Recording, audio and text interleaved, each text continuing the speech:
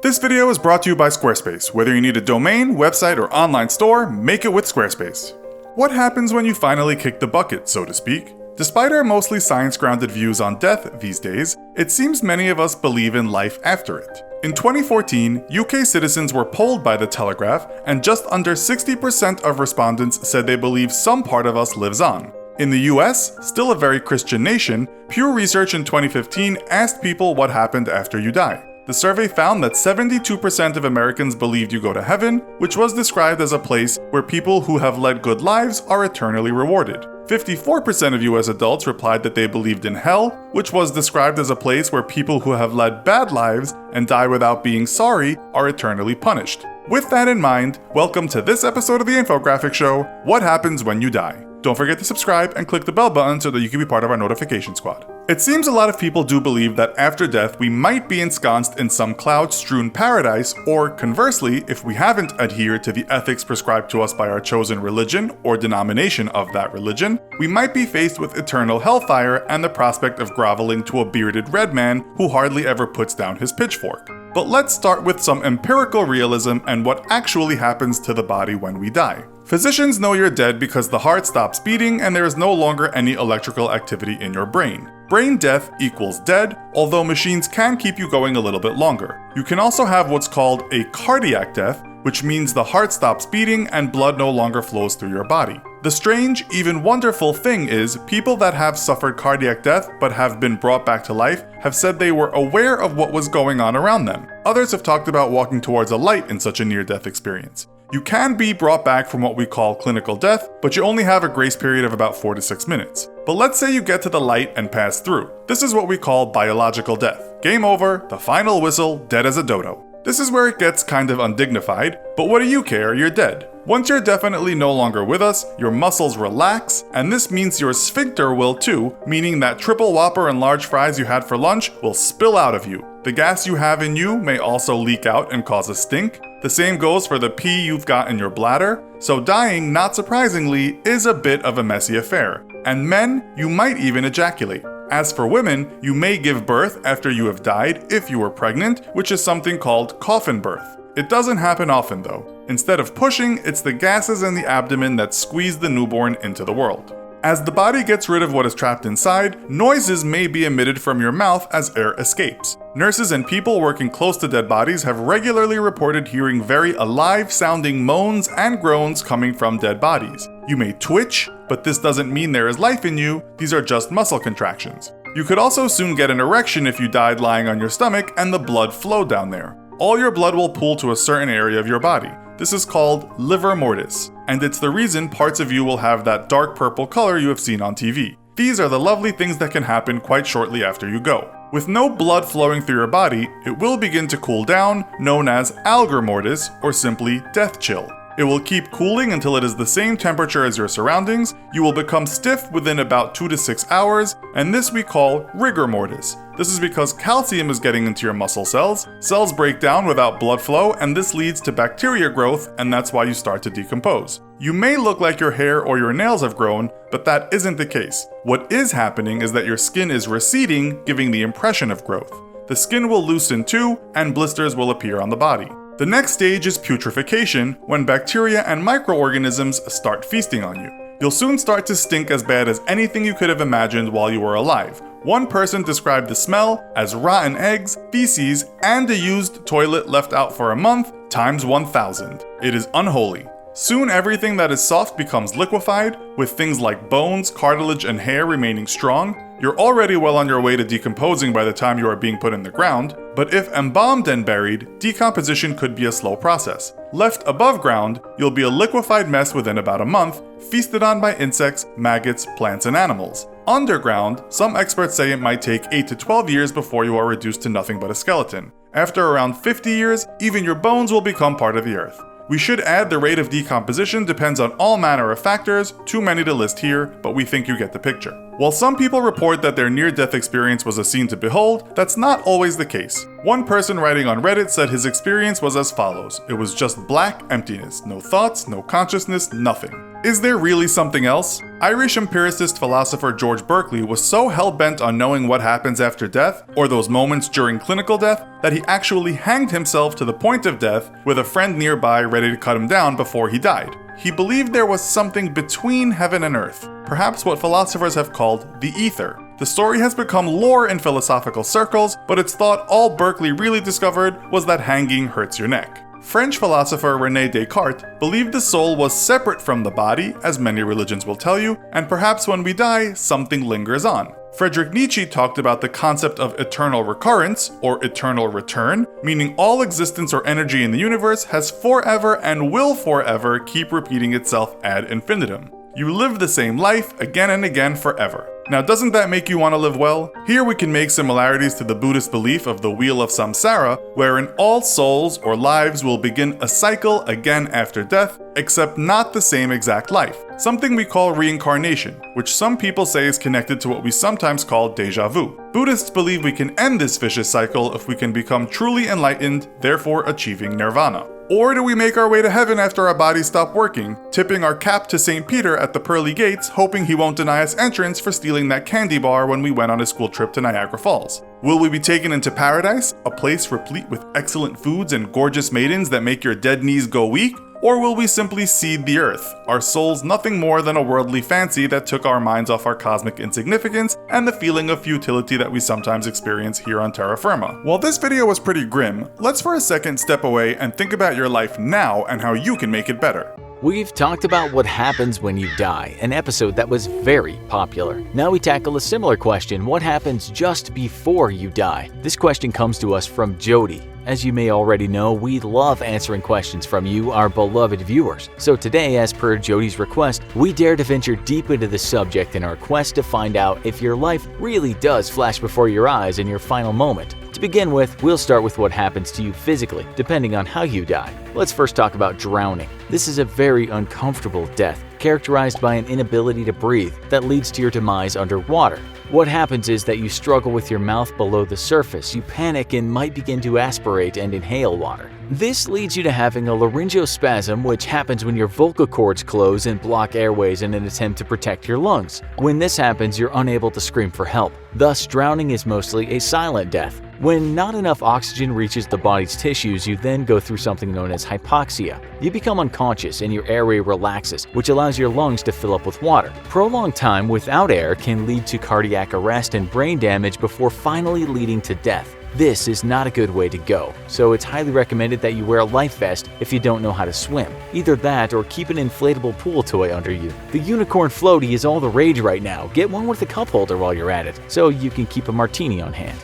Death by hypothermia, where the core body temperature drops to a dangerous level, causes you to shiver intensely. After extended exposure to freezing temperatures, your body functions start to slow down, including your respiration, heart, and metabolic rates. You then lose consciousness before you die. An example of this type of death would include what happened to Jack in the movie Titanic. Spoiler alert, we saw him turn into a human popsicle before he sunk dramatically into the dark depths of the Atlantic. Rose let go of him in the moment after saying she wouldn't. What's up with that? We feel that we need to add that Jack could have easily fit onto the door that was used as a raft. He just didn't try hard enough. At any rate, you definitely wouldn't want to perish in icy cold waters this way. It's not a fun way to go, especially if you hate the cold. On the opposite end of the spectrum, death by burning has to be a very horrifying way to meet your demise. Sometimes when people were burned at the stake back in the Dark Ages, they would die from carbon monoxide poisoning before the flames completely consumed them. This happens when you breathe in too much carbon. It's definitely not a pleasant way to go.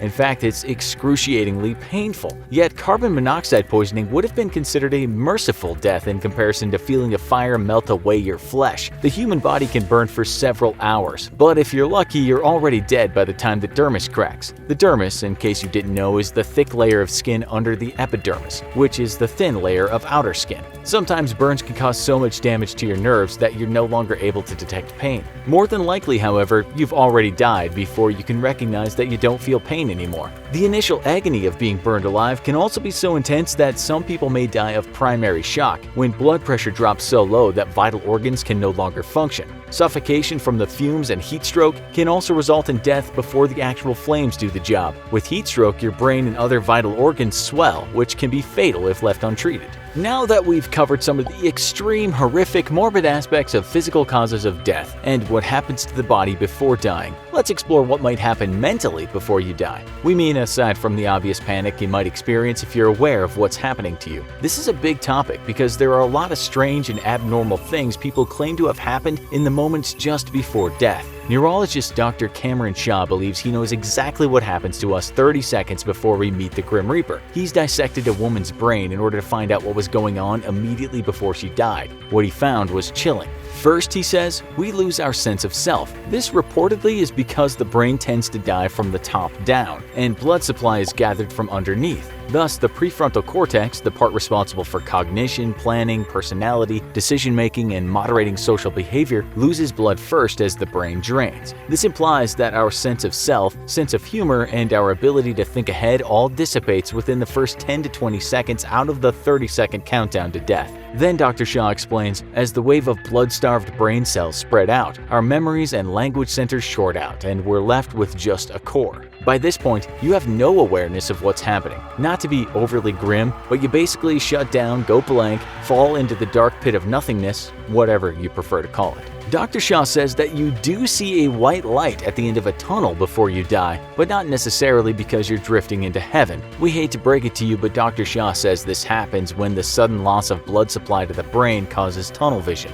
The first thing that's noticed is a feeling of being faint, as well as the narrowing of your vision, which is followed by an ominous or peaceful darkness depending on how you perceive it. But it all has to do with the loss of blood to your head. Dr. Shaw also explains the concept of the out-of-body experience, which many people have claimed to have been through during life-threatening near-death experiences. This is said to happen when people perceive themselves to be floating through the air like a spirit, ghost, or apparition. They see objects in another room or the tops of people's heads from an aerial view. Dr. Shaw that this is just a trick of the mind and that it's not real. He claims that the out-of-body experience is little more than a myth. He says, quote, "The brain can create a visual world around you that resembles something close to reality that isn't reality because you're actually blind." What we think he means by this is that you're blind to your surroundings while in this state of mind because you're basically unconscious. Some people who have experienced the out-of-body sensation, however, will continue to assert that this was very real to them. Many will jump to its defense. Now, what about the question regarding whether your life flashes before your eyes? You may be interested to know that yes, indeed it does, but not in the way you think. What we mean to say is that you won't visualize yourself as a baby and watch yourself grow up. It doesn't happen chronologically like in the movies. You'll simply witness key memories randomly based on importance and which events sparked the greatest emotion for you. In the final moments, you'll think about the most notable or prominent moments of your life. The most memorable aspects of your existence pop into your thoughts: your first kiss, graduation, holidays with your family, the day you got married to your spouse, the day your first child was born, and more.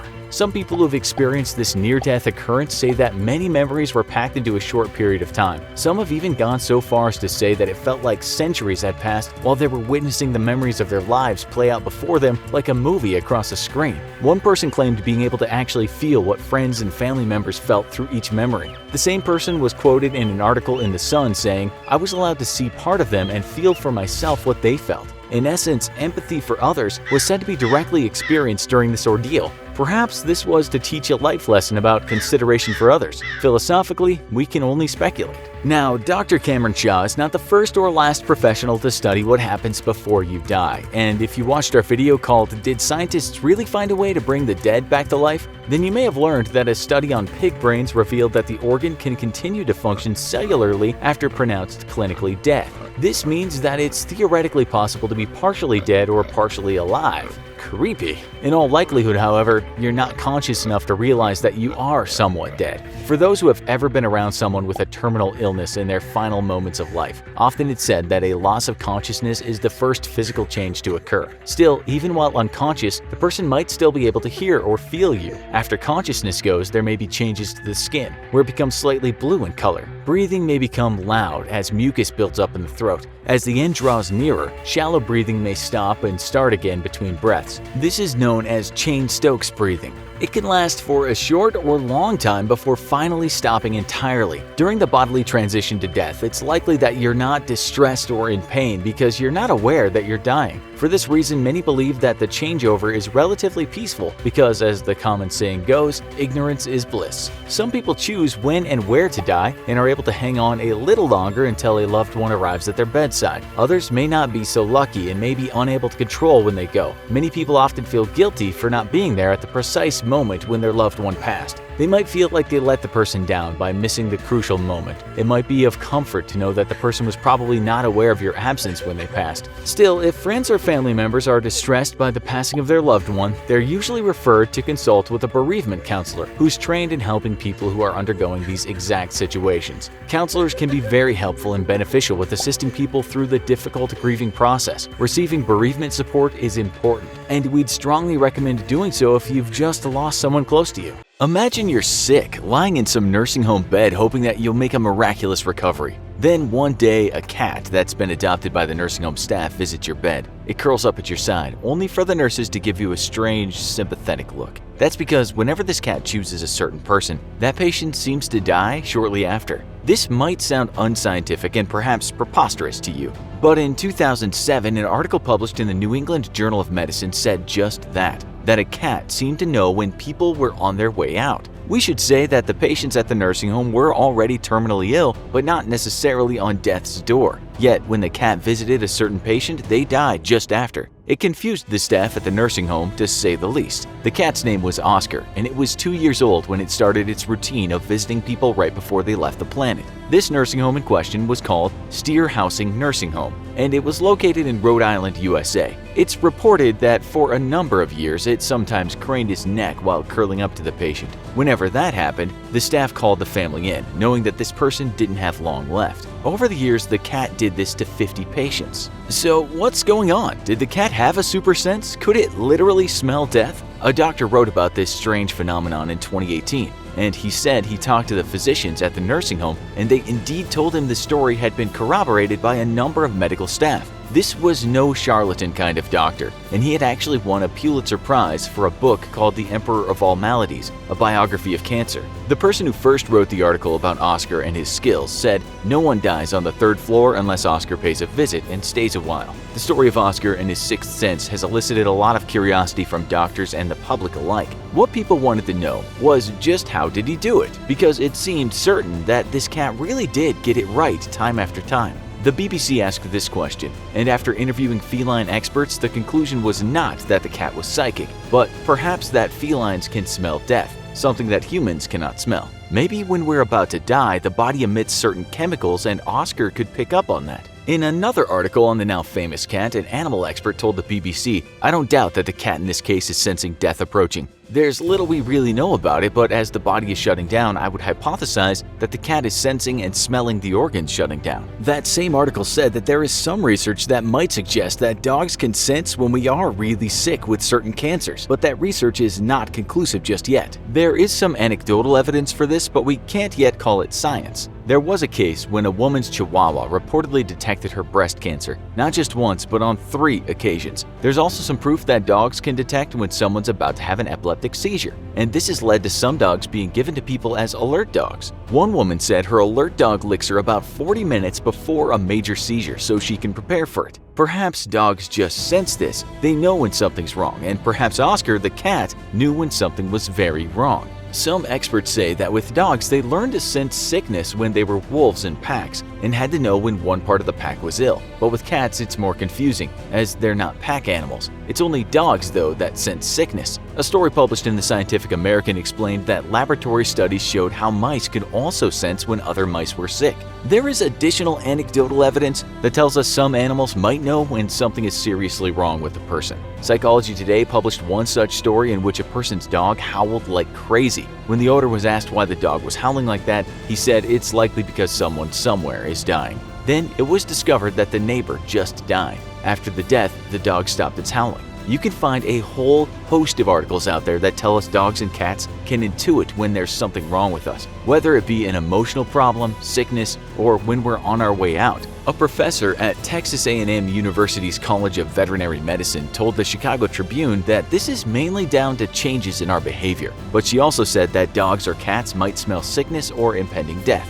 Okay, so with all this anecdotal proof that animals are able to do this, what can we actually do with their ability? Well, if animals might be able to predict death or detect a disease early, wouldn't it be great if humans could do the same? If a smell really is emitted, we should be able to smell that too in the best of worlds. If we can't smell death and will never smell death, though, we have to come up with something else. If you've seen our episode on nursing homes and what's called palliative care, then you'll know that doctors will give some people a certain amount of time to live. This is no exact science, and doctors often get it wrong, usually being more optimistic rather than pessimistic. Wouldn't it be great if we could get it right? That has led some computer scientists to try to create an algorithm that's better at predicting death than humans. What one scientist was asked to do was create the death sweet spot. What that means is that people don't want to be going into care for more than a year, so if they have longer than that, the machine would say so. On the other hand, people generally don't want to die within 3 months because this gives them little time to prepare and for the family to prepare too.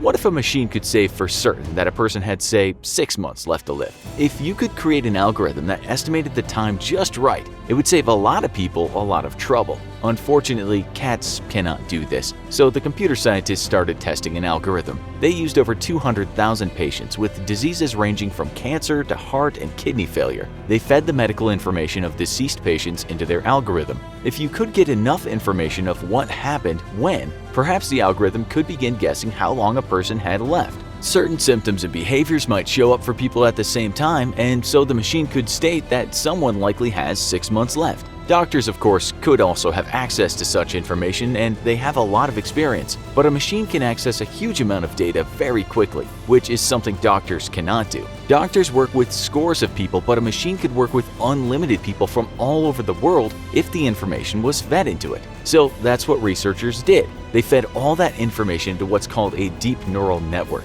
It's an algorithm that's supposed to mimic how the human brain works. The machine had one task. It was to go through all that information and then make a decision. It was fed data from 160,000 patients, and then with the 40,000 patients left, it was supposed to give an estimate as to how long they had to live. It was pretty successful, too. It predicted in 9 out of 10 patients that they would die anytime within 3 to 12 months, and they did die within that time frame. It was 95% correct when it predicted the patient had longer than 12 months to live. Predicting death using artificial intelligence is a big thing, according to an article in Wired in 2019. But that article said that the machine might be biased because the doctors have been biased in the past. Doctors might treat races differently, and so that information will be fed into the algorithm, and if so, it'll be biased too. Doctors might also treat people differently according to their level of wealth. So this could be problematic if we are to trust the algorithm. The article concluded, artificial intelligence is a promising tool that has shown its utility for diagnostic purposes, but predicting death and possibly even determining death is a unique and challenging area that could be fraught with the same biases that affect analog physician-patient interactions. In the UK, a massive study was done using the health data of 500,000 people. It looked at how they lived and what health issues they had in their life, and then predicted early death, meaning dying before the average age of death in the UK. There was a lot of input from the participants in this study, from their waist size to where they worked, what kinds of foods they ate, how much alcohol they drank, and what their skin tone was. An assistant professor of epidemiology and data science at the University of Nottingham said the algorithm was pretty accurate, and over 16,000 people from the 500,000 did actually die prematurely over the years the study was conducted. The scientists used 3 types of algorithms, a simple one, a not-so-simple one, and an also very advanced deep learning algorithm. The latter guessed premature death 76% in the patients that died during the study, and the former guessed it right 64% of the time. The really simple one only 44% of the time. The lead researcher said this about the results.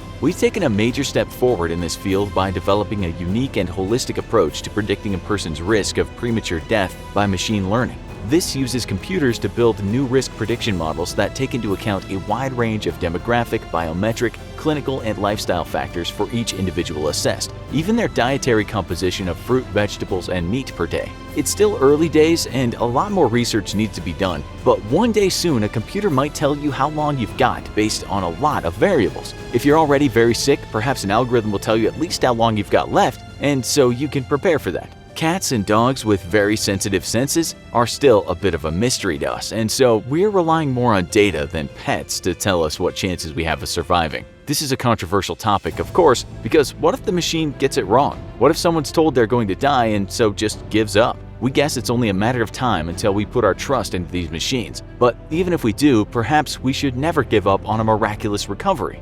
As for predicting when we'll die in general, it's complicated. You can go online now and input a bunch of data about yourself into a website and it'll tell you how long you'll live. But these things can't possibly get it right. We suggest you don't look at these sites. We did, and it seems that we're going much earlier than we expected. The Harvard longevity specialist David Sinclair appeared on the Joe Rogan show again recently, and he pointed out that you can certainly embrace healthy habits to live a longer and more fulfilling life.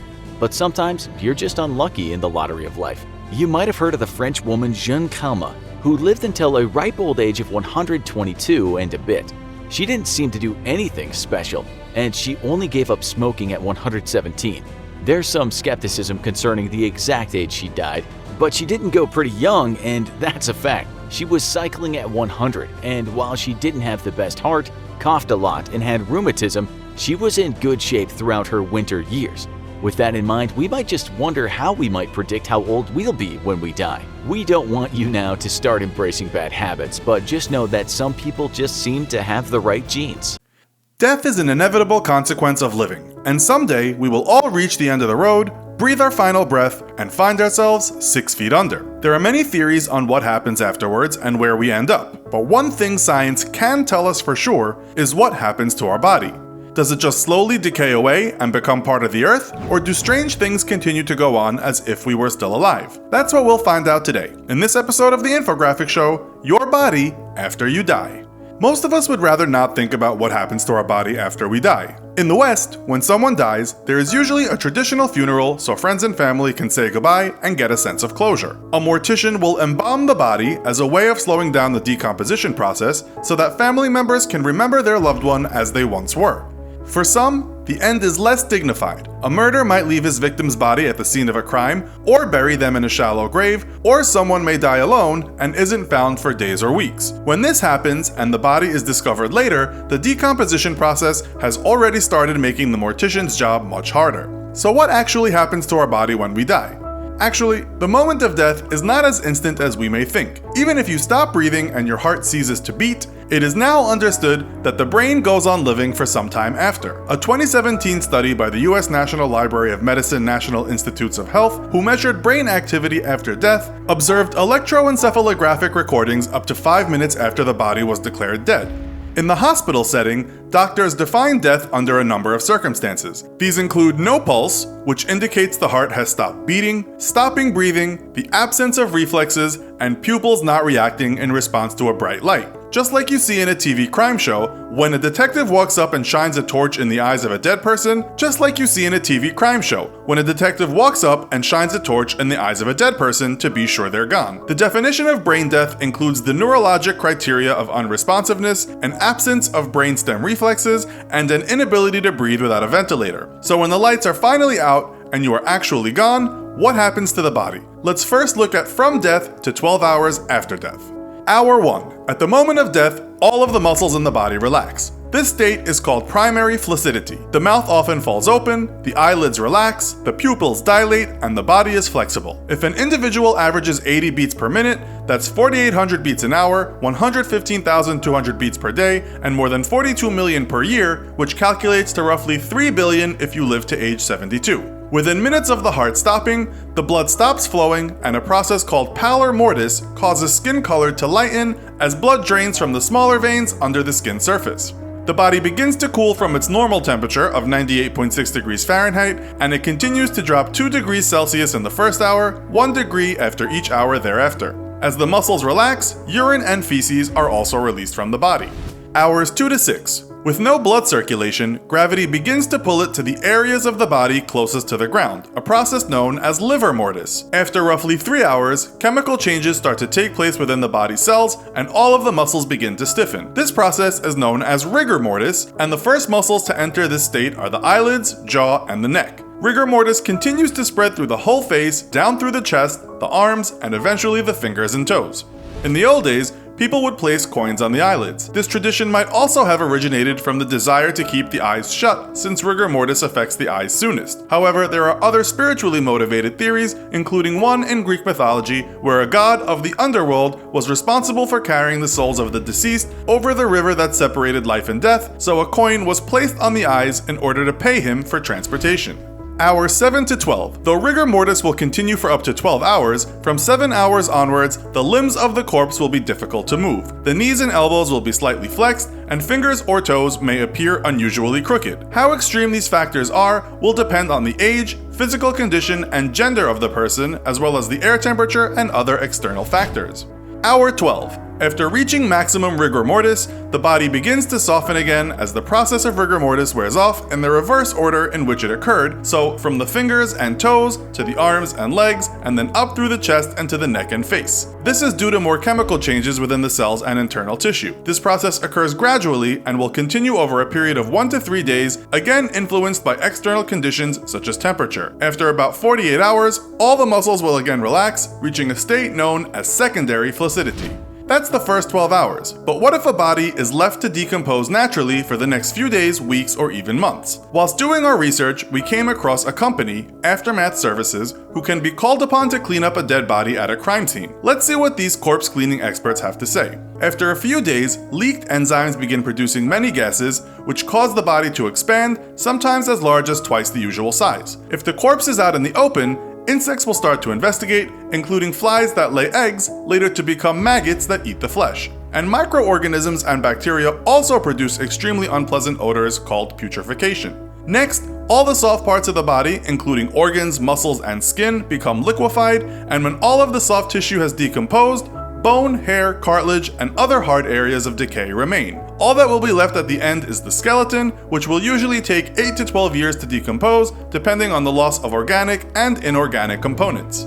The body decay timeline goes like this. 24 to 72 hours after death, the internal organs decompose. 3 to 5 days after death, the body starts to bloat and blood-containing foam leaks from the mouth and nose. 8 to 10 days after death, the body turns from green to red as the blood decomposes and the organs in the abdomen accumulate gas. Several weeks after death, nails and teeth fall out. 1 month after death, the body starts to liquefy. So your body may be around for a long time after death, even as long as 12 years for a brittle skeleton. But in some situations, these rules don't apply and the body can last a lot longer.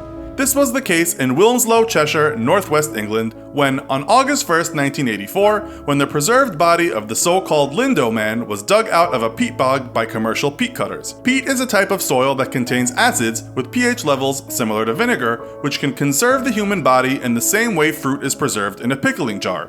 It is thought that the Lindo man met his death in the Lindo Moss sometime between 2 BC and 119 AD in either the Iron Age or Romano-British period. So he may have lived around the time of Jesus. His body has been so well preserved for 2,000 years that we know he was a healthy male who died in his mid-20s, was around 5 feet 7 inches tall, and weighed 140 pounds.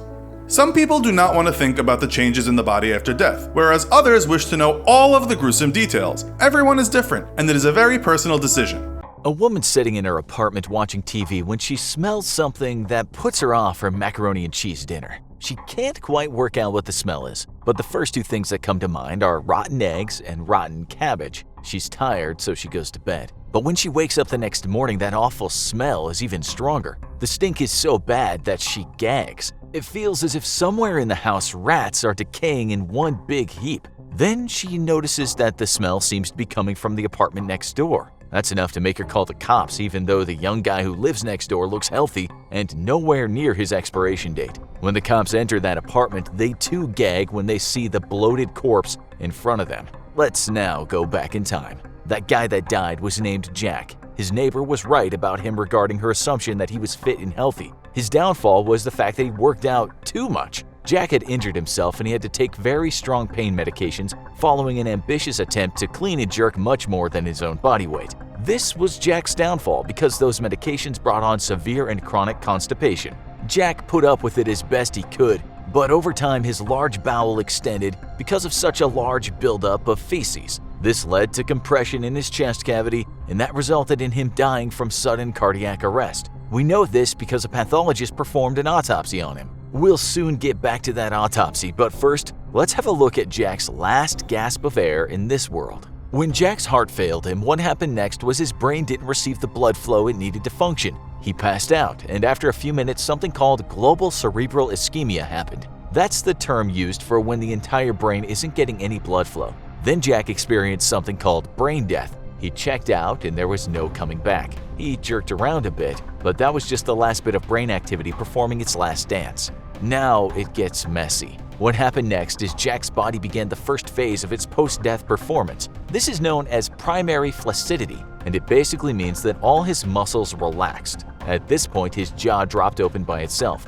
Around the same time, that coffee he'd drunk in the morning bloomed at the front of his pants in the form of urine. As for that backed up feces he'd never been able to eject, that left his sphincter and made a big mess on the couch where he was sitting in his underwear. Jack then started to turn a shade of white, which is something in the death business they call pallor mortis. It's the process of the blood draining from the veins. This usually happens at around the 20-minute mark. Next up for Jack was the stage known as algor mortis, which is when the body starts to cool down. The human body is quite the toasty environment and usually has a temperature reading of anywhere from 97 degrees Fahrenheit to 99 degrees Fahrenheit. When someone is dead, that temperature will drop and level out at the temperature of the surroundings. Jack left his window open, so it was chilly in the room. This actually slowed down his decomposition, but it also opened a door to insects, who saw Jack as an ideal host for their eggs. What happens around that time is blood starts to pool where it can. With Jack's heart not pumping blood around his body, it's gravity that rules blood flow.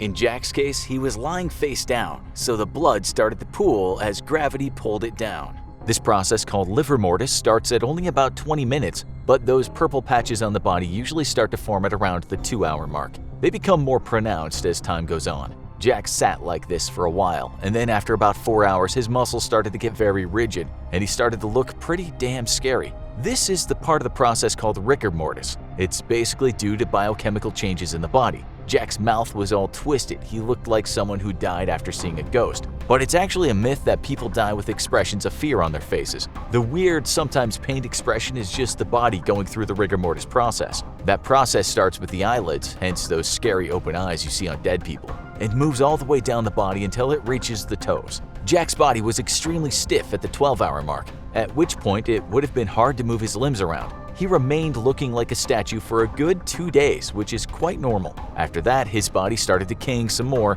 and the stiffness gave way to another relaxation stage known as secondary flaccidity. It's at this stage that the skin starts to shrink a bit. And if you'd seen Jack at this point, you might have thought his hair and nails were growing. That wasn't happening, it was just his skin receding. Okay, so Jack's been dead over 2 days now. He's pooped his pants, he's relaxed, and he's stiffened, and then he's relaxed again. Now it's time for the massacre, what some people call the cannibalization of the body. It depends on the temperature, but in general, people will start to show the signs of decomposition after around 3 days. People start decomposing pretty much as soon as they die, but it usually takes a few days for that decomposition to start making the dead look very dead. You see, Jack's body used to be maintained when it was a living organism, but when Jack died, his immune system no longer worked, and all that bacteria in his gut and elsewhere were free to explore his body. You could say that Jack started eating himself. Protein started decomposing, and all that bacteria started to digest his body. This stage of decomposition just made Jack turn a shade of green at the beginning,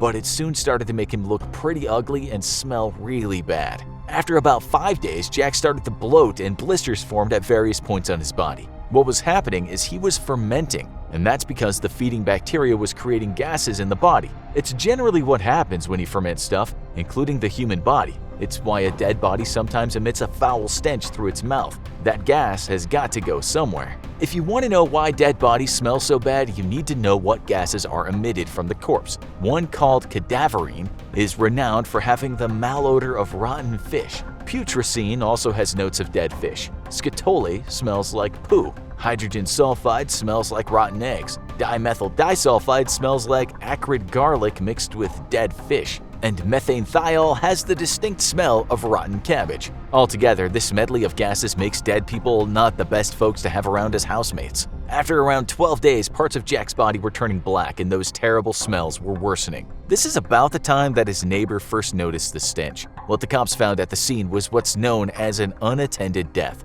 These can be viewed as suspicious deaths, so the first thing law enforcement wanted to know is if natural causes were to blame. Only around 5% of deaths in the US require an autopsy, and Jack was one of those. The medical examiner received Jack's body along with notes written by people who'd seen him in his apartment. The note said he was sitting on the couch and that there was nothing at the scene that suggested foul play or suicide. The pathologist also had information about Jack's medical history, so he saw that Jack had been prescribed strong painkillers. This was a big deal, of course. The examiner then got to work, externally going over the body from head to toe to look for anything that could suggest the cause of death. There was nothing remarkable to see there, so the examiner opened Jack up after cutting him from his sternum to his pubic bone. Jack was still a little bloated, so the examiner had to take a step back when some gas escaped from the body. Once he cut through the skin, fat, and muscles, the examiner opened Jack's rib cage. He actually used a pair of shears to do this, a tool not unlike ordinary garden shears. Now that he has the keys to the kingdom, he could start removing Jack's organs. The first removal saw Jack's heart, lungs, throat, and tongue go. Then he took out the stomach, liver, and the pancreas, followed by the bladder, bowels, and reproductive organs. The tricky bit can be removing the tongue without causing a scar that will upset the grieving family and friends. But every medical examiner knows how to get to the tongue without making a visible scar someone will see later. So now Jack's hardly himself at all as the examiner looks at, weighs, and slices open various organs. He's pretty much looking for anything out of the ordinary, and in Jack's case it was pretty obvious what had happened. Once the cause of death was determined, Jack's organs were put back into his body and he was sewn up. The reconstruction job doesn't mean everything goes back perfectly into place, far from it. But an examiner will put the organs close to where they came from. In some cases, the organs may be kept for research, or they might be cremated if the family gives their consent. All we can say is that Jack got his back. The examiner signed the death certificate and completed the form so Jack could be buried. It must be said that because Jack had spent quite a lot of time decomposing on the couch, he looked pretty rough, even for a corpse. Now we come to the funeral home where Jack will spend a little bit of time before his big day. The first thing that happened there was the spa treatment. This consisted of washing the body and making sure all his limbs were lying in the right place. Jack didn't need much limb massaging because the rigor mortis stage had already passed. His eyelids were then closed with glue and his jaw was wired shut. After a little bit more tinkering with his mouth, he was made to look as though he was resting in peace. Next up was the embalmment, which consisted of removing Jack's blood and pumping him full of chemicals to preserve his body. After that, Jack's abdomen was drained, as was his chest cavity, and once that happened, the embalming chemicals were pumped in. The last thing was to make Jack look presentable to those who'd see him in his open casket, so makeup was used to give him more of a glow than he had when he went into the funeral home. His hair was styled, his nasal hair cropped, and his nails were cut. He was then dressed and placed in a coffin, ready for the big send-off. Ashes to ashes, dust to dust, and Jack was in the ground. What next? The answer is a lot of waiting. If Jack had just been left to rot above ground in the open air, things would have been different. There, he would have been feasted on by insects, and within a matter of weeks, he would have very likely become a liquefied mess. It's a different story 6 feet under, embalmed, and housed in a wooden box. How a person will decompose depends on a lot of factors. Those factors include what kind of coffin someone's sealed in, the environment in which the coffin is placed, and also the body of the person that has died. After just a few weeks underground, Jack no longer had any kind of greenish complexion and instead, he had dark brown tint to his skin. That nice suit he wore to his own funeral was hanging off him after a few months, and once a year had passed, there wasn't much of it left. This doesn't mean that the suit was badly made, but that the suit was being degraded by the fluids coming out of Jack. 10 years have now passed, and Jack is now on his way to becoming human soup, which isn't a very good look for him. Things could have been very different. Some bodies have been exhumed after many years and they didn't look too different from when they were buried. You just don't know what you're going to get when you open a coffin that's been dug up. For instance, if the body is buried in very dry conditions, it could mummify, which is probably a nice outcome if you're an exhumer by trade. It might take years, but there's no getting away from the fact that one day we will all become a skeleton if we're not specially preserved. So that's the story of unlucky Jack. But it's also partly the story of most people on this planet. We all have the same ticket for the same destination, although none of us know when our bus is due. The rat-a-tat-tat of the drums lures people to follow the prisoner cart, slowly rolling through the streets of Sydney. 2 condemned men are going to be executed this morning: thief James Hardwick and 23-year-old thief and murderer Joseph Samuel. By the time the cart reaches the gallows near Brickfield Hill, a large crowd is gathered. They don't yet know that they're about to witness something unusual and that the events of the day will long be remembered. Reverend Samuel Marsden administers last rites to Hardwick. An elder of the Jewish community, Joseph Marcus, who would later become Australia's first rabbi, performs rites for Samuel. Then the men are asked if they wish to confess. Samuel pleads his case, pointing out a man in the crowd, Isaac Simmons, as the real killer. Some people in the crowd are riled up after Samuel's impassioned speech, but the execution continues. At 10 a.m., Samuel and Hardwick step up onto the cart and have nooses placed around their necks. Here's where accounts differ. Some say that Hardwick received a last-minute pardon and Samuel was left to face his maker alone. Others claim that Hardwick was indeed executed, and due to a bizarre twist of fate, he was the only one executed on this day. Either way, standing on the cart seconds from death, a terrified Samuel begins to quietly pray. The executioner slaps the horse's rump. The horse trots forward, and the cart pulls out from beneath Samuel's feet. In 1795, at age 15, Joseph Samuel was sentenced to 7 years of imprisonment for larceny in England. In 1801, he was transported to Australia to serve out the remainder of his sentence. Samuel was imprisoned in the penal settlement at Sydney Cove in the colony of New South Wales. In addition to the harsh security of the prison camp, it was purposely miles from out of town. The guards figured that if a man was able to escape, the hostile outback would take care of him before he could make his way back to civilization. However, Samuel did escape and survive. Eventually, he made it to Sydney and took up with a gang of thieves. On the night of August 25, 1803, they robbed the home of a wealthy woman, Mrs. Mary Breeze. Among other items, they stole 24 guineas and several silver dollars. A constable on patrol in the area, Joseph Lucker, investigated. The next morning, Constable Lucker was found stabbed to death, becoming the first police officer killed in the line of duty in Australia. The gang of thieves was quickly hunted down and captured. Samuel had some of the stolen coins in his pocket when he was arrested. Also, Mrs. Breeze identified him as one of the culprits. When interrogated, Samuel confessed the robbery, but claimed to have nothing to do with the murder. Still, he was tried and convicted. The other suspects were banished from the colonies or acquitted. Even though they were caught with blood on their clothes, 2 other suspects, Isaac Simmons and William Bladders, were acquitted due to insufficient evidence and their explanations. Simmons claimed that he was prone to nosebleeds, and Bladders said he had recently slaughtered a pig. The morning of the execution, Simmons was escorted by police to watch the hanging, in the hopes that he would be frightened enough to confess. At the time in Australia, death by hanging was brutal. The more merciful drop hanging, where a convict drops through a hole and their neck is quickly snapped, hadn't yet been instituted. Instead, a condemned person stands on a cart. Once the noose is placed around their neck, the horse would pull away with the cart. Thus, the condemned would be left dangling and slowly strangled to death. As Samuels gets up on the cart, he's scared. His accusation of Isaac Simmons has angered some in the crowd, but not stopped the proceedings as he'd hoped.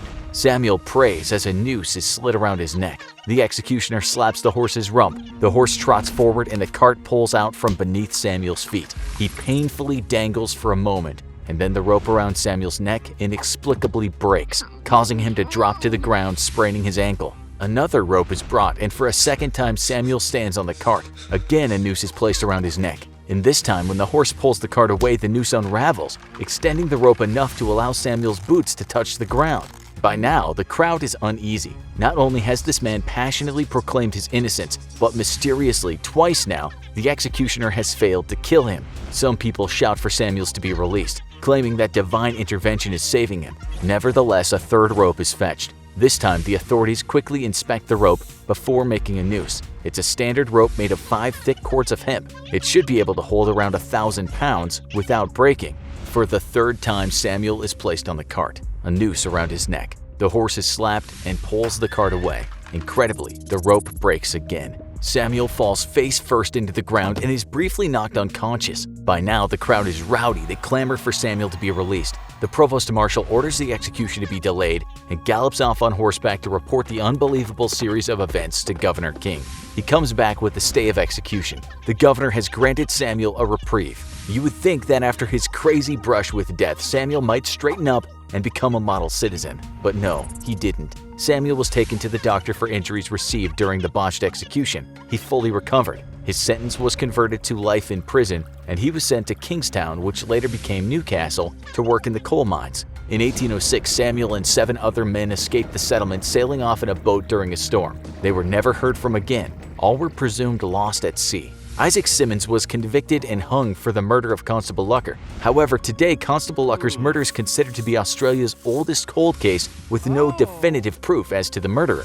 The date is July 22, 1969, and for the last 21 hours and 36 minutes, America, and the world at large, has been glued to its television sets, watching the incredible exploits of humanity's first steps on another world. The culmination of thousands of years of mankind's dreams and fantasies to reach past the bounds of Earth and touch the heavens. The American moon landing has ushered a new age of humanity and signaled the first brave steps of our civilization into the universe. Live updates on the mission have poured over televisions and radios around the world, and from time to time, glimpses of this historic mission have made their way back home to Earth. Now, the world awaits the return of these bravest of men, ready to be welcomed back home, not just as American heroes, but heroes for all the world. Suddenly, though, television screens all over the globe cut from the non-stop news coverage of the historic moon landing to the White House, where a somber-looking President Nixon stares directly into the camera. With a faltering start, he clears his throat and begins to speak. Fate has ordained that men who went to the moon to explore in peace will stay on the moon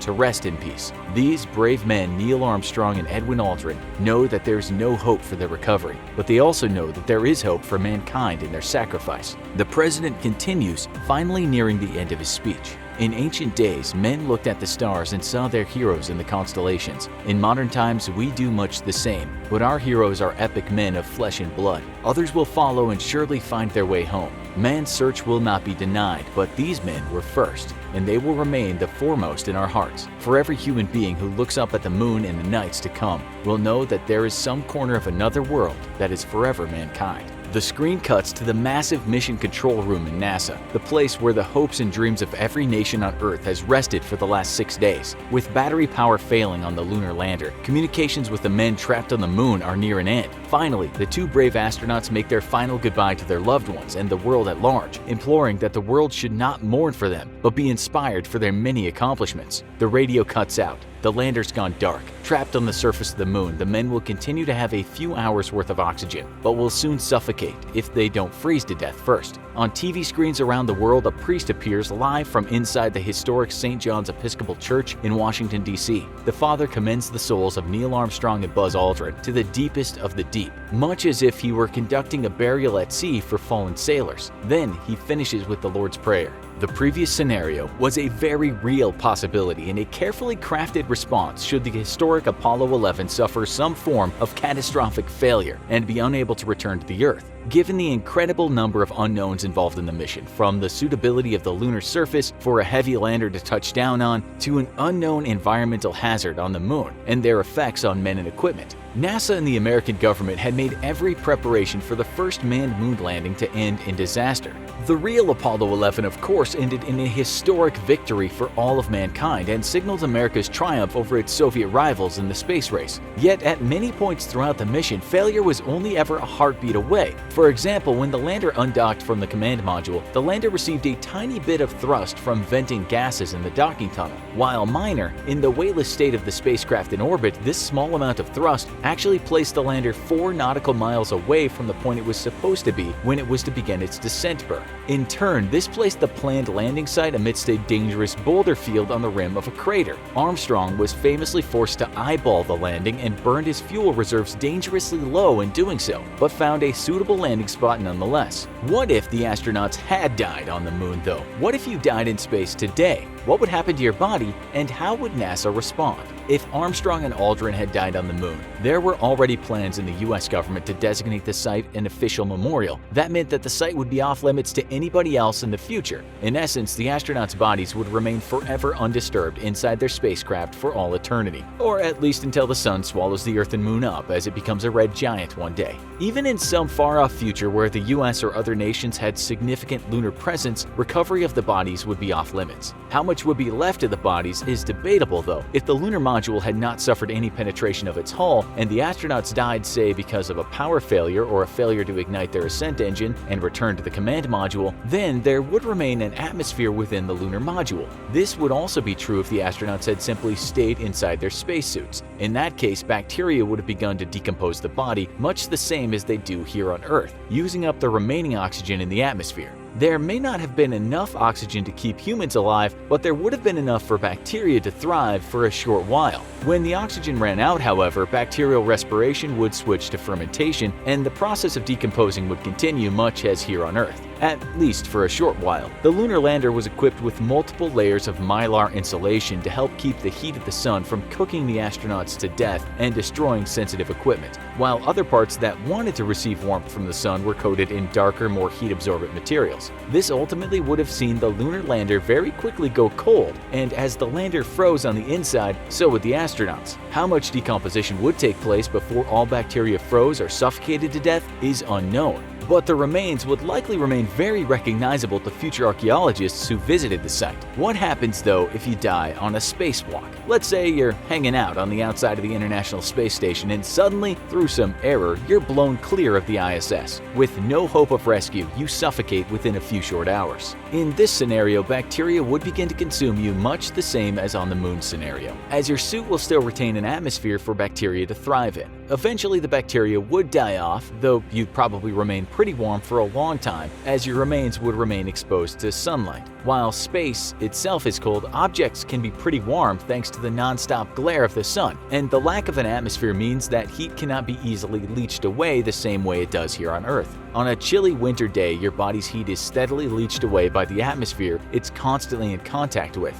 But in a vacuum, there's no medium to wick heat away from the body. This is why heat management is vitally important for all spacecraft and satellites. Eventually though, the blast of never-ending radiation from the sun and passing cosmic rays would begin to destroy the integrity of your spacesuit. Over the course of a few months to a few years, the spacesuit will eventually suffer a structural failure, and with your suit being full of your decomposing gases, it'll promptly explode as air rapidly expands due to the leak. You'll then litter your personal orbit with chunky bits of your leftover flesh and spacesuit both, like a gross overripe meat balloon that burst open. Space is risky business, and NASA has already planned on what to do about fatalities during one of its missions. During the age of the space shuttle, a crew fatality would be dealt with much in the same way that a current fatality would be handled aboard the International Space Station. The dead crew member would be very quickly placed inside a pressurized spacesuit and sealed inside, and then moved to the coldest part of the spacecraft for storage. This would be done to protect the rest of the crew and ship from contamination, and because dead bodies are, well, if you've ever been around anyone who's died, then you know it can be a messy affair, even if they die peacefully. In a zero-G environment, you really don't want to be dealing with the waste, stomach contents, and gases that will be voiding from the corpse. Aboard the space shuttle, the body would then simply be returned to Earth for a proper burial. Aboard the ISS, though, things would be a little trickier, as obviously the crew can't return whenever they feel like it. There, the body would likely be moved to an airlock so it could remain as cold as possible and preserved for a proper burial back home, and then could be placed inside one of the unmanned resupply craft that routinely visits the ISS. On a longer voyage though, say like a trip to Mars, NASA has to be prepared to handle crew fatalities as well, while astronauts are carefully selected to avoid any potential health issues that could cause a space fatality. Sometimes tragedy is simply unpredictable, and there are plenty of hazards out there in space waiting to claim lives. An extremely long-duration mission such as a trip to Mars is rife with possibilities for disaster, and fatalities must be planned for.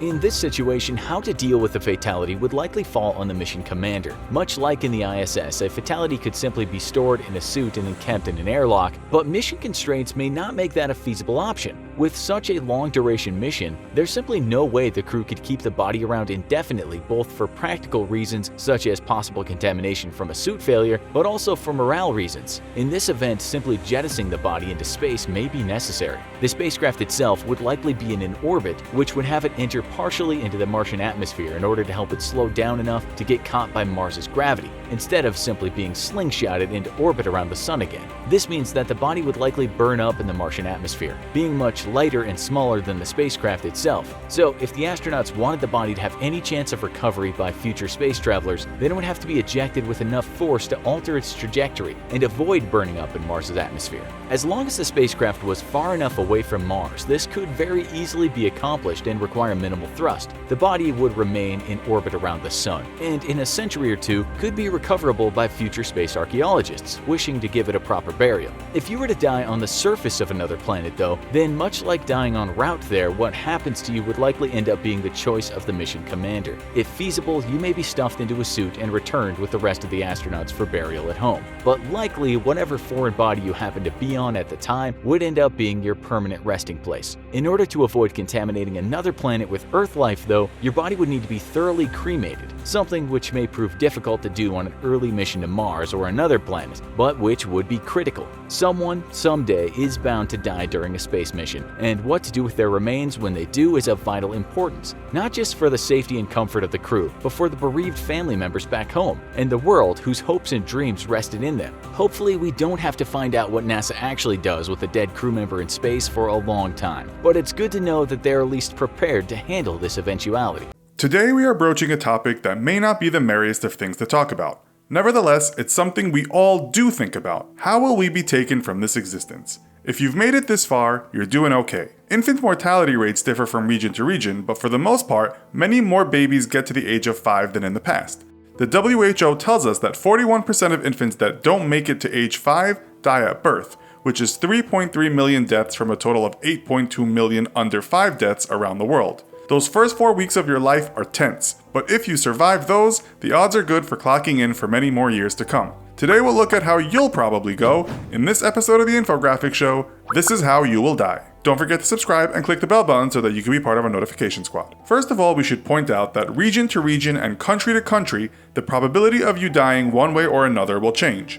If you are a Japanese man, your life is expected to reach 78.8 years old on average, and if you are a Japanese woman, 85.5. This is the highest life expectancy on the planet. You can read a number of articles on why this is, and most put it down to a healthy diet of vegetables and fish that usually comes in small portions, as well as elderly citizens enjoying exercise and usually not being left to fester in old people's homes. An observer in Japan will also note these people are hardworking and at times have a propensity for drinking alcohol and smoking cigarettes. According to Japanese health data, smoking is the third biggest risk factor behind disease, as well as high blood pressure and dietary risks. The data said that in 2016, the 3 leading causes of death in Japan were senile dementia/Alzheimer's, heart disease, and cerebrovascular disease. If you are young though, it's a different matter.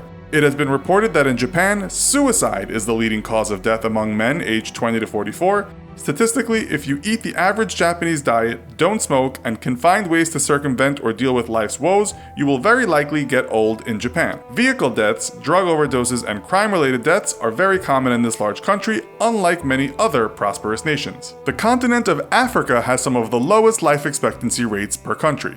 The lowest of them all is Sierra Leone, which has an average life expectancy of just 50.1.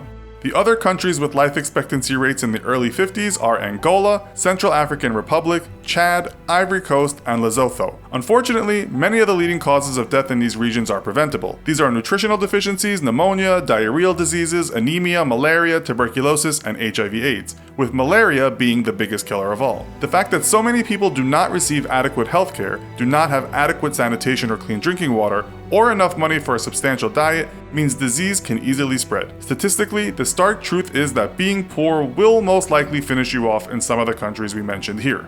This lies in juxtaposition to many countries in what we call first world nations. In Africa, the high death rate at a young age might be a consequence of not having enough, but in places such as the United States, the death rate can often be correlated to having too much. So, let's have a look at death in the USA. We will go into more detail here due to the fact that many of our viewers are from the US, but also because death rates there mirror some other developed nations. According to the Center for Disease Control, right now in the US, a country with an average life expectancy of 81.5 for women and 77 for men, the most likely way for you to go is by heart disease. 633,842 people died from heart disease according to a report published in 2016. That's about 1 in every 5 Americans meeting the reaper due to a faulty ticker. Next on the list is cancer at 595,930 deaths. followed by chronic lower respiratory disease at 155,041 deaths, accidents at 146,571 deaths, stroke or cerebrovascular disease at 140,323 deaths, Alzheimer's disease at 110,561 deaths, diabetes at 79,535 deaths, influenza and pneumonia at 57,062 deaths, kidney disease at 49,959 deaths, and suicide at 44,193 deaths.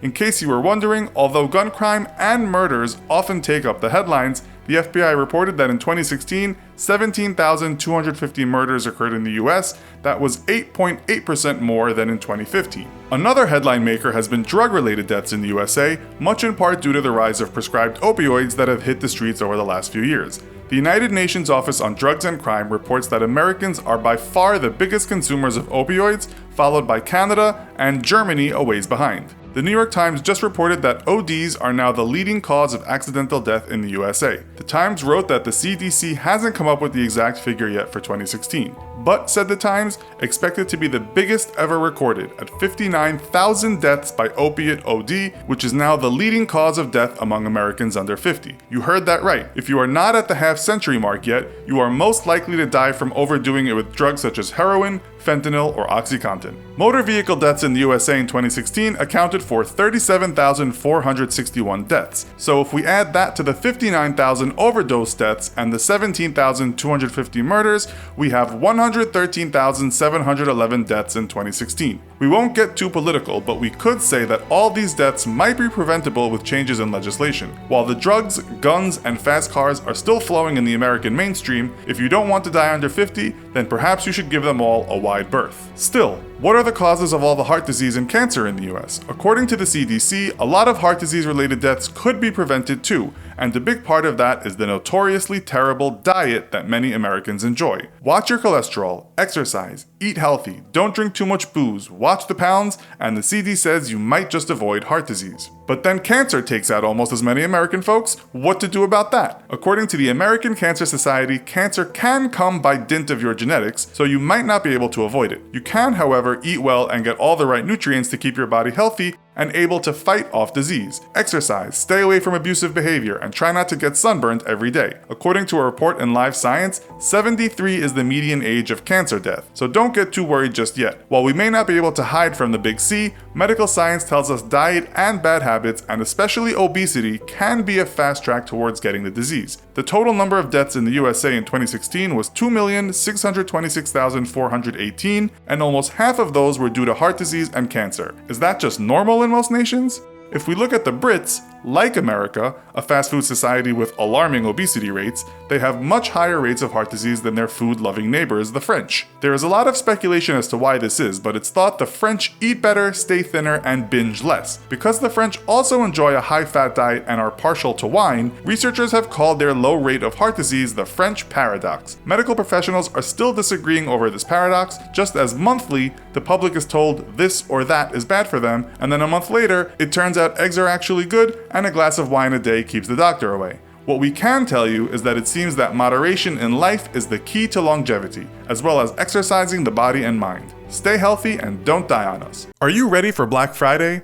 This year will be on Friday, November 24th, a date which will no doubt see a certain kind of modern-day madness hit the streets. It starts the Christmas shopping season, and between Black Friday and the holidays, around 30% of all retail items for the year will be purchased. In 2016, an astounding 154 million Americans bought stuff online and in stores, spending $3.3 billion in total on Black Friday alone, according to Adobe. Over 3 days, shoppers spent as much as $7.23 billion, with retailers such as Amazon and Walmart rubbing their already smooth as silk hands. The average shopper didn't hold back, spending $289.19 according to the National Retail Federation. On the downside, 3 people died and a handful of others were seriously injured. On that note, welcome to this episode of the Infographic Show. How likely are you to die during a Black Friday sale? Don't forget to subscribe and click the bell button so that you can be part of our notification squad. First of all, why is it called Black Friday and not White or perhaps Pink Friday? There are a lot of theories out there, but according to those Mythbusters at Snopes, it doesn't have anything to do with race. Rather, says Snopes, it originated around 1951 when the negative color of black was used to refer to millions of workers that called in sick after Thanksgiving. The term was later used in relation to the chaos of people shopping on that one day, given that they'd taken a day off. The day was a traffic nightmare and a pain for the police. Hence, the cops were largely responsible for calling that particular day black. In recent years, deaths and injuries and fights over such things as Lego pirate ships and cheap Hello Kitty socks have added to the black epithet. Nonetheless, the shopping frenzy has really only been utter chaos for more than a decade or so, and traditionally more of a US thing than a global thing. That has changed though, and Black Friday is spreading around the world. In 2016 in Leeds, UK, a serious Black Friday injury occurred when an off-duty policeman was stabbed in the neck for getting in the way of a shopper who thought he might take his goods without paying. Absolute madness, said one bystander, saying that the store had just opened its doors. Other countries besides the US and the UK are now celebrating Black Friday. These include Australia, Canada, China, Mexico, New Zealand, Japan, Romania, Norway, the Netherlands, Ukraine, Russia, India, Pakistan,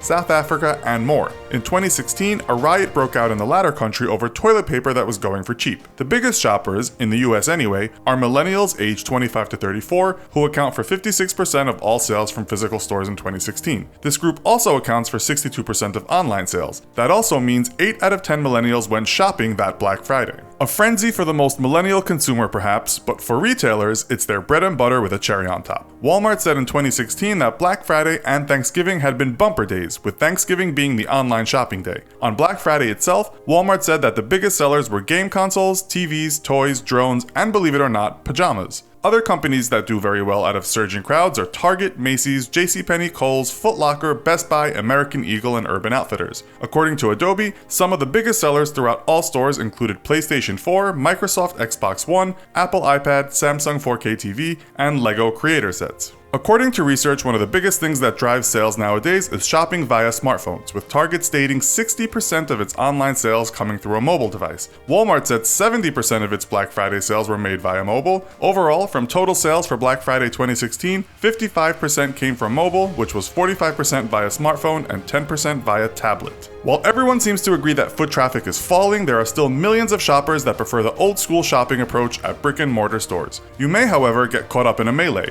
or worse. From the 3 deaths that occurred in the USA in 2016, one was a shooting in a Walmart parking lot in San Antonio, another was a shooting in a Walmart parking lot in Reno, and another was a shooting in a New Jersey mall. The victim's brother was shot too, but he survived. Maybe guns are still a big seller on Black Friday. 2015 and 2014 were thankfully good years with no Black Friday shopping deaths happening around the world, although injuries did occur. What's the worst of Black Friday events? According to Ranker, it was the 2008 Walmart stampede in which 2,000 ravenous consumers burst through the doors and trampled on top of each other. It was a scene befitting the social commentary zombie apocalypse movie, and one which must have seen filmmaker George Andrew Romero muttering to himself, "Told you so." People were beaten and even the cops got pushed aside, all for a cheap game console. One unfortunate worker was trampled to death and 4 more were seriously injured, including a pregnant woman. 2008 was a bad year for celebrating consumerism the only way we know how on Black Friday. In another case, 2 men went shopping for toys and both of them didn't get out of Toys R Us alive. It started with their partners getting into a fistfight in the aisles and ended with both men pulling out guns and killing each other in the store.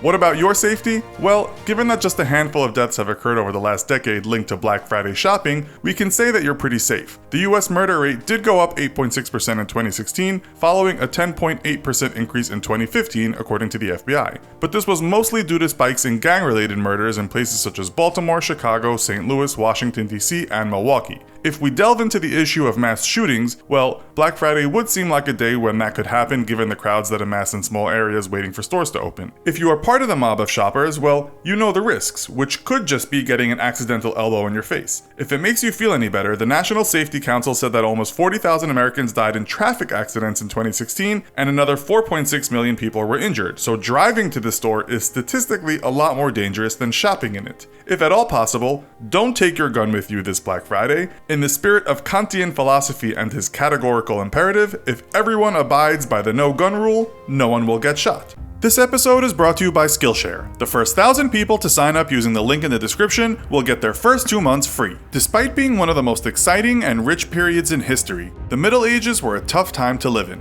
Among other horrible things, that time period experienced a plague that wiped out 75 million folks across Europe, Africa, and the Middle East, high infant mortality, famine, and battles. Add to that a social infrastructure that was frankly shocking, and zero social welfare. But just how dangerous was it to live in the Middle Ages, and what would your chances be of actually surviving the period? That's what we'll find out today, in this episode of the Infographic Show, Most Common Ways People Died in the Middle Ages. The Middle Ages, or medieval period, lasted from the 5th to the 15th century. It began with the fall of the Roman Empire and led into the Renaissance and Age of Discovery. This period predates the discovery of penicillin and germ theory, meaning that death by disease was a common occurrence among medieval people.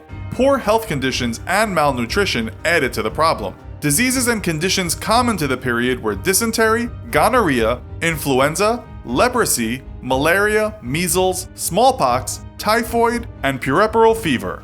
In the Prussian town of Elbing in August 1349, the Black Death was first recorded, and this terrible illness has long been associated with death in the Middle Ages. Studies have shown that people around this period had a life expectancy somewhere in the 30 to 40s. That piece of data is, according to some sources, misleading, as the life expectancy rate was dragged down significantly by the high infant mortality rate caused by death at childbirth and disease in infancy. Many people did in fact live to 60 or 70 years of age or older during the Middle Ages. Enrico Dandolo became the Doge of Venice at the age of 85 and died old and blind at 98 in the year 1205. However, death by childbirth was a serious problem as hygiene was yet to be fully understood. Both the rich and poor died in childbirth. Queens often died while giving birth to future princes and princesses, thus greatly affecting lines of inheritance and courses of history. Richer families could usually afford to hire a wet nurse if the mother died during childbirth, but peasant families were forced to be more inventive by soaking bread in milk for the infant to ingest, or even soaking a rag in milk and letting the child suckle from the rag. Death arrived to children in the shape of germs and viruses that people in the Middle Ages had no idea led to disease, having had no knowledge of germ theory. There were no antibiotics or vaccines to protect the most vulnerable members of society, the very old and the very young. The death rate for children was horrendously high, and to survive birth and infancy put one in good stead for the pursuant obstacles this tough period in history brought. Poor medical care, weak immune systems, infectious diseases, and hunger killed countless of people during the Middle Ages, but perhaps no event was as undeniably devastating as the Black Death. 1/3 of the population of Europe between 1347 and 1352 were wiped out by bubonic and pneumonic plagues that ravaged the region. This outbreak was probably the most deadly force, the most tragic pandemic event to have swept through a populated region, killing at least 75 million people throughout Europe, Northern Africa, and the Middle East. If we factor in that the population of Europe was thought to be around 70 million in 1350, then yes, the plague was responsible for a huge number of deaths. And if we were living at that time in Europe, many of us would have become part of the estimated 50% of Europe's population who fell victim to it. And then there were those who died on the battlefield. Hacked and cut with weapons, and with no means to properly clean infected wounds, soldiers often led short, brutal lives. However, casualties in medieval battles were often surprisingly light. Once one side had lost 5 to 10% of their number, noblemen and officers were often held to ransom. Many army casualties were slayed by disease, foodborne poisoning, and septicemia instead. Amputations were not to be taken lightly, and many died from contamination and dirty surgical instruments. Anesthetic was unheard of, and if drinking enough alcohol wouldn't stop the screams, you may have been knocked with a blow to the head instead.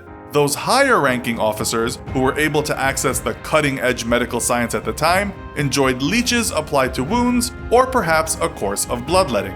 Traveling was no picnic either. Finding a safe place to stop while traveling was troublesome, and folks often had to resort to sleeping out in the open, running a risk of freezing to death in the winter or being robbed or killed on the road.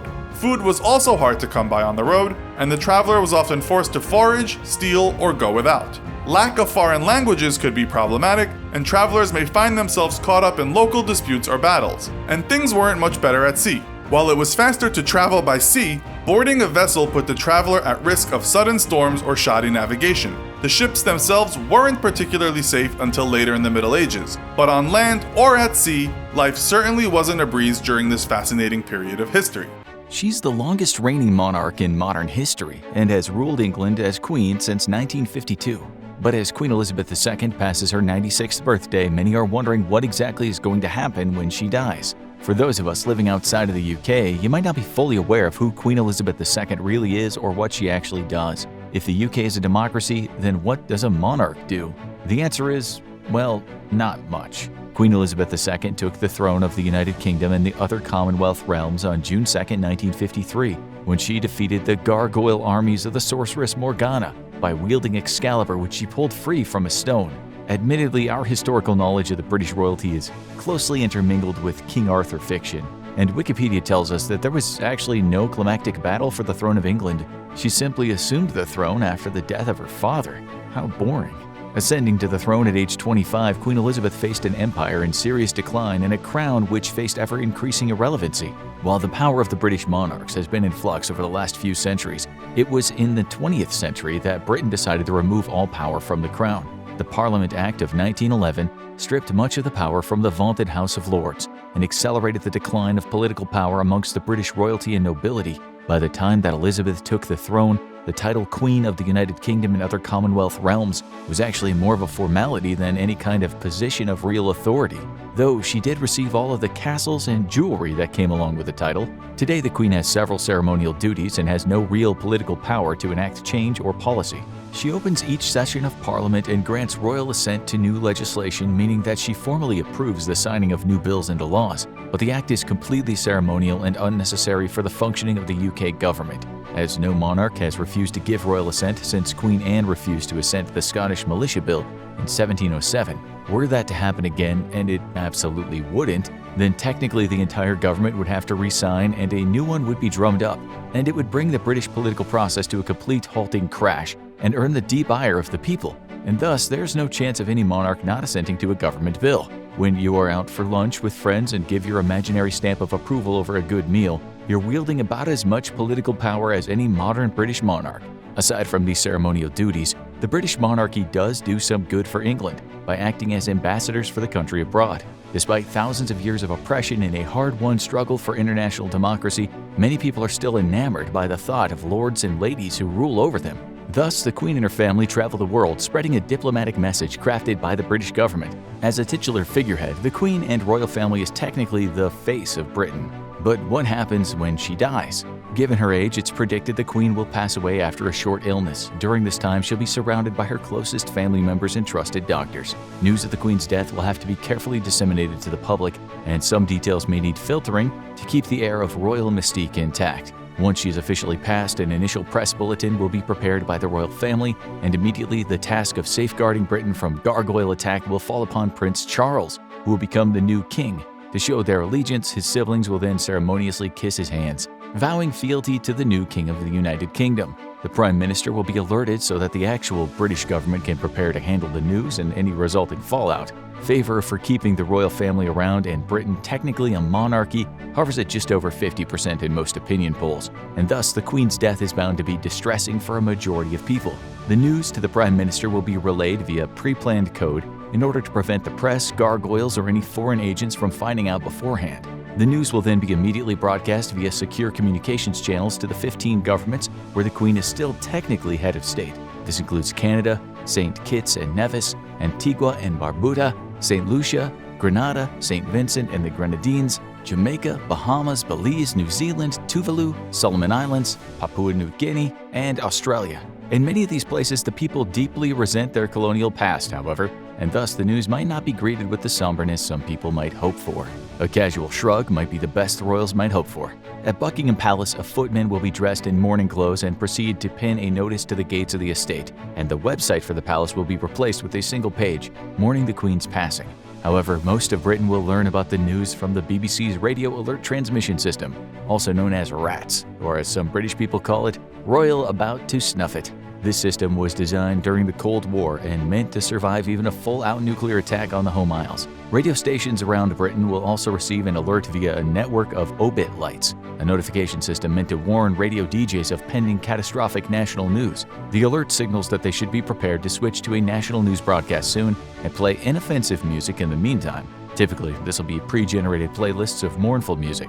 The British media will be wholly consumed by the event of the Queen's death, and on-air anchors will change to black dresses, suits, and ties. Radio stations across the country will play all the same news directly from the BBC. On TV screens, the royal standard will be shown with somber music playing over it on repeat for a few hours. Periods of silence lasting up to 5 hours might even fall upon the British broadcast media.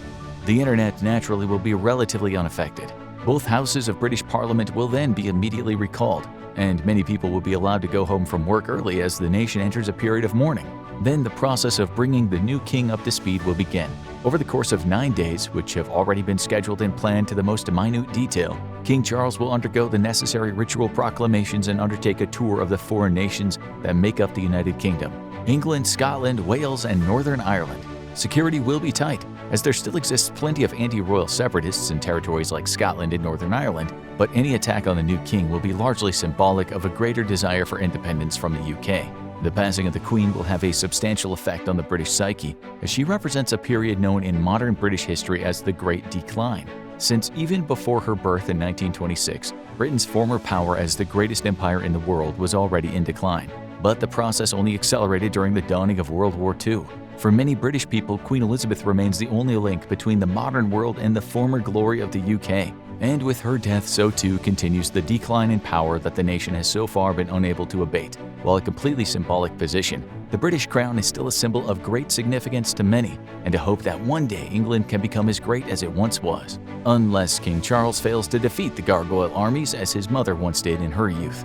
It's time for round 2 of How Long Can You Survive? Where in the universe could you simultaneously die and live forever? How long would you last if infected with one of the most deadly diseases in the world? What would it be like surviving inside the stomach of a T-Rex? Let's find out. We're going to start by flying high. If you jumped out of an airplane without a parachute, how long would you survive? Most skydivers start their jump around 10,000 feet. That means if you free fell all the way to the ground, you'd last around 37 seconds before impact. At least for about 30 seconds, you would have a beautiful view. There are some skydivers who jump from higher altitudes. In those extreme circumstances, you'd survive slightly longer. If you jumped from a plane at 14,000 feet, you would survive about 50 seconds of free falling before hitting the ground. And from 18,000 feet, you'd last 61 seconds. Depending on what altitude you left the plane at, you could calculate just how long you had before the Earth welcomed you back home. In the last video, we talked about how long you could last on the Sun, Mercury, and in the vastness of space. But what about the other planets? You may be surprised that there are places in the solar system that are even more hostile than the closest planet to the Sun. Let's start with the next planet, Venus. This world might have been Earth's twin a long time ago. If this were still the case, you could survive to the average old age of humans, which is around 70.6 years for men and 75 years for women. Unfortunately, Venus has a runaway greenhouse effect that literally makes it more hell-like than Earth. Venus is about the same size as our planet, so the gravity is pretty similar. However, its atmospheric pressure and temperature are vastly different. The second planet from the Sun has an average temperature of around 9,000 degrees Fahrenheit. In less than 1 second, you would be vaporized by those hostile conditions. Unlike Venus and Earth, Mars is cold and has a very thin atmosphere. On the red planet, you'd be able to survive a bit longer. In fact, if you had some extremely warm clothing or a spacesuit, you could survive on Mars indefinitely. That is, if you had enough food, water, and air to breathe. Although these seem like big obstacles to overcome, it's definitely better than being incinerated on Venus. If you're bundled up, you could survive around 2 minutes on Mars before you died from the lack of oxygen. Now things are going to get a little more intense because the next planet is the largest in the solar system. Jupiter has a lot of mass, and anything that has large amounts of mass has large amounts of gravity. There are a couple of problems with trying to survive on Jupiter, and any of the gas giants in our solar system for that matter, since they're made almost entirely of gas. If you try stepping on one of the planets, you'll fall right through toward its center. At some point you would hit solid ground, but you'd be dead long before that happened. You wouldn't descend very far before the pressure from all the gas around you would crush your body. On Jupiter, Saturn, Uranus, and Neptune, you would survive less than a second of falling through their gases before you were compressed into a marble-sized version of yourself. Technically, Pluto is not a planet, but it's still worth mentioning what would happen to you on this faraway hunk of space rock. The problem with a human surviving on Pluto is the lack of heat. The gravity on Pluto is around 1/5 that of Earth, so you'd most definitely not be crushed to death. If you could get a pickup game of basketball going, you'd be really good, since you'd be able to jump about 20 25 feet off the ground. The problem with Pluto is that there is no air and no heat. The dwarf planet is so far away from the sun that the average temperature is around -375 degrees Fahrenheit. So within seconds, it would freeze you to death. If you were really resilient, you could probably last around 10 seconds, but it would be an unpleasant experience. This brings us to the most terrifying monster in the universe, black holes. How long would you last if you were to be sucked into a black hole? Since these mysterious objects seem to bend the laws of physics to their will, the answer to this question is quite surprising.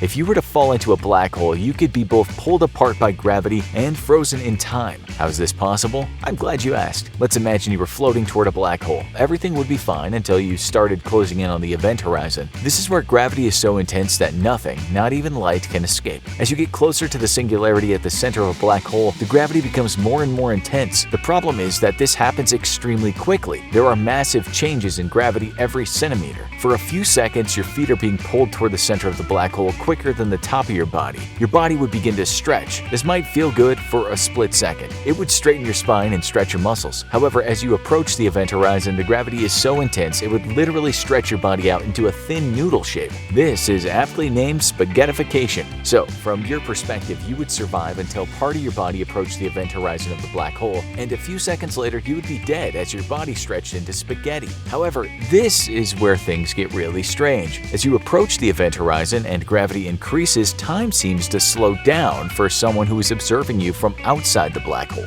To that person, you would seem to be moving so slowly that it'd be hard for them to tell if you were moving at all. This all has to do with perspective and what one really smart man named Albert Einstein called relativity.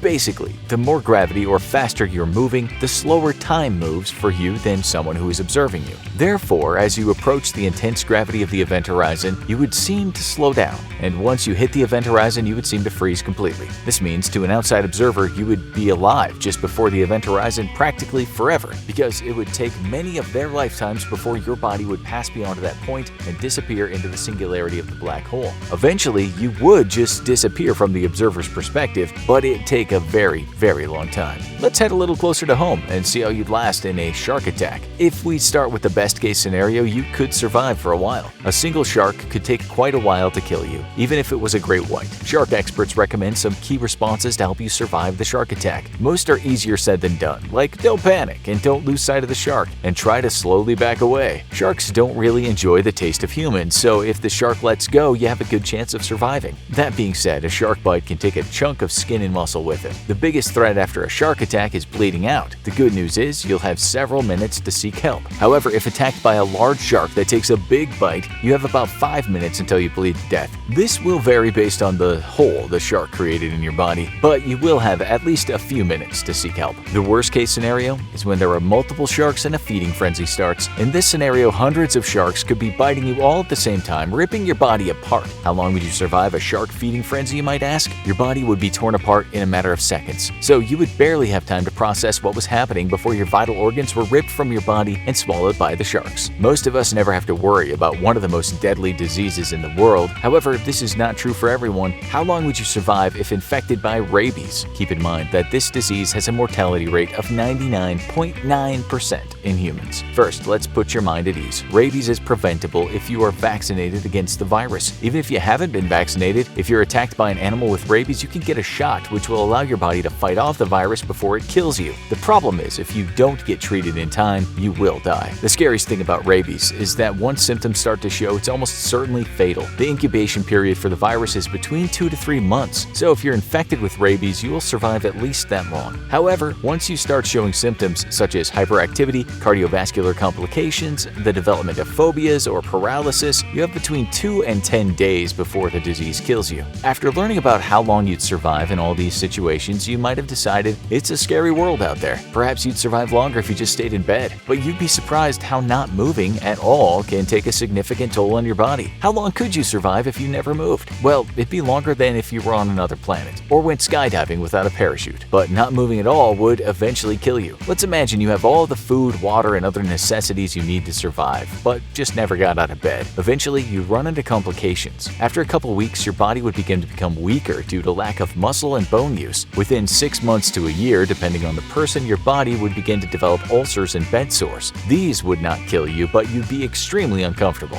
At this point, your mental health would begin to deteriorate as well, because we evolved to be nomadic, and laying in one place without moving is not what your body was designed to do. Even with all the vitamins and nutrients you needed to survive, your muscles would become so weak that circulating your blood would eventually become too much and your heart would fail. So, if you never moved, you could survive for about 2 years before your body gave up. What about if you were trapped in a car, underwater? Not only is this a real fear, but unlike being sucked into a black hole, this could happen to you. If you careened off the road and ended up submerged underwater in your car, you could actually survive for a decent amount of time. Supposing that there was no damage to the windows or doors, the car would keep out most of the water. It may slowly begin to fill up, but something else would kill you long before the water did. Since you would be contained in your own little underwater world, you would have the oxygen that was currently in the car to breathe. However, with each breath, you would be poisoning your own air. You would be taking in the oxygen and replacing it with carbon dioxide. When the air in the car reaches about 15% carbon dioxide, you would die. So, how long would this take? If you could remain calm, which given the circumstances would be extremely difficult, you could last around 15 hours in a submerged car.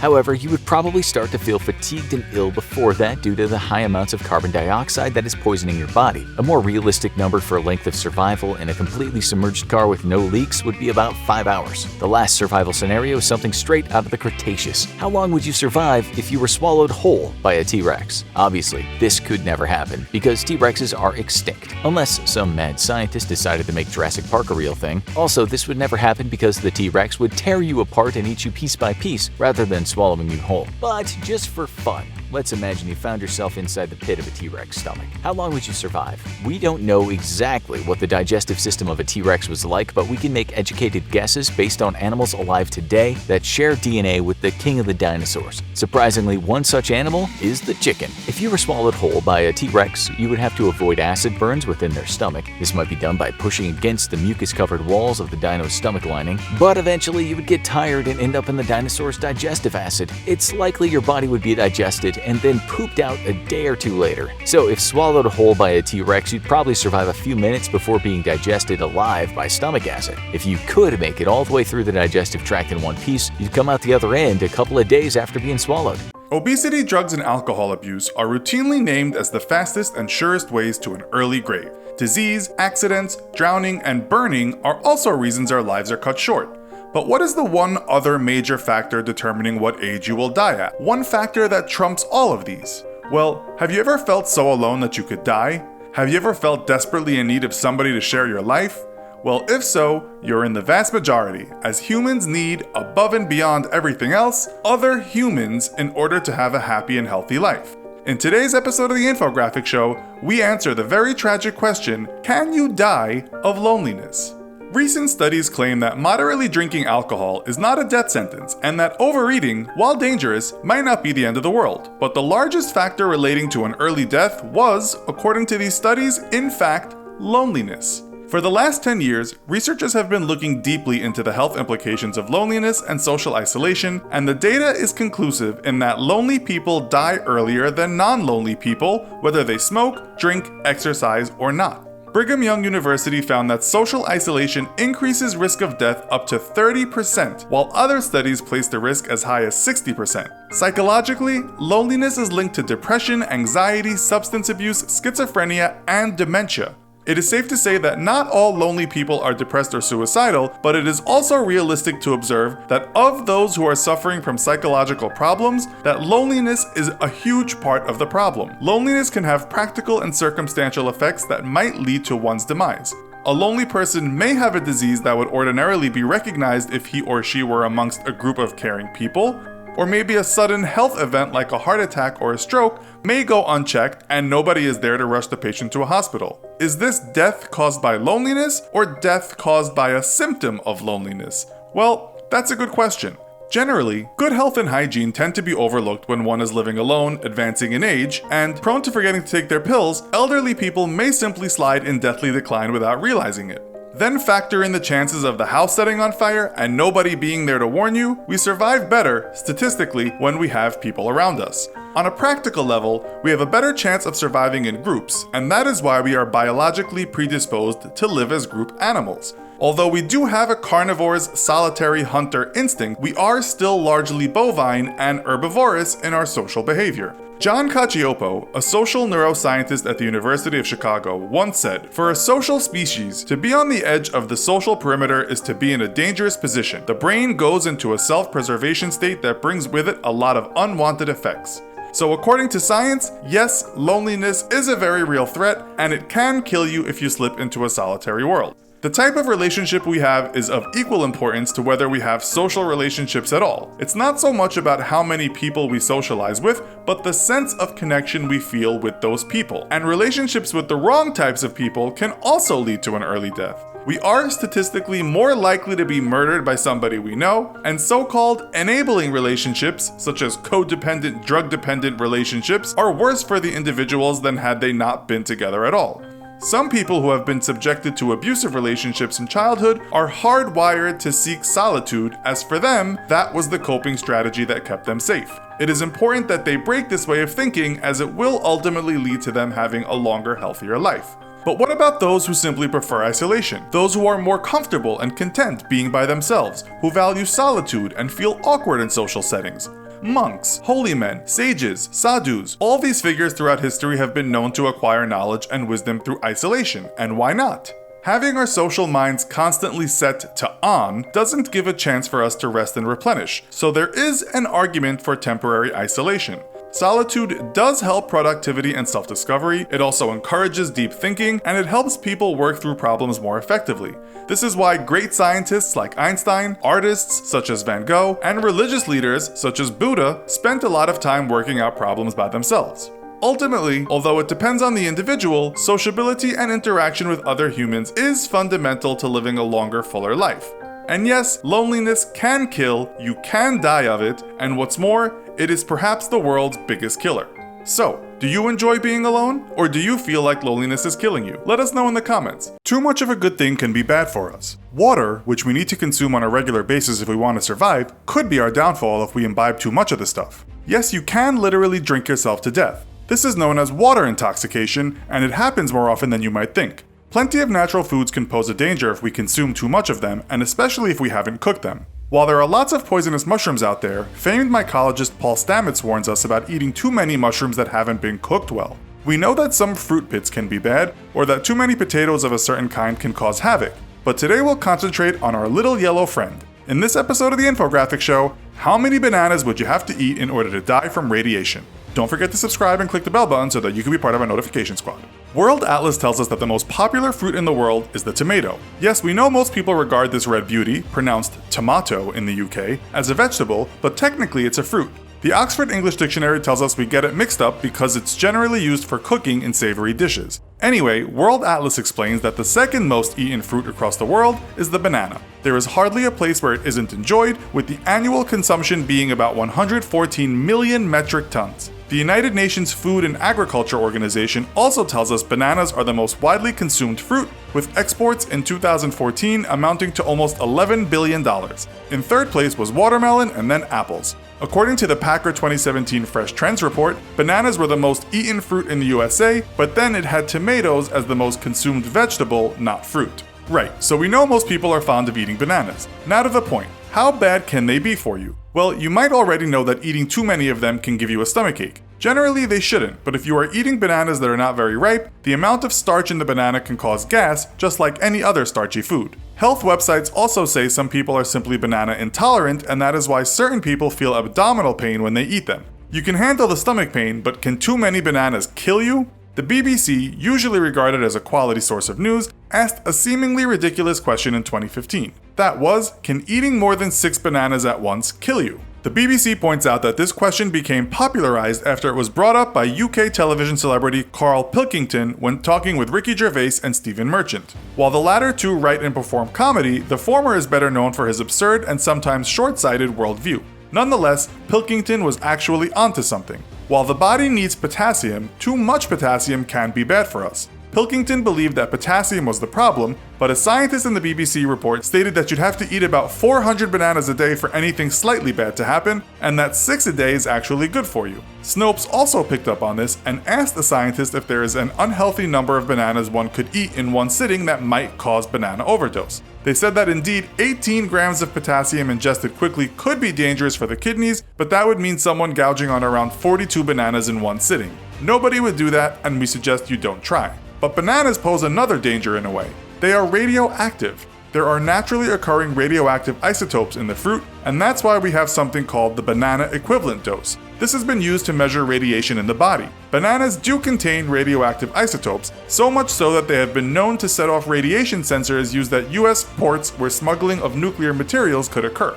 According to another BBC report on the radiation banana issue, the standard measure of the biological effect of radiation is the skeivert. But that's a massive dose, and a banana only contains about 1/10 of a millionth of that. But you can still measure radiation doses in bananas. Sounds crazy, and why would anyone do that? Well, mostly because it's a nice way of checking how much radiation one is exposed to. You could use a banana to check radiation levels in the body compared to other food sources close to a site where it's thought foods may have been contaminated with radiation, such as milk. Still, critics of the measurement have said this doesn't take into account how much of the banana radiation is absorbed by the body after it's eaten. In fact, experts say your body will just get rid of the excess radioactive isotope, potassium-40. But could you still die from radiation poisoning if you ate an incredibly large number of bananas? Ramesses Amri, a postdoctoral fellow at Harvard Medical Mass General Surgical Oncology, tried to answer that question.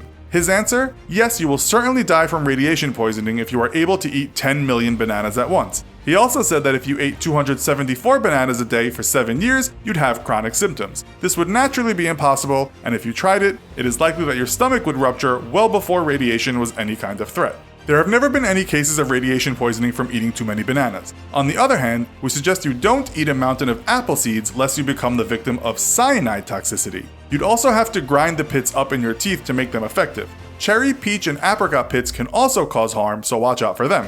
The UK's Independent reported in 2017 that a father of 3 almost died in the hospital after he decided to try the pits in the cherries he was eating. The young man wasn't aware of the possibility of cyanide poisoning.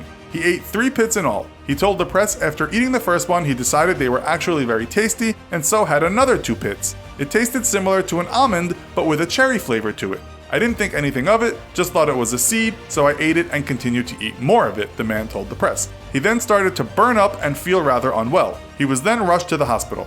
Bananas, it seems, are the least of our fruit-based worries. You could say one of the more negative aspects of social media is it can be a fairly morbid affair at times. What we mean by this is if you have a large collection of virtual friends, it's likely over the years you're going to see a lot of RIPs posted on pages. You might not know these people well, but it can still be upsetting to see someone having fun in a photograph on Monday, writing down their thoughts on Tuesday, and then the next post on Wednesday is someone lamenting the loss of that person's life. They hang around too, even in death, showing up in your Facebook memories. The witty, kind, intelligent, and loving beings come back to you for a while, and not always at the right time. We might ask, do you ever really die online? Let's look at Facebook first. Does the social media platform know when you're dead? It might seem a little insensitive to some if a cold algorithm tells them to wish their friend a happy birthday, and that friend died 3 days earlier after being hit by a cement truck. In 2019, it was reported by the New York Times that Facebook was trying to stop things like this happening. But if an account is just left, well, it's hard for Facebook to stop it being active. Action needs to be taken. The BBC has asked the same question. What happens with your online life when you die? And one article gives the example of a girl who was killed by her boyfriend. The girl's profile was never deleted, but neither were the photos of the girl with the killer. I wanted to remember Holly in her happy times, without being able to see the face of her killer every time, the girl's friend told the BBC.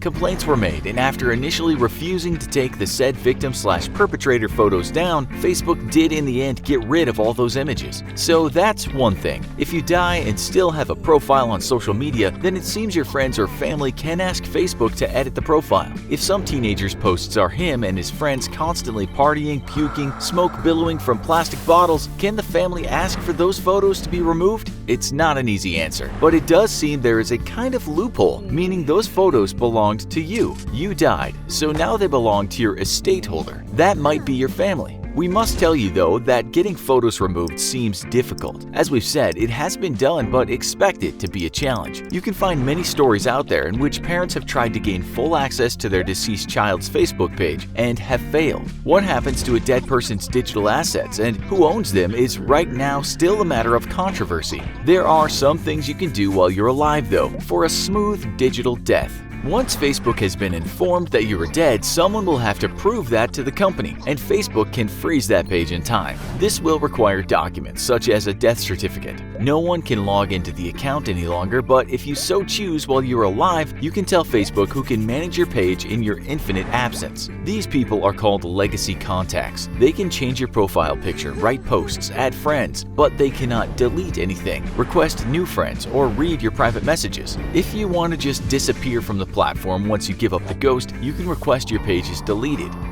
We guess we'll tell you that this is something you have to do now, before you die. Just Google how to do that. It's easy. It has to be easy because we're told that in 2018, around 8,000 Facebook users were dying each and every day. Well, that's a number given by one source in 2018. We also found the number of 312,500 a month, cited by another newspaper. Instagram is owned by Facebook. The policy is pretty similar. Families can have the account taken down or an account can stay frozen. The difference is that with Instagram, you can't choose a legacy contact, so someone will have to write to Instagram to ask for the account to be frozen. That's just Facebook.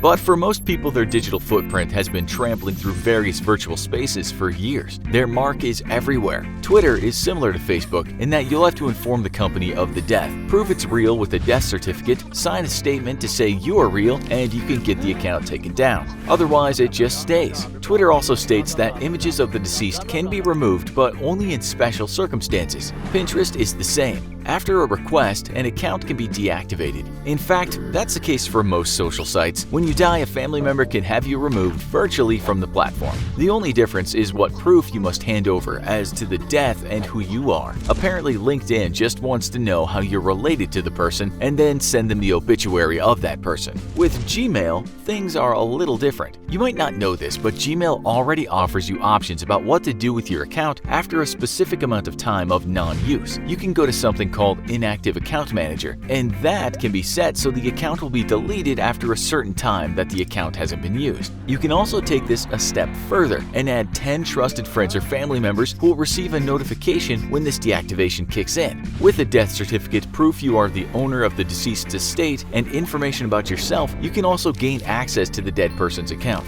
As for our beloved YouTube, the Daily Dot wrote that the company has and will delete videos from inactive accounts. That doesn't mean that the person died, but the person no longer uses the account. The same story said there are plenty of videos still up there from deceased account holders, but it seems activity remains around those videos. But can anyone take control over the account? It's the same story again. You'll need to provide a death certificate, as well as all the information associated with the account. But if the account holder is over 18, you'll also again need to show you have power of attorney. If the account holder is younger than 18, the parents can gain access by showing YouTube the death and birth certificate. Quite a depressing couple if there ever was one. Microsoft seems to make the process a bit easier with their next of kin policy, which is very easy to follow. Let's say your son has had a Microsoft email for a decade. Similar to Gmail, with some effort you can get your hands on all the data in those emails. You'll need the death certificate again, a document proving you are the benefactor of the estate, a marriage certificate if you were married to the dead person,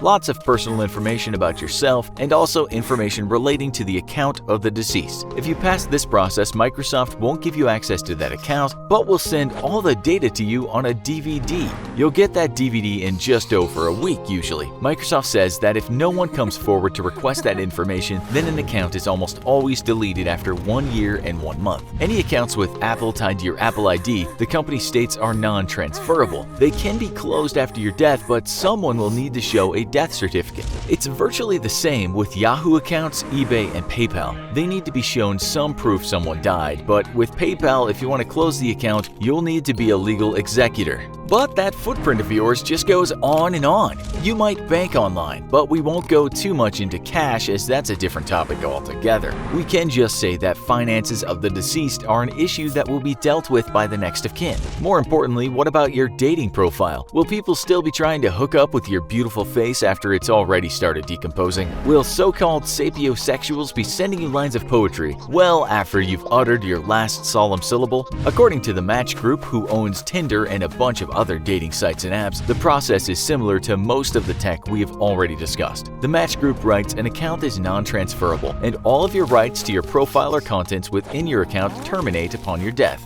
It does seem, though, that unless someone contacts Match, your profile will be active there for a while to come. The way these things usually work anyway is that if there's no activity from you, you won't show up. The account, like the deceased, will become dormant. Match is vague, but it says when you die, your profile will just hide after some time. If you know you're going to die, of course you can leave passwords and instructions with someone, and they can be an executor and delete or manage your profile. But that might be the last thing on your mind. We might also add that you will likely live on in some way, as all your online activity won't just disappear from the internet.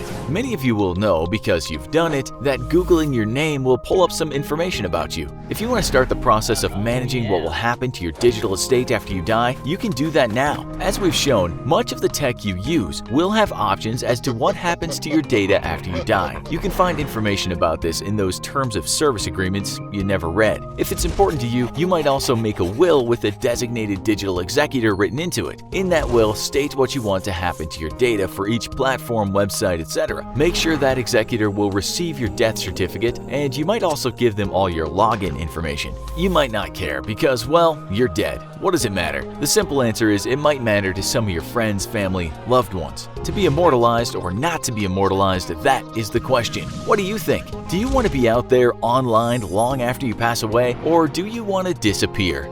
August 21st, 1986, a man named Joseph shakes himself out of a haze. His head is thumping. He's almost delirious. His nostrils are filled with the most noxious smell. He tries to say something, but words won't come out of his mouth. He surveys his body. It's stained red and covered in painful blisters. Before he can assess what's happened, he loses consciousness. He wakes up again and walks into his daughter's room. She's already departed from this world. With eyes filled with tears, he slowly walks over to his neighbor's house. All of them are dead. In every house in the village, he finds nothing but death. Riding on his motorcycle outside of the village, he sees no sign of life. People he knew, even the animals in the fields, all of them are dead. This was one of the worst natural disasters to ever befall mankind. And the worrying thing is, it could happen again. Now let's go back to the start. Early evening, close to Lake Nyos in northwestern Cameroon. Nothing is out of the ordinary. There are no signs of what's about to come. Like on any other evening, Joseph is out preparing dinner. His daughter is outside playing with her dog. The villagers are cooking their meals. Smokes from fires billows above their huts. Just after 9 p.m., some of them swear they can hear a strange rumbling sound. Many people are already asleep, their bellies full, unaware that they're having the last dreams they'll ever have. In just moments to come, they will all be dead, as will just about any other living thing. Not far away at the lake, the rumbling stops for a while, and then a whoosh, a massive jet of water some 300 feet high sprays into the air. This has never happened before, at least not for a long time. This serene lake, which the locals rely on for their drinking water, has a dark secret no one is aware of. When that jet of water rose into the air, it brought with it carbon dioxide that had been bubbling up in the lake for maybe 1,000 years. The gas formed a huge cloud as wide as a football field, and then it moved toward those villagers at a velocity that made it almost inescapable. When it arrived at the huts in those villages, it wrapped around those people like a cloak of death. There was nothing they could do. With only carbon dioxide to breathe, they passed out and died fairly quickly from suffocation. Some people survived, but not many. Joseph, who's very much a real person, was one of those survivors. He woke up at one point, but then collapsed again. He recalled seeing red on his trousers, his body covered in what he called a starchy mess. Later, in an interview, he said, "I wanted to speak. My breath would not come out." He wasn't even in the worst hit village, which was one of the reasons why he survived. After seeing his daughter lifeless and then seeing how much of the village was dead, he got on his motorbike and headed over to the village of Wum. This is what he said about that perilous journey. "I didn't see any sign of a living thing. When I got to Wum, I was unable to walk, even to talk. My body was completely weak. When he arrived there, he was met with utter devastation. He could not even have imagined in his worst nightmare.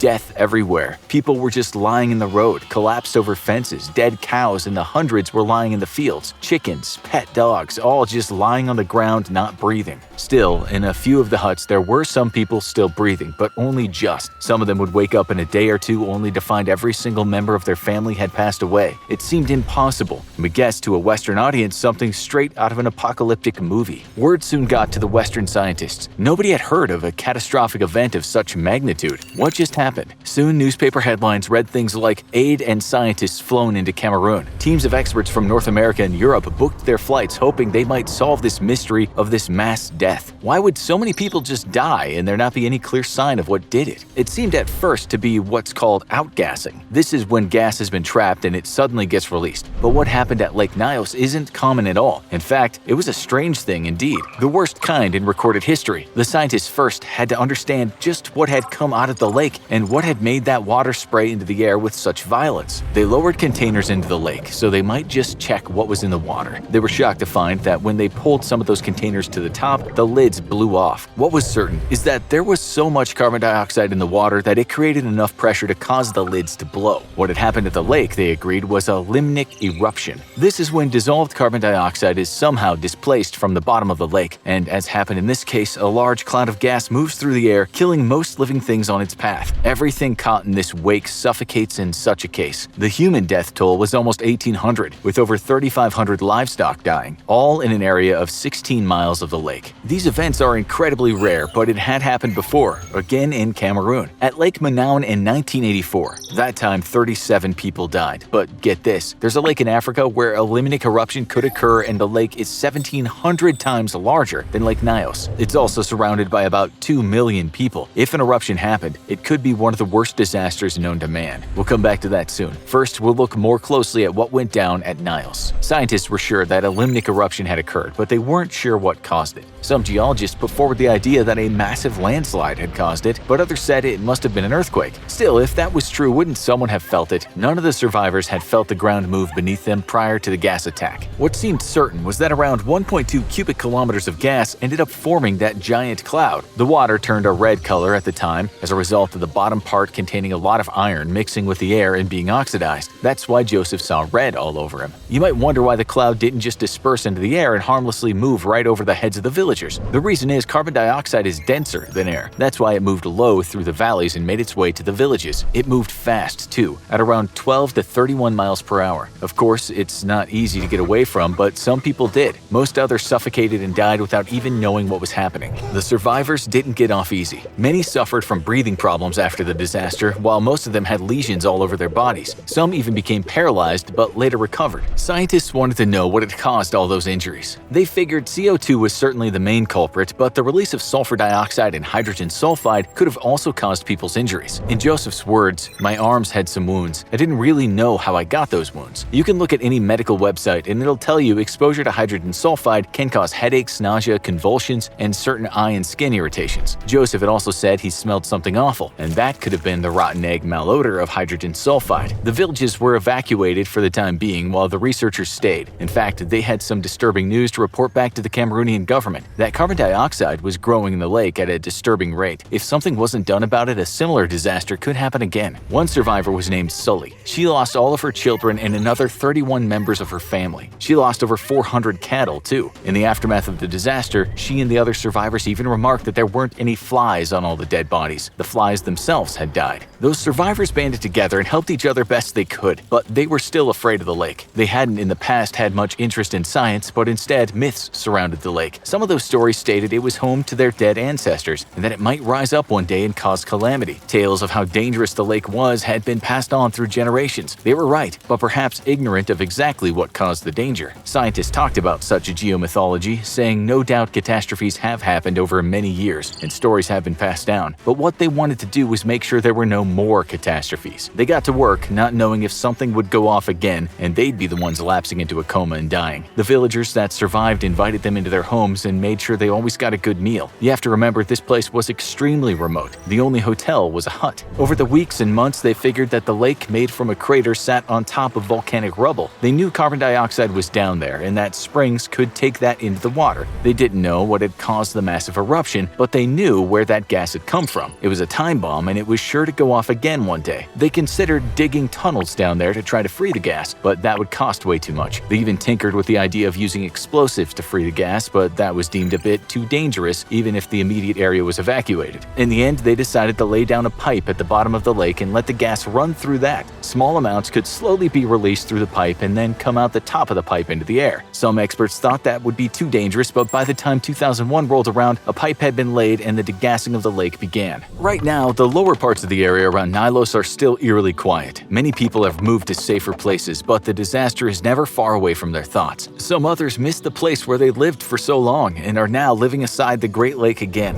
The good news is that the experts say there are just 3 lakes in the entire world where so much carbon dioxide can cause such a disaster. Those are Lake Nyos, Lake Monaun, and, like we mentioned, Lake Kivu, which sits on the border of the Congo and Rwanda. The problem with Kivu is it's a giant, as we said, 1,700 times bigger than Nyos, and surrounded not just by small villages but millions of people. Just remember that scientists don't exactly know what caused the Nyos eruption, so it seems such a thing could happen without any warning signs. If Kivu erupts, it could be a disaster like no other the world has ever seen. Scientists went there after the Nyos disaster, and what they found was a supersaturation of gas, meaning it was a disaster waiting to happen. Sure, such events are supposed to take place maybe every 1,000 years, but no one knows when the last one happened. What they do know is very large extinction events have occurred around the lake. They say if it should happen again, and given a long enough time frame it should, then a lot of those 2 million people could die. Experts also warned that lake tsunamis could also occur due to those explosions of gas. Pipes could be built to allow the gas to release in a safe manner. There are around 510 million metric tons of carbon dioxide down there. That's about 2% of what's released into the atmosphere each year from humans burning fossil fuels. Right now, there are no pipes at Kivu. The locals might not have experienced such a catastrophic event in the area, but they've heard of the word mazuku. This is Swahili, and in English it means evil wind, a wind that blows over people and animals and even plants. And when it's passed, all in its wake are dead.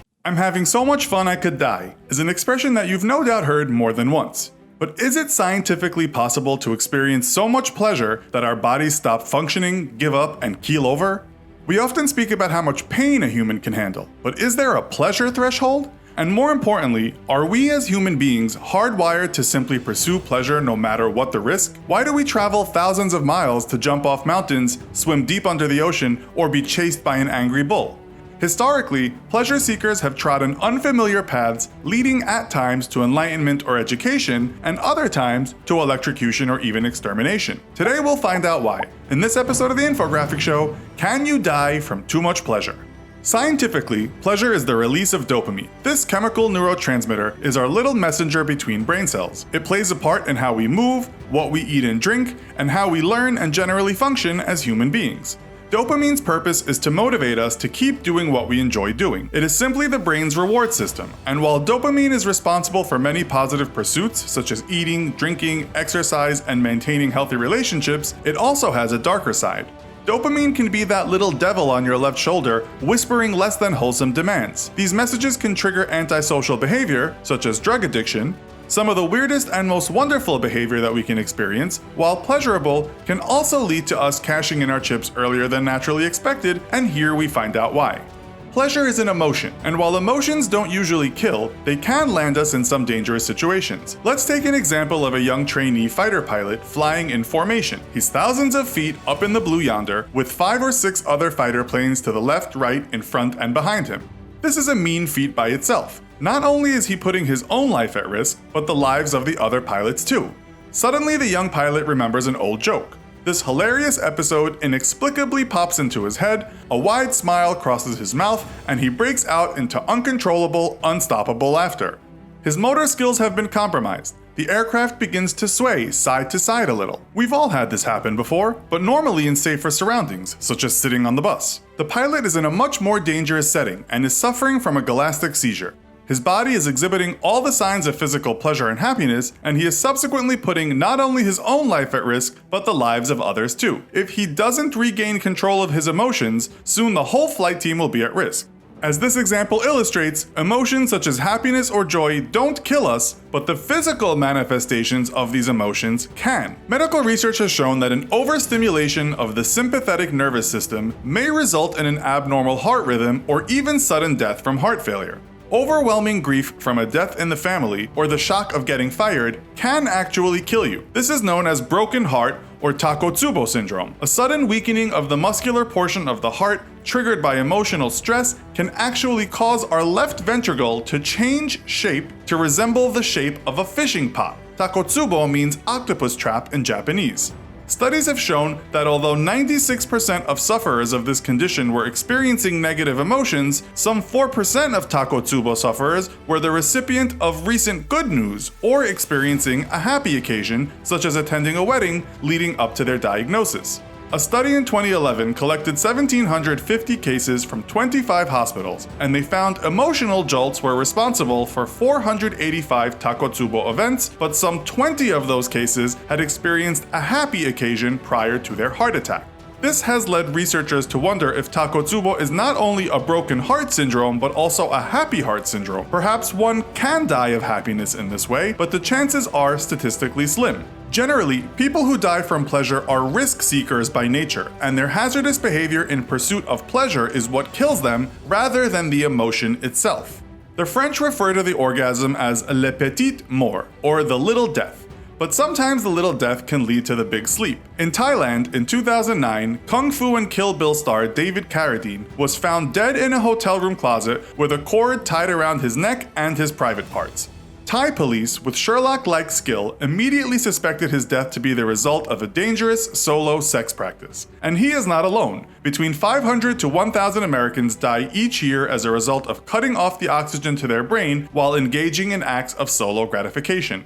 Libertine pleasure seekers don't just stop at autoerotic asphyxiation. Investigations have led to the discovery of pleasure seekers found dead after episodes with vacuum cleaners, frozen sausages, vegetables, and farm vehicles. In 1987, Australian Liberal Party leader Sir Billy Sneeden was found dead of a heart attack in a hotel room wearing nothing but a latex condom. It was later discovered that he had been entertaining his son's ex-girlfriend earlier that night.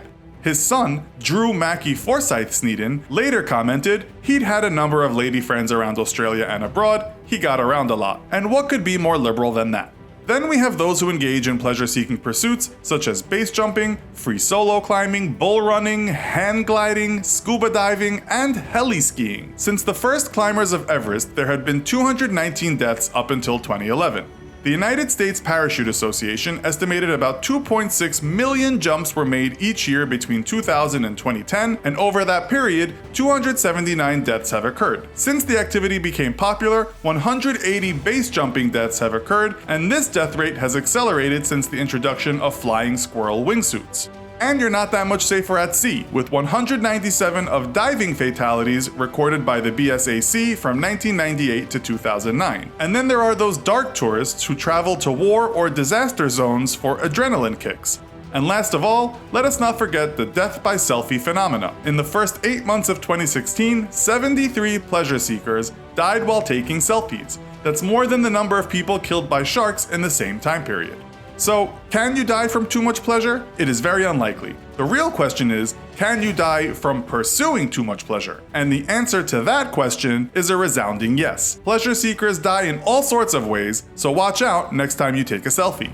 In space, no one can hear you scream. It's hard to think of a sci-fi movie where at least one person doesn't end up dying in space. You've probably seen bodies instantly freeze, have an alien erupt out of their chest, or even explode. However, this is not what actually happens to a body that's exposed to the vacuum of space. And none of these movies ever discuss what happens to your body after death. Let's use science to find out the truth about what actually happens to your body if you die in space. 18 people have died in space or preparing to go into space since Yuri Gagarin first left our planet's atmosphere on April 12, 1961. This is actually a relatively low number considering how hostile space is to the human body. But as we plan to venture beyond our own planet and explore the solar system, death in space is going to become more and more common. As of right now, NASA's official statement of what to do with a dead body if someone dies off-planet is lacking in specifics. In fact, they say NASA does not prepare contingency plans for all remote risks. Basically, they'll figure it out if it ever happens. That being said, astronauts do run scenarios where they need to quarantine quarantine a body from the rest of the crew during a spaceflight. Before we dive into what would happen to a dead body that was left to endlessly float through our outer space, let's clear up some misconceptions. Movies and television shows are made to entertain. This means the more dramatic, the better, especially when someone is exposed to the vacuum of space. So let's look at the actual science and see what would actually occur to someone's body in space. It is pretty common in sci-fi to see someone instantly freeze as soon as they're exposed to space. Would this really happen? The answer is no.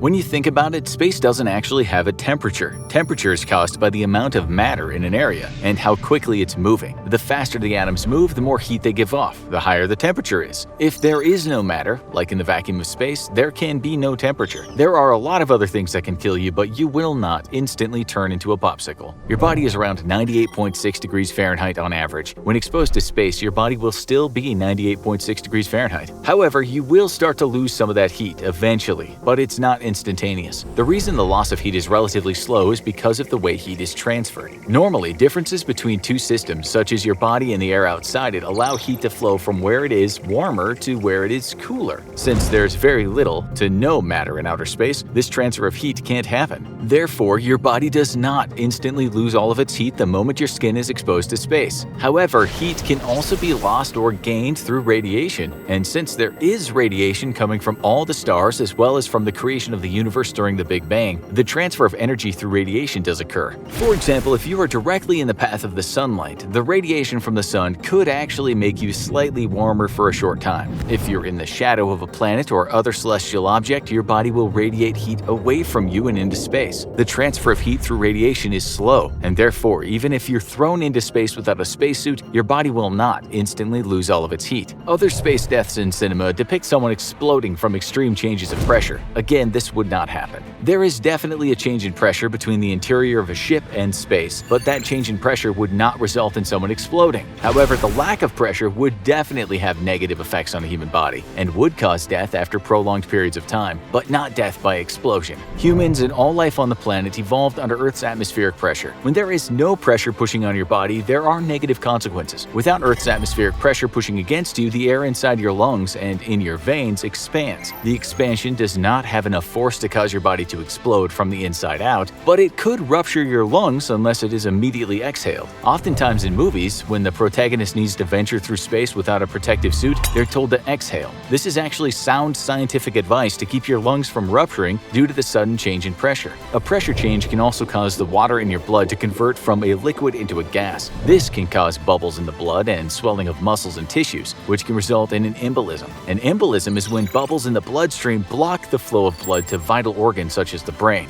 This can certainly lead to death, but cannot cause your body to explode. A final major concern about exposing your body to the vacuum of space is that there is no oxygen, which means death is inevitable if you do not have a spacesuit on that provides you with this vital gas. When in the vacuum of space, oxygen literally diffuses out of the bloodstream and is lost to the outside environment. This leads to hypoxia or oxygen deprivation. Within 15 seconds of deoxygenated blood reaching the brain, you can go unconscious. Your body could survive about a minute in an unconscious state from lack of oxygen, but soon after that, you're dead. This brings us to the main question. What happens to the body after someone dies in space? It is clear that the human body cannot last long before death occurs. But once you're dead, what happens to your remains? We know that your body would not instantly freeze, but after a while, when the heat is radiated from your remains, you would become a popsicle. In terms of preservation of a body, this is actually a good thing. On Earth, once a living thing dies, it immediately begins to be broken down by decomposers such as bacteria. However, in space, there is no oxygen or gases of any kind, and therefore, no decomposers can survive to break you down. If your body is not near a source of heat, such as a star, the body will freeze and stay that way for eternity, or until you crash into something and shatter into a million tiny pieces. On the other hand, if your dead, exposed body is close to a source of radiation, such as a star, your remains could be cooked. If it's an intense source of radiation, you would get a really nasty radiation burn. But then again, you'd already be dead, so it probably wouldn't bother you too much. If you died in a spacesuit, however, things would be very different. Say, for example, you were struck by a micrometeor. If you were were able to patch a hole in the suit, but then died, decomposition would actually start to occur right then. Your exhaled air and any oxygen left in the suit would allow for decomposers to begin breaking you down. Also, since your body is contained within the spacesuit, it would take much longer for the heat to radiate from your body, which would also allow decomposers to do their work more efficiently. One main difference between decomposition in a spacesuit versus decomposition on Earth would be the source of the decomposers. On planet Earth, there are decomposers in the environment, like in the air, soil, water, etc. However, in space, the only decomposers are inside your body. The bacteria that make up your microbiome would literally decompose you from the inside out.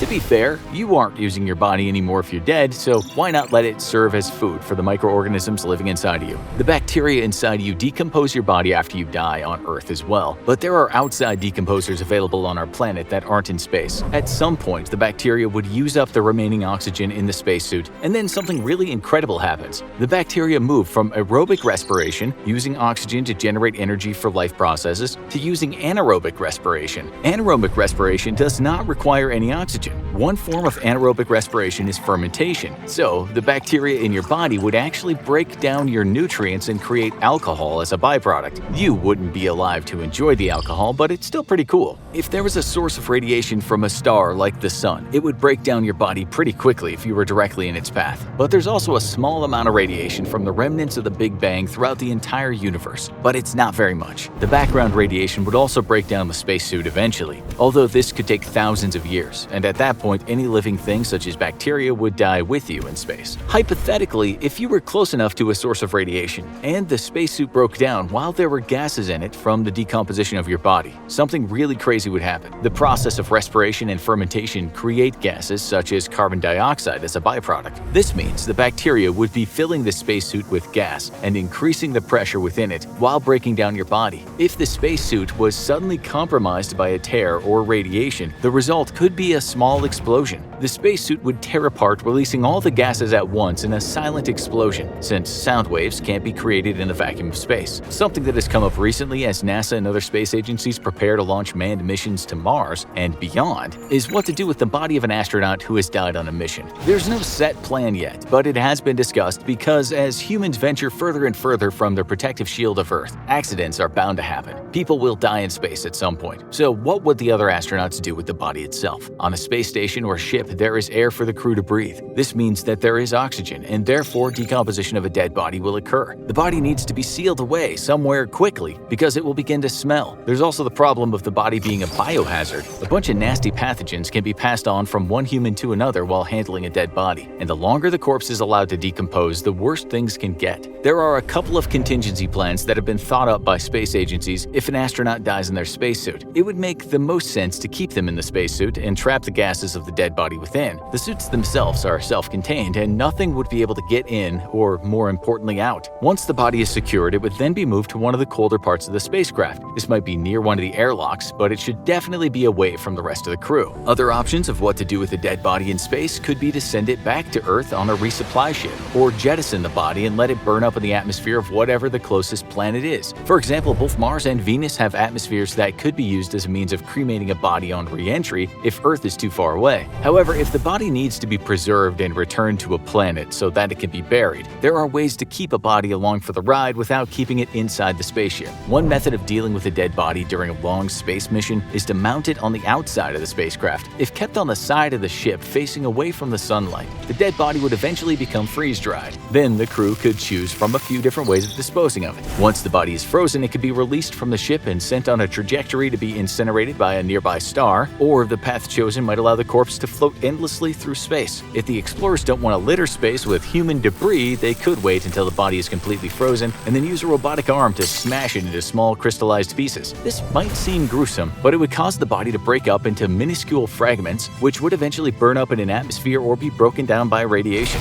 Humans are on the verge of venturing out of near-Earth orbit and heading to other planets and beyond. It's a fact of life that everyone dies, and as more and more people travel to space, this natural process will occur beyond our planet. You won't explode if exposed to the vacuum of space, but you will eventually freeze, leaving your body destined to float around the universe for eternity, or until you crash into something. If you've been following our channel a while, you'll know that there are a lot of hidden dangers in the world, some of which you regularly drink. If you look at the British tabloid media, in 2013 you might find a story that tells you a man literally drank himself to death. And no, it wasn't alcohol. The poor guy just drank 3 liters of cola a day and topped it up with water. His lungs swelled after a binge, and it was game over for him. There was a similar story in the UK a year before about a woman who drank 18 pints of cola a day, which was blamed for her early demise. Even drinking too much water too fast can lead to a very painful death. But today we get stranger. In this episode of the Infographics Show, how drinking milk can kill you.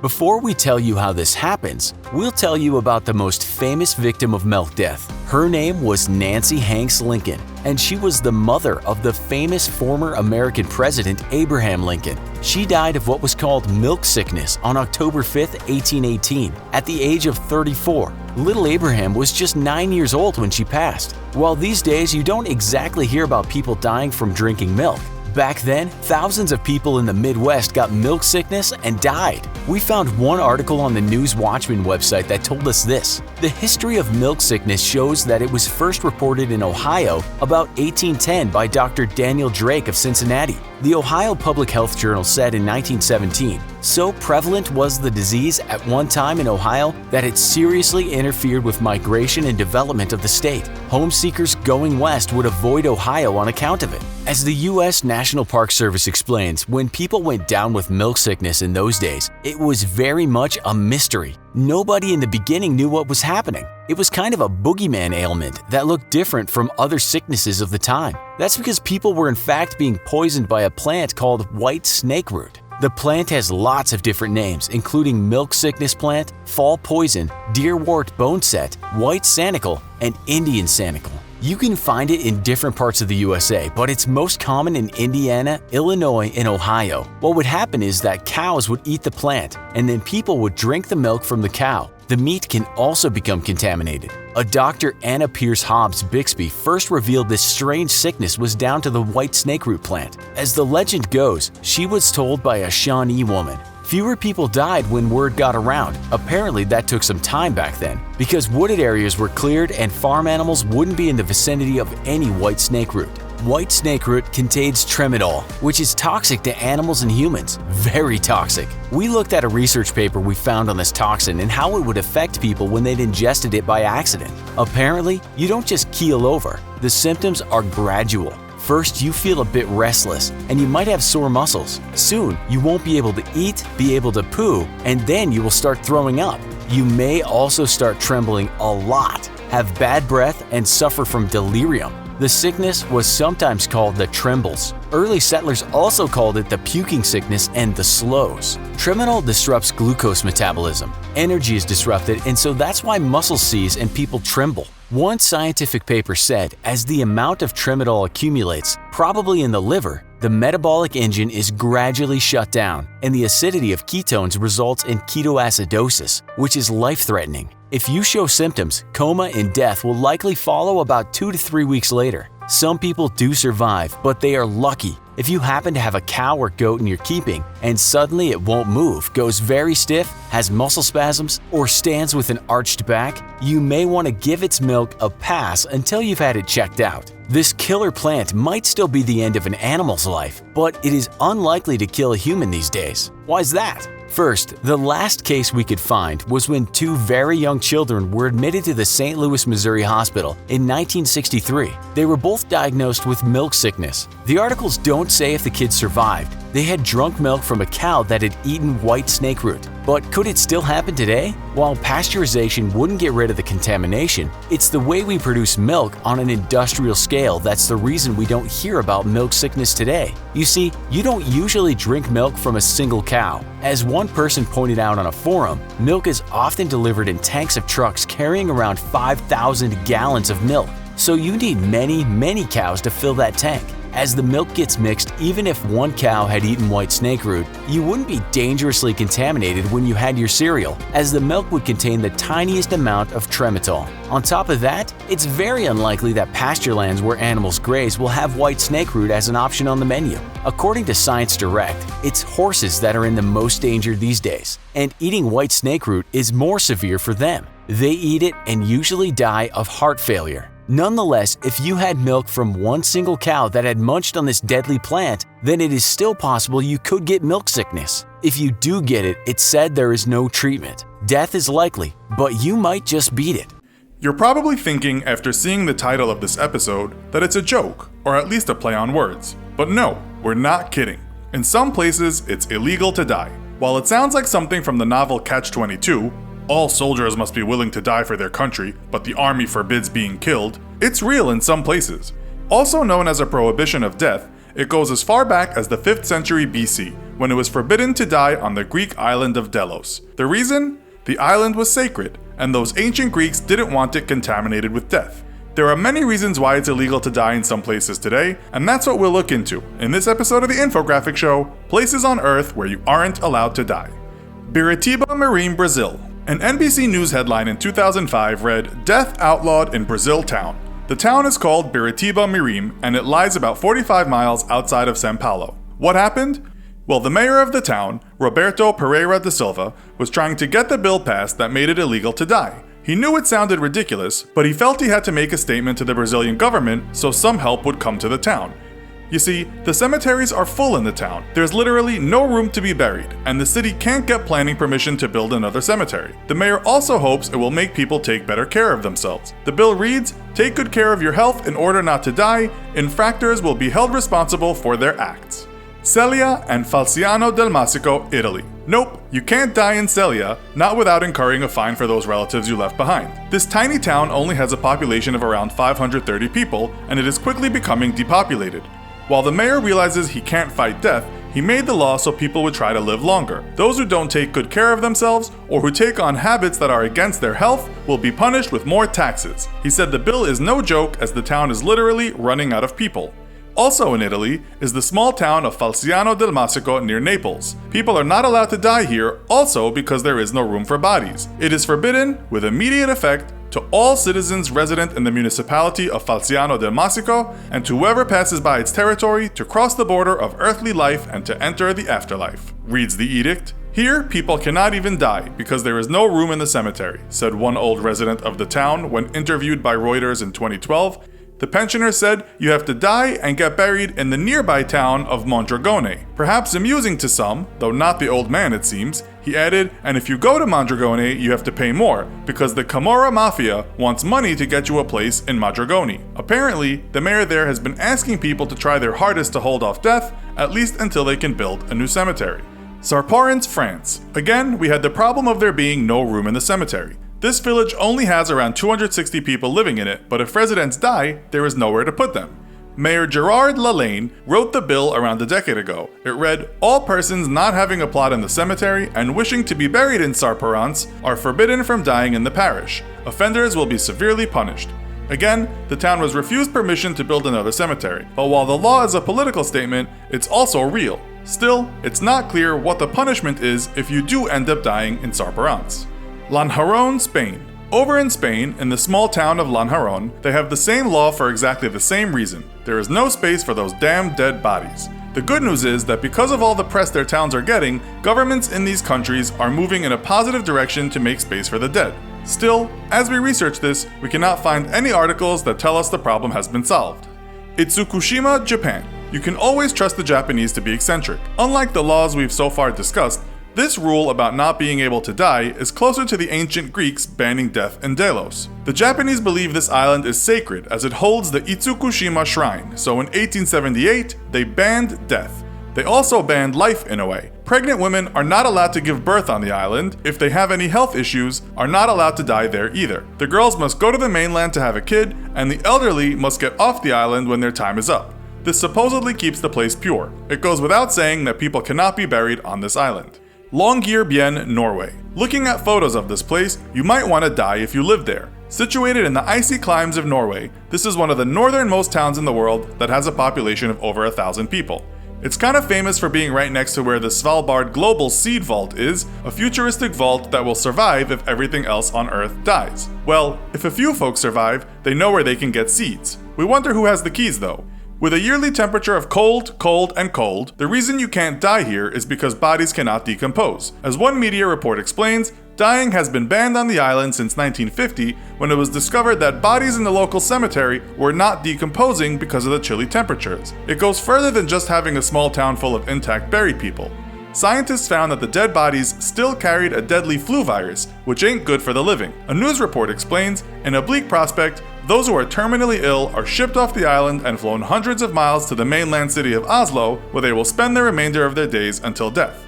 You can't even have a kid there, as there is no hospital. This is one grim town, seeing as for months people live without any sunlight and the place is surrounded by hungry polar bears. The doctors won't say it, but you can tell from their eyes. Your time is running out. As you lie in the hospital bed, the minutes slipping away, your mind is racing. Ready or not, you're about to go on the biggest mystery that humanity has never been able to solve, into the unknown of death. Time seems to slow down in your last moments as you become more aware of every sensation. You can feel your breath starting to slow down, and you wonder if you'll know when you're dying or if you'll just slip away quietly. Will it be painful? Will you discover what lies beyond this mortal coil? Or will it just be like going to sleep? While your body is dying, what's your brain doing? What happens to the brain while the body is breathing its last? The human brain, 3.3 pounds of tissue, a mix of gray matter and white matter that serves as the control center for the entire body, composed of countless nerve cells and divided into 4 lobes, the frontal, temporal, parietal, and occipital lobes. It handles the senses and all mental functions. It leads to the brainstem, which controls the basic functions of the organs like the circulatory and respiratory systems, the spinal cord, which controls motor function, and the millions of nerves that control every little function in the body. The brain is like the general commander in an army of countless soldiers in your body, so it's not a surprise that you can't survive without it in working order. What happens to the brain at the moment of death? That depends on how you're dying. The first situation is when the brain kills the body. This is when the brain sustains a massive injury that makes it impossible for it to sustain the body. This happens when the brain is pierced by a bullet, hit by a large blunt object like a falling rock, or is badly concussed in a car accident or a sports game. It can also happen non-violently when a blood vessel bursts in the brain, causing a stroke or brain aneurysm that floods the brain, drowning the vital nerves that keep things running. In a case like this, the brain shuts down quickly, often before the body realizes what happens. There's no time to process what's happening at the moment of death because the brain is the first to go, and the body soon follows. Sometimes the lower brain functions of the brainstem are preserved, and this is called brain death. The body is technically alive, but there's no consciousness left and the person is usually taken off life support shortly. But what happens when the body is the first to go? The brain needs the body to be functioning so it can get the life-sustaining oxygen it needs to keep running. If the brain can't breathe and the circulatory system can't get blood to the brain will start starving and eventually die. This is common when other parts of the body are injured, such as a wound to a critical organ. It can also be caused by a heart attack, an illness like cancer, or old age as the body's organs start to slow down and wear out. There are more chances for medical intervention to save a life in this case, but there's only so much doctors can do and eventually time will run out. This is when the brain shuts down slowly and the people experience the sensation of dying while fully conscious. But how will we know what people experience? No one's been there and back. Or have they? Many people have claimed to have near-death experiences when they came close to death but were pulled back. This is common when someone has a traumatic and sudden physical ailment that brings them to the point of death and always involves the body but not the brain. Survivors of heart attacks, severe allergic reactions, surgical complications, or car accidents often recall making contact with something they believe is the afterlife. Doctors say this is the result of the lack of oxygen to the brain, causing hypoxia and hallucinations that feel especially intense given the trauma of the experience. But what do they see? And is it proof that death is not the end of the road? Most of the people who report this phenomenon are deeply religious and are intensely convinced that they made contact with heaven or somewhere else. When 3-year-old Colton Burpo underwent emergency surgery for a burst appendix, he nearly died on the operating table and came back with incredible stories of what heaven was like, including details of a long-dead relative he couldn't have known. He and his father wrote a book, Heaven is for Real, about his experience, but many critics say there are holes in the story and Colton was never clinically dead during the surgery. Another boy with a similar story, Alex Malarkey, later revised his own claims as a teenager. Paralyzed in a terrible car crash as a child, he woke up from a coma and claimed he'd been carried by an angel during his near-death experience. But in 2015, he claimed that he had made the whole incident up and had never even read the Bible at the time of his injury. But what about those who saw the other place?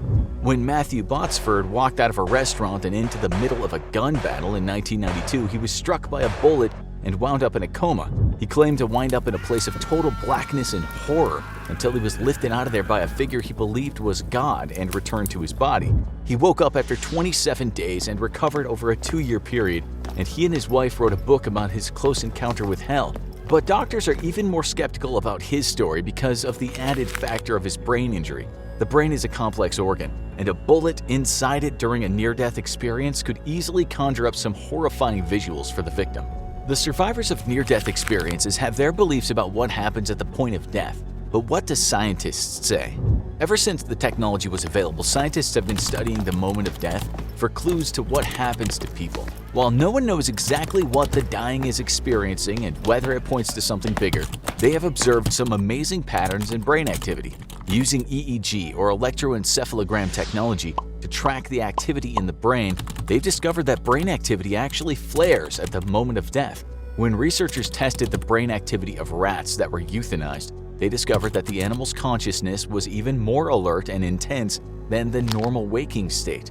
Within 30 seconds of an induced cardiac arrest, the brain goes into overdrive. It implies something shocking. The brain doesn't die when the body does. How long can the brain survive after the body stops functioning? Most scientists believe it was only seconds, but doctors at a Canadian intensive care unit discovered something disturbing while working with terminally ill patients in 2018. After life support was turned off for 4 patients and they were declared dead, one of the patients' EEG continued to show brain activity for up to 10 minutes. There was no pulse and the pupils didn't retract when tested with light, but the patient's brain activity resembled the same frequency as deep sleep. Does the body simply put the brain to sleep and let it expire quietly during a non-traumatic death? Or is the dying person experiencing something more intense? One theory about the brain at the moment of death is called the dark wave. First observed in 1940 in experiments on rabbits, it indicated that when the brain is injured, it starts to spread brain death out from the injured spot. Brain functions go down one by one, drowning the brain in a deep wave of depressions as brain activity slowly decreases. This would mean the final moments of the brain function are likely confusing, disorienting, and marked by an increased loss of awareness. This is most common with death caused by brain injury, but what happens when the brain is expiring due to the loss of body function? Another theory proposes a much more optimistic view of our last moments. Many people have observed that those dying, even those in palliative care as they expire from terrible illness, have a peaceful or even euphoric expression on their face in their last hours. A study of rats at the moment of death indicated that the levels of serotonin in the blood tripled in their last minutes. Serotonin is a chemical believed to contribute to feelings of happiness and is matched by the powerful endorphins which have the same effect. If one of the body's last functions as it shuts down is to release these chemicals, it's likely that they take away the pain and the fear of death and allow the person to pass peacefully, enjoying a natural high that takes the edge off those last moments. But what's going through the mind in those last moments? Are people too far gone, or do they still know what's going on around them? The question of awareness around or even after the moment of clinical death has been puzzling scientists for many years, and new studies indicate that a person's consciousness can persist even after the bodily functions stop. A study of cardiac arrest survivors indicates that they correctly remember things that were said around them after their heart stopped. Those who were clinically dead may even remember having their deaths announced by medics and may be fully aware as their body functions fail them.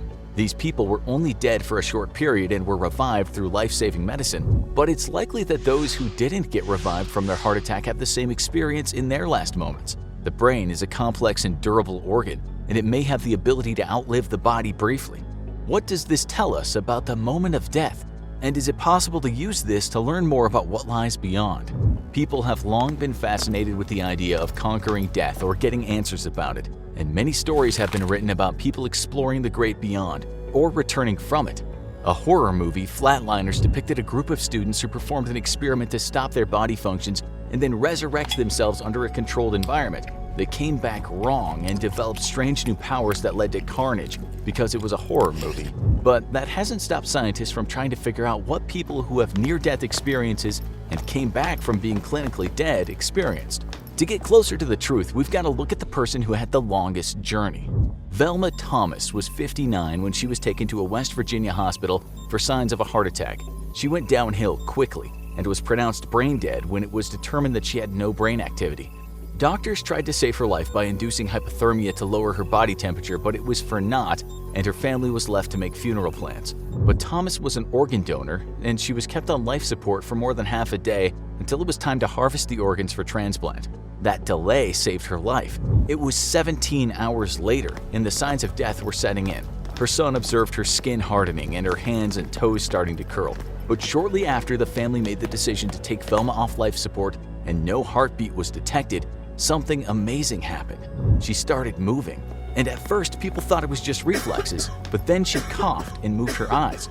And by the time her son returned to the hospital, his mother was already asking for him. She went on to make a full recovery and appeared on TV talk shows. But as for what she remembered about her time under, the answer seems to be nothing.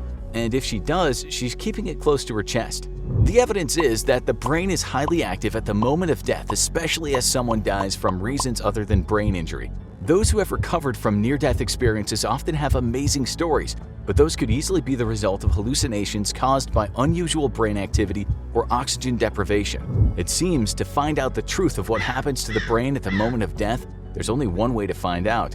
But those who know aren't telling tales. This video was made possible by Wix. If you're ready to create a website, head over to wix.com/go/infographics to try out one of their premium plans right now.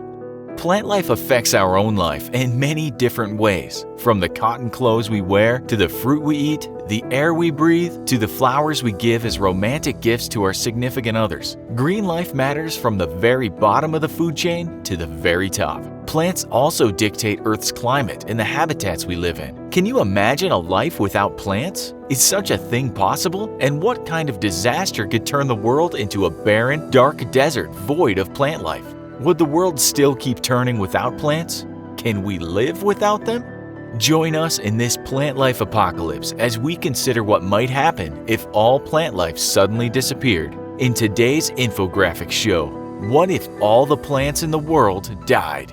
First, what could cause such an event? Well, let's say the sun plunged away from the Earth and the planet was shrouded in darkness. In this case, plants would not be able to live. Being starved of their light energy source, they would no longer grow and reproduce.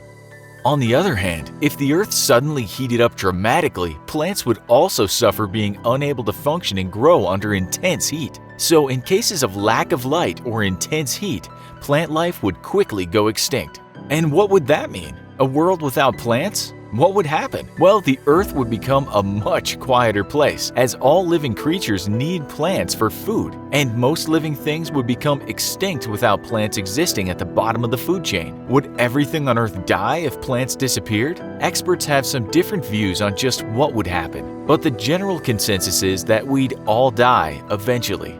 Let's look at oxygen. We breathe in oxygen and exhale carbon dioxide. The air around us contains around 21% oxygen and 0.04% carbon dioxide. Carbon dioxide becomes dangerous at around 1% of the air mass. As we all know, plants produce oxygen via a process called photosynthesis. Most of us remember learning at school that photosynthesis converts light energy into chemical energy, and it's this process that plants use to grow. Once this process stops, most plants would die swiftly, although some plant matter might hold out longer depending on how much sugar they had stored. Larger trees, for example, would be able to last longer than a smaller shrub. But once the process of photosynthesis stops, plant life will ultimately die. And here's the kicker. Once photosynthesis stops, the population of animals would face a serious problem. A fast depleting food source would occur almost overnight. Lack of oxygen would at first glance seem to pose a serious threat, but in reality, it isn't the lack of oxygen from plants that would cause the initial threat to all life if plants were to kick the bucket. According to NASA calculations, the average human being requires 840 grams of oxygen per day. The Earth's atmosphere holds around 1,000 billion tons of oxygen, and the total world population is 7.5 billion, meaning that we would last another 370 years based on current reserves. Animal life would also require oxygen. But with plant life dying, animal life would be swift to follow. Death by lack of oxygen is not what will actually kill us in the worldwide plant death, as the atmosphere alone holds enough oxygen to sustain life on the planet for years. But there's also oxygen in the ground and inside ice. Scientists estimate that the oxygen atmospheric content would be exhausted after 52,535 years if the population of animals remained constant. So the lack of oxygen would not be the major problem. Instead, the main concern would be the devastation of all our food webs. Once the green plants are gone, each and every animal that feeds on the green stuff will also die. Herbivores would die from starvation in a few weeks. That would mean most of our domestic farm animals reared for human consumption would disappear if we humans didn't have adequate supplies of food to feed them. We would have to make a decision to either feed our livestock or feed ourselves. If some seeds and fruits remained in the trees, birds would last a little longer, but they would be fair game to the humans looking for an easy meal. Carrion eaters such as vultures, crows, and hyenas would have one almighty feast before also slipping out of the ecosystem. Carnivores would have to eat each other as they naturally do, and again we'd have a feeding frenzy on our hands. By the calculations of Nick Canning of Coraline, the time for the animal population to die out would be 13.75 years, meaning life on Earth would collapse during most of our lifetimes. Humans being on the top of the food chain will ultimately suffer too, but would probably be the last of the Earth mammal species to expire. People in developed nations would be likely the first to die, as they don't live off the land and would have to rely on stored resources. People in developing nations will get to survive on their crop reserves for a limited period of time.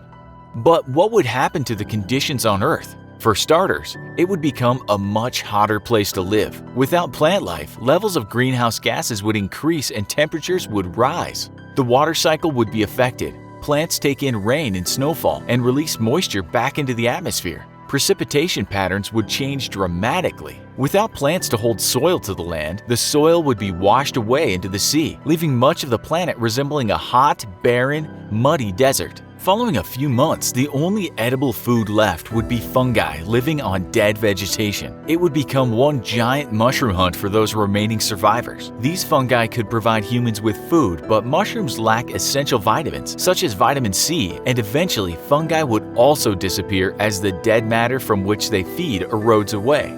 Once at this stage, humans would probably be the only mammals left on the planet owing to our food storing habits. Rodents may also coexist if they have access to human food stores, so we may have a world where humans become rodent eaters and perhaps even turn to cannibalism in an attempt to survive. But maybe things could be better at sea. What about the ocean? If only green plants disappeared, there may exist in the ocean microscopic algae, bacteria, and phytoplankton. These aquatic plants are right at the bottom of the food chain and may be our saviors. So in theory, life could remain and evolve in the oceans. But as a human food source, fish, crustaceans, and other aquatic sea life would only support a small fraction of the human population. Humans killing each other in a fight for the resources that remain in the sea is a real possibility, but there could be a chance for those hardy survivors to find a new way of life using the resources of the ocean. Water could be used as a means to create oxygen using electrolysis to split water molecules into oxygen and hydrogen, with the oxygen released into the atmosphere to breathe and hydrogen used for the chemosynthesis of food. That would mean the potential oxygen crisis and the food shortage epidemic could be solved for those few who survive the plant death epidemic. That milk in the back of your fridge? That check your bank is no longer willing to cash. And you, what do all these things have in common? They all have an expiration date. Ben Franklin said there are only two things certain in life, death and taxes. However, certain prominent citizens have proven it's a lot easier to get out of paying taxes than it is to live forever. From the moment we're born, we're all ticking down toward the finish line. It seems to be the one immutable rule of life. From that plant that never seemed to flower, no matter how much sun you gave it, to your beloved first goldfish floaty, to the most powerful king or president, every single living being on Earth will inevitably die. But why? Why were we all born to eventually expire? What purpose does this serve in evolution to give us all a limited time on the planet? It's far from exclusive to humans. We've had the opportunity to study life cycles of most plants and animals, and those that don't die of other causes will inevitably die of old age. Life cycles vary, but all follow a similar pattern of growth, peak years, and a natural decline as they get older. What is unique to humans is an awareness of our own mortality and the desire to understand what comes before, during, and after death. End-of-life care, the branch of medicine dedicated to making people comfortable in their last year, makes up roughly 10% of overall medical spending, encompassing those who die from both illness and from old age. But it wasn't always this way. Hundreds of years ago, old age was a much rarer way to go out. Life expectancy was dramatically shorter, and people were more likely to die from injury, contagious disease, infection, or malnutrition. Many of these causes still persist in countries and regions around the world, but the advance of medical treatment and the industrialization of food production has cut them down and let other causes take the lead. The leading cause of death now include heart disease, stroke, respiratory infections, dementia, cancer, and diabetes. These non-contagious illnesses can affect people of any age but become more likely the older people get. And of course, there's one common cause of death: old age, right? Wrong. Would it surprise you to know that no one has ever died of old age? Age isn't a cause of death. It's a risk factor that eventually leads people to succumb to an ailment associated with aging. The government mandates that every death certificate lists the cause of death, so when someone dies suddenly or in their sleep without an obvious cause of death, it used to be frequently listed as natural causes or old age. This is starting to change. Every one of these cases has an underlying cause, and as medical science presses forward, coroners are becoming more skilled at pinpointing the cause of death. The exception may be when someone dies peacefully at home after a long life and their family doesn't want an autopsy or investigation. Also, a very old person who has been beating the odds for a long time may have a lot of underlying ailments, and it can be hard to determine which was the one that led to their death. So, does the human body have a natural expiration date? It's rare for a person to live past 100 years old. Although this group, centenarians, is the fastest growing population demographic in industrialized nations due to the advances in medical care, there's an even rarer group, supercentenarians, who have lived to 110 and beyond. The verified oldest person ever to live, Jeanne Clement, was a French woman born in 1875 who died in 1997.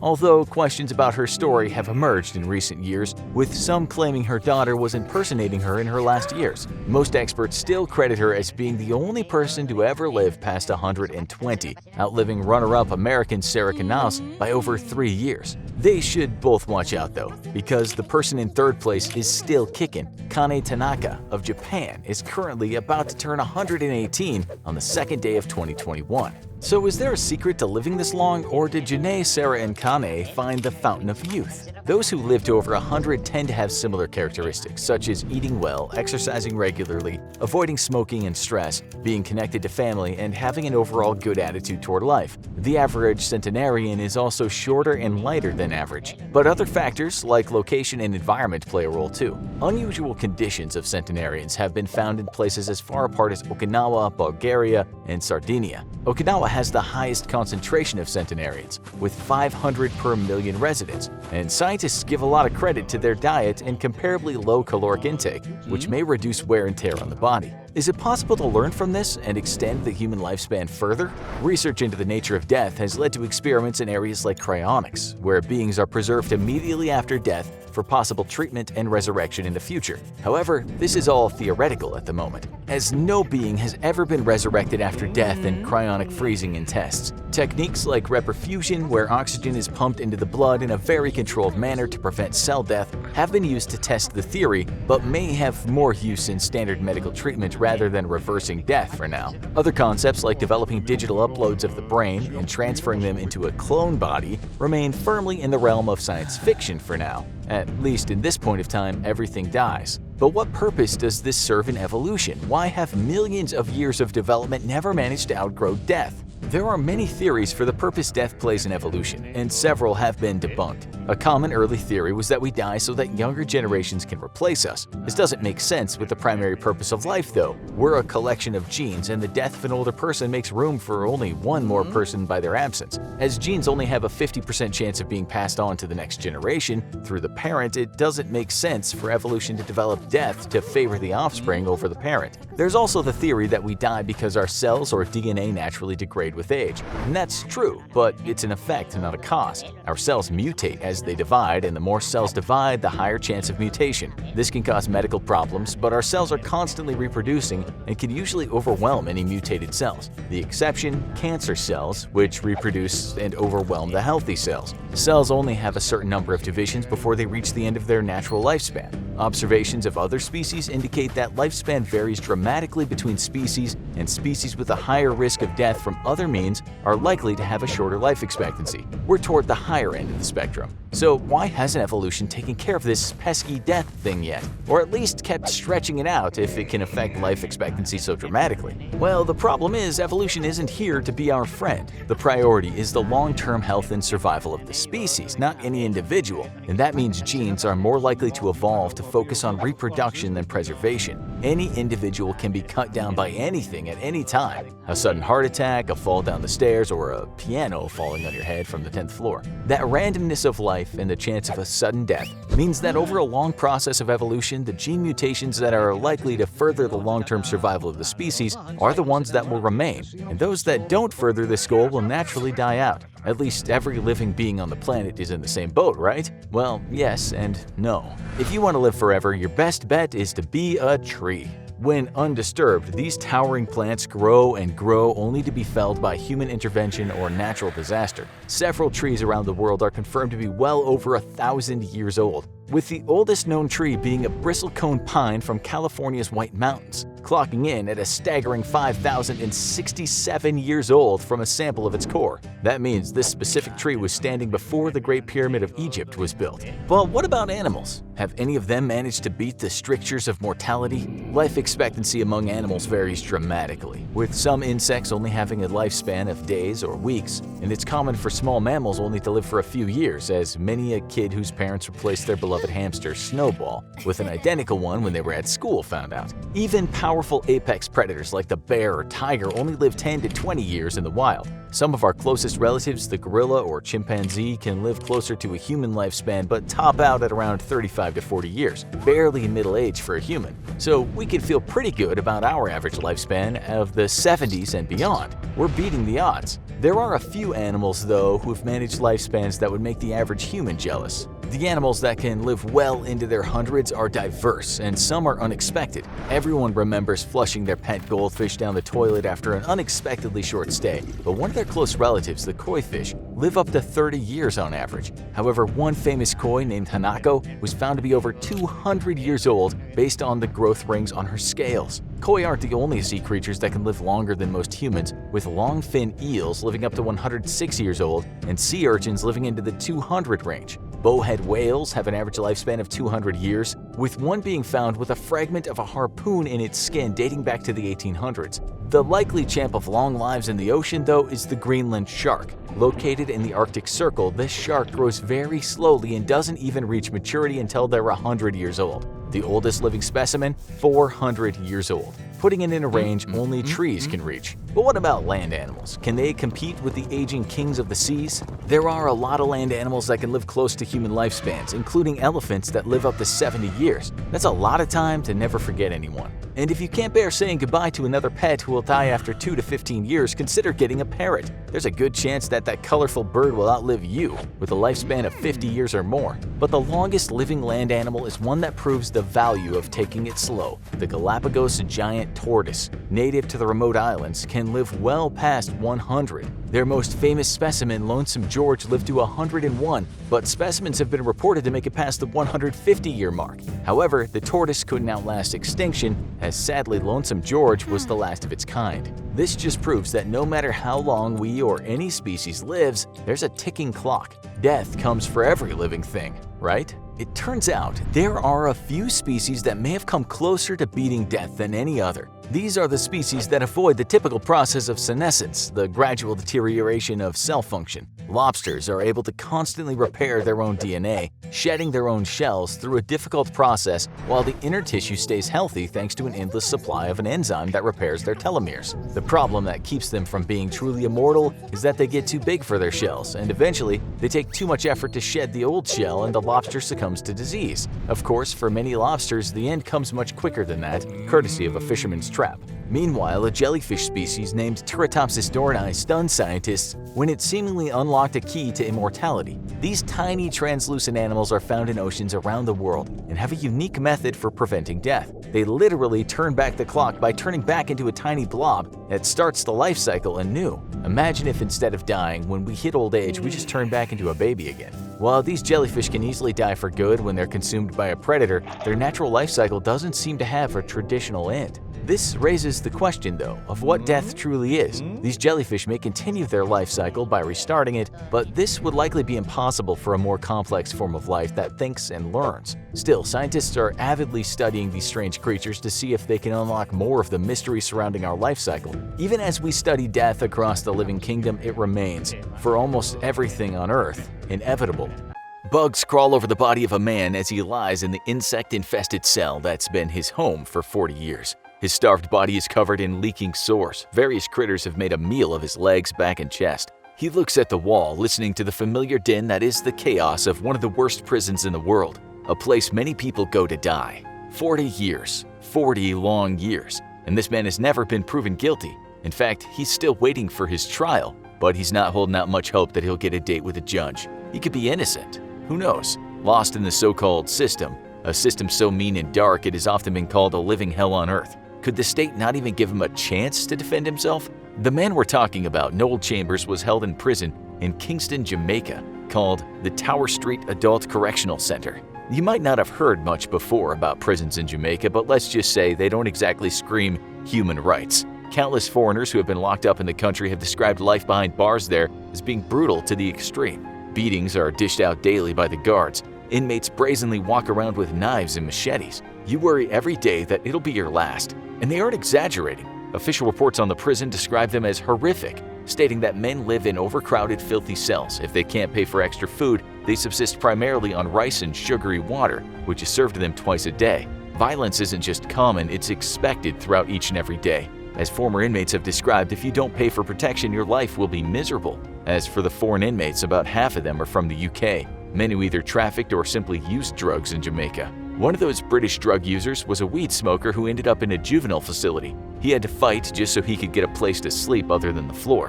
Another Brit went to the adult prison where he described the guards acting like animals. He said some of those guards were shot dead by inmates, while inmates often stabbed each other to death with weapons bought from the guards or dished out serious beatings. He said you could hear the popping sounds when officers would use thick batons to beat inmates on their joints. He summed it up saying, "There are no human rights at all." His stories have been backed up by the UN, with one reporter saying he found many inmates who had been subjected to brutal violence. The report said, being jailed in Jamaica is a harrowing experience even for those who are just detained and awaiting trial. Legal proceedings and court appearances often take a long time and can be delayed. Let those words sink in. Awaiting trial can be delayed. Just imagine if you were innocent and you had to spend any amount of time in a place we've just described. Really imagine what it would be like if you had to spend a year there. Now imagine you went in hoping you'd get a speedy trial, and then a year passed, and then a decade, and then another decade, and another. That's what happened to Mr. Chambers, but there are many others with stories just like his. In fact, when his story came out, subsequent investigations discovered that there were inmates who, just like Chambers, had never seen a judge and had wallowed in prisons with virtually no hope of it ever happening. A commission that was set up found 15 such inmates who had been behind bars for over 30 years without the chance of getting to defend themselves. So how does something so horrible like this happen? And perhaps more importantly, who is to blame? Well, some blame the courts rather than the prisons. The prisons are doing what they've been told to do. Keep a person locked up until they're informed that the person's case is going to trial. Problem is, Jamaica doesn't have a mental health facility in which to hold certain prisoners. There used to be one called Bellevue Hospital in Kingston, but that stopped accepting prisoners in 1979. Since then, those deemed mentally unwell just get thrown in with other prisoners. And because some of them are poorly represented and perhaps unfit to act on their own behalf, they just get lost in the system. But the thing is, Chambers was of sound mind for many years. just the same as many other prisoners who were said to be not fit for trial. Reports state that inmates at the prison regularly write to complain about the inhumane conditions, but often the last people that do that are the prisoners with mental health problems. What's even worse is that some of those inmates essentially rot away because they can't properly take care of themselves. In 1986, 6 years into his sentence, Chambers petitioned the Governor General for his release, but that petition fell on deaf ears. In 2005, his family asked that he at least be released on parole, since he had served 25 years for a murder he may or may not have committed.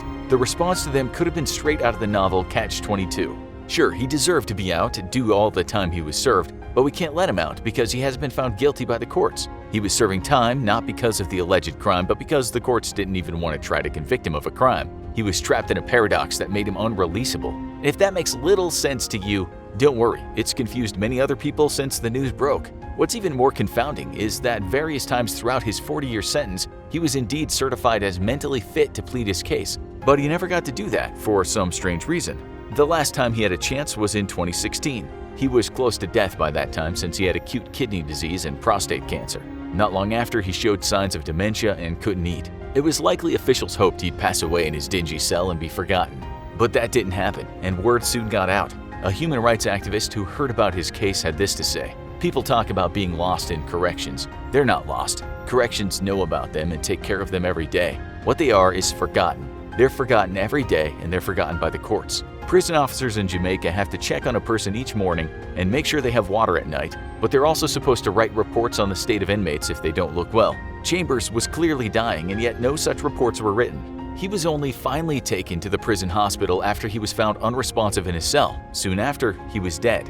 But the prison tried to hide the fact that he'd not been treated at the prison hospital prior to being found unconscious. When Chambers died, his body was described as being in a condition so wretched it was hard to even look at. One person said on Twitter, "I just saw the image of Noel Chambers' body, and I cannot understand this level of cruelty." Another comment just said, "That's not real. No, man, no." Twitter wasn't around when Chambers was first locked up, the same year that Pac-Man came out. Jamaicans on Twitter tried to make sense of this, with one saying Noel Chambers was basically tortured for 40 years. Another Jamaican Twitter user said this about such cases: "There needs to be some form of accountability for this disregard of mentally ill detainees." His story shocked Jamaica and much of the world, but the silver lining to this sad tale is that at least some good things came out of it. 9 other prisoners certified as unfit to stand trial actually got a chance to plead after Noel Chambers' story was made public, and they're now free men. But tragically, over 130 others in the same position who have been behind bars for years still haven't been given a chance to go to court.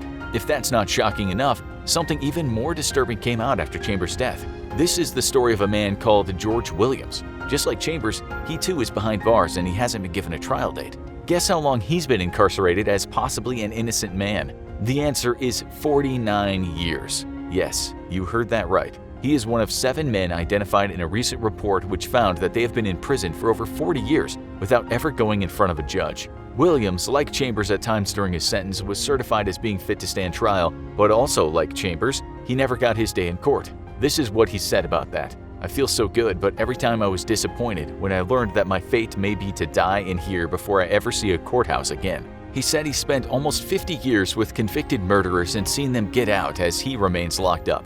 He's even seen guys on death row get released. He called the prison a living hell, and that, quote, "insects feed on my body both day and night." His application was looked at by the director of prosecutions, who said she'd review all the information, but that it couldn't be rushed. Without any hint of irony, she said, "We can't take any shortcuts." And there has been some good news. Williams' case was finally looked at, and he was subsequently released. His lawyer was over the moon for him, but perhaps chose the wrong words when speaking to the press. He said, "We are overwhelmed. Nobody can be as happy as George today having his day in court. This is what I call swift justice."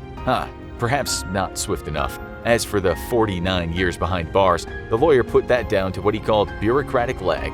When Williams walked out of prison, he was met by a cheering crowd, although it seems the 71-year-old might not have had the best of days just before his release. A Jamaican newspaper wrote George Williams was released for prison after spending close to 50 years behind bars without a trial, with a black eye from a beating on the weekend. Williams was met by family members and supporters. Just as Williams was being released, another inmate who'd never seen a judge because he was deemed unfit to stand trial was also set free. His name was Abraham Lawrence. He'd spent 25 years behind bars for nothing more than throwing stones at a police car in 1994. A psychiatrist said this about the men: What we are seeing here is clear evidence of exploitation and structural violence by systems that are in place to protect them. These words came weeks after an inmate was beaten to death by a guard. The Jamaican Prime Minister is of course aware of the case of the deceased Chambers and described the situation as tragic and heartbreaking, saying there was a need for prison reform. He asked for a multi-agency examination to make sure it doesn't happen again, but you have to wonder how it happened in the first place. Following an audit, the government has said there are now no prisoners like Chambers and Williams who are lost in the system, but added that Jamaica's infamous horror prisons need a massive overhaul. The Labour Party politician Robert Montague called for a new state-of-the-art correctional facility, but the government says there just isn't enough room in the budget to build one. He said, "We're not unmindful of the conditions, but the taxpayers overburdened, and we're moving with haste to correct the situation." On the Ides of March, or March 15th, a great Roman man called Julius Caesar was assassinated when he was stabbed an estimated 23 times. Many more influential people around the world would meet a similar fate in the years to come. Those who fell to the hand of an assassin or assassins include the great Mahatma Gandhi, John F. Kennedy, and the man suspected of killing him, Lee Harvey Oswald. Then you have the assassination of the Archduke Franz Ferdinand, something blamed for kicking off World War I. President Abraham Lincoln took a bullet to the head, while Martin Luther King Jr. was also assassinated the American way, killed with a firearm. Today we're going to introduce you to someone you might not have heard about, but you should have. His story is fascinating and his death is intriguing. This man, known as Ramesses III, was the second pharaoh of the 20th dynasty in Egypt, and his reign lasted from 1186 to 1155 BC. That's a long time ago, but if you want to see what this guy vaguely looked like, you can, because you can search for images of his mummy online. And you know what people are saying about those remains these days? That it looks like old Ramesses had his throat slit. But let's rewind just a little bit. From what we know about the man, he was a good if not great leader. During his time as pharaoh, what's known as the New Kingdom or Egyptian Empire was coming to an end. As empires always tend to do, it was heading toward decline. After he was gone, the trouble really started. But while he was in charge, he was successful, having beat back Libyan armies twice and making short shrift of the Sea Peoples. These people didn't get into Egypt, but they would attack again. It's said in all, our hero today and his armies fought them off 3 times. As one historian points out, these fights were big deals. He writes, "It should be stressed that the invasions were not merely military operations, but involved the movements of large populations, by land and sea, seeking new lands to settle." Let's just say Ramesses, having won a trio of invasions, likely won over a lot of people. How do we even know what went down more than 3,000 years ago? We don't really, not exactly. But historians rely on what the inscriptions say at Ramesses III's Medinet Habu mortuary temple. You can also hear this in something called the Harem Papyrus. "As for those who reached my frontier, their seed is not. Their heart and their soul are finished forever and ever. As for those who came forward together on the seas, the full flame was in front of them at the Nile's mouths, while a stockade of lances surrounded them on the shore, prostrated them on the beach, slain and made into heaps from head to tail." Yeah, he messed them up. Okay, so he won battles. But when empires go into decline, it always starts with a lot of infighting, usually peppered with decadence and many bad decisions. We also have to take into account that some of the people he defeated were settled nearby, and this might have led to new states being formed that would lead to the empire's downfall. Egypt had been fighting on land and in the sea, and as you know, especially if you check out our cost of defense shows, constantly being a warlike nation or defending yourself means spending tons of cash. No empire in the past has ever survived overspending when fighting on too many fronts. This economic turmoil took its toll on the normal people, and they had to put up with the ancient form of austerity, which basically meant less grain. When the people suffer when it looks like there's no way out,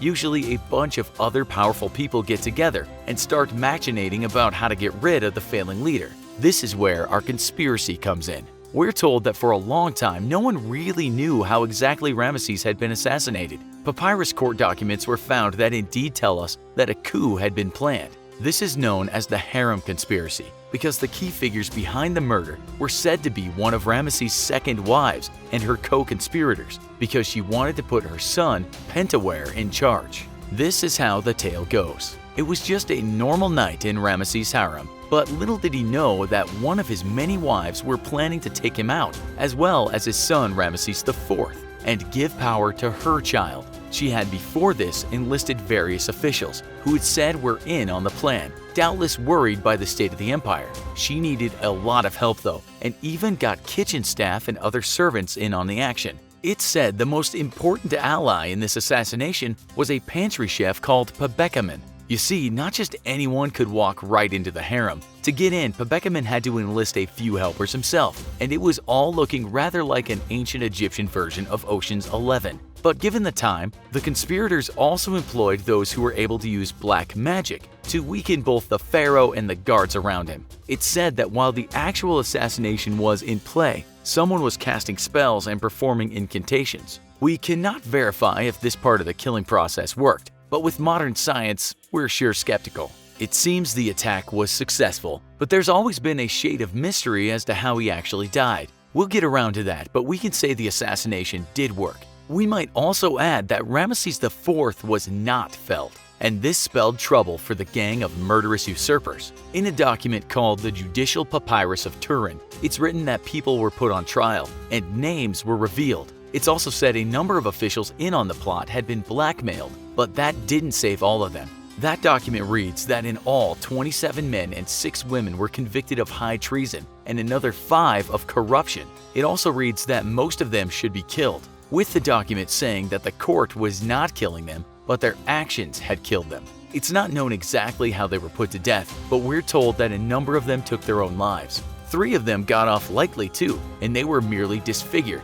Another got an ancient slap on the wrist. The son who would be king, Pentuer, may have killed himself. No one knows for sure, but some documents seem to infer that he was forced to take his own life. The empire was a mess. The pharaoh had been slaughtered. The other main players had either been killed or were perhaps worried about the state things were in. This was the beginning of the Great Descent that led toward the end of the empire. But how did Ramesses die? Did he actually have his throat slit? Live Science tells us that researchers had for a long time been mulling over the actual cause of death, with some people saying he was stabbed, slashed, and he died immediately, but other people saying he was hurt but lasted another 3 days. So scientists got a hold of the mummy, but this time they were armed with a computed tomography machine, and they performed what are known as CT scans. The large and deep cut wound in his neck must have been caused by a sharp knife or other blade, said the scientists. They added that it was quite the deep wound, and whoever got Ramesses' neck had severed his large blood vessels as well as his trachea and esophagus.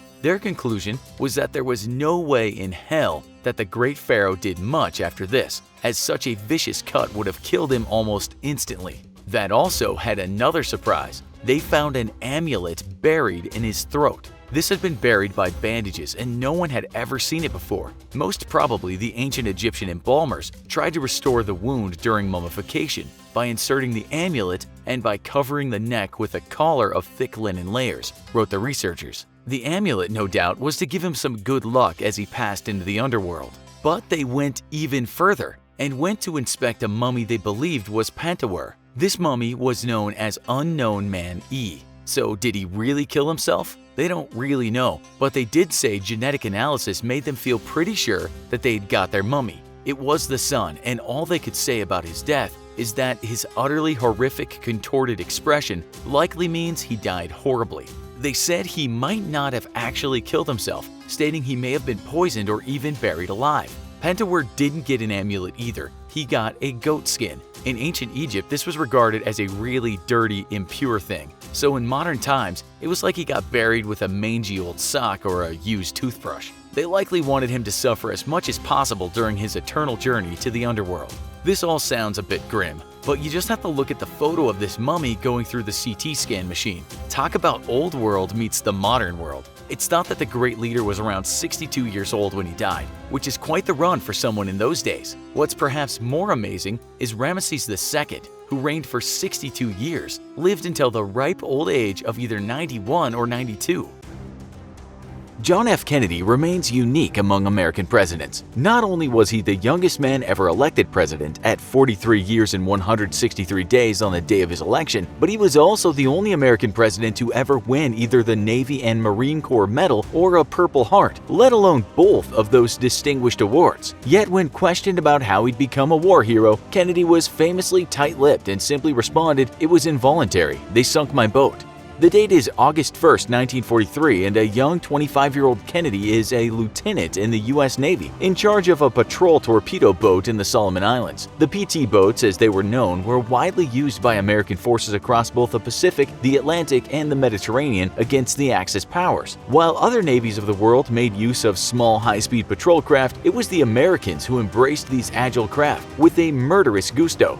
Known as speed demons or as the Devil Fleet by the Japanese it terrorized, PT boats operated in groups and relied on sheer speed to overwhelm much larger and more dangerous opponents. The boats were often made of nothing but light woods, with no armor plating and little, if any, protection. The lightweight gave the boats incredible speeds, reaching as high as 46 miles per hour, and allowed small groups of them to descend on much larger and slower vessels, launch their torpedoes, and tear away before the enemy could react. Often, PT boats would operate at night with the help of radar, and they would slowly cruise near enemy ships before launching into a high-speed suicidal charge and then howling away into the night.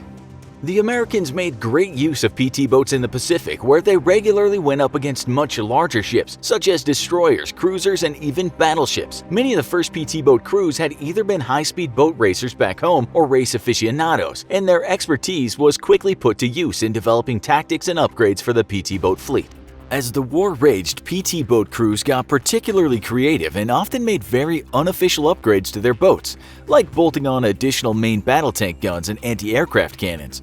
A PT boat could never have too many guns and bristled with firepower, making them a small but terrifying threat. JFK's PT boat, PT-109, was famously decked out with the stolen U.S. Army 37mm anti-tank gun, which was bolted to the bow of the boat. If it was big and it could shoot, PT boat crews would inevitably find some way to lash it onto their ships and roar off into combat with their completely unsanctioned upgrades. On the night of August 1, 1943, JFK's PT boat was one of a 4-boat flotilla on a mission to intercept Japanese destroyers undertaking supply runs in the Solomon Islands. Intense island-island fighting had stretched out Japanese supply lines, and intercepting incoming supply drops was critical to the success of the men fighting on the beaches and jungles of the Pacific.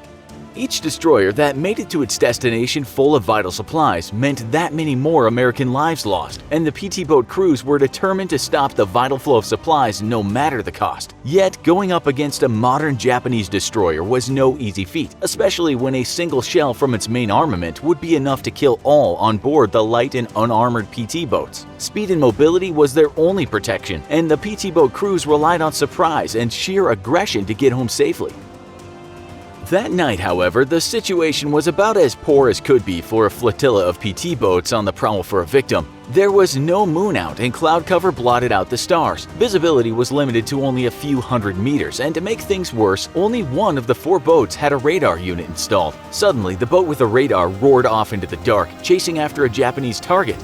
But the other 3 boats were left behind, completely blind. They silently chugged along at a low speed, because while the visibility was poor, any Japanese aircraft would be able to easily spot the wake of a PT boat due to the phosphorescent plankton that their propellers churned up. JFK was especially cautious as just days before, on his first patrol, a Japanese fighter had dropped 2 bombs near his boat and seriously injured 2 of his crew.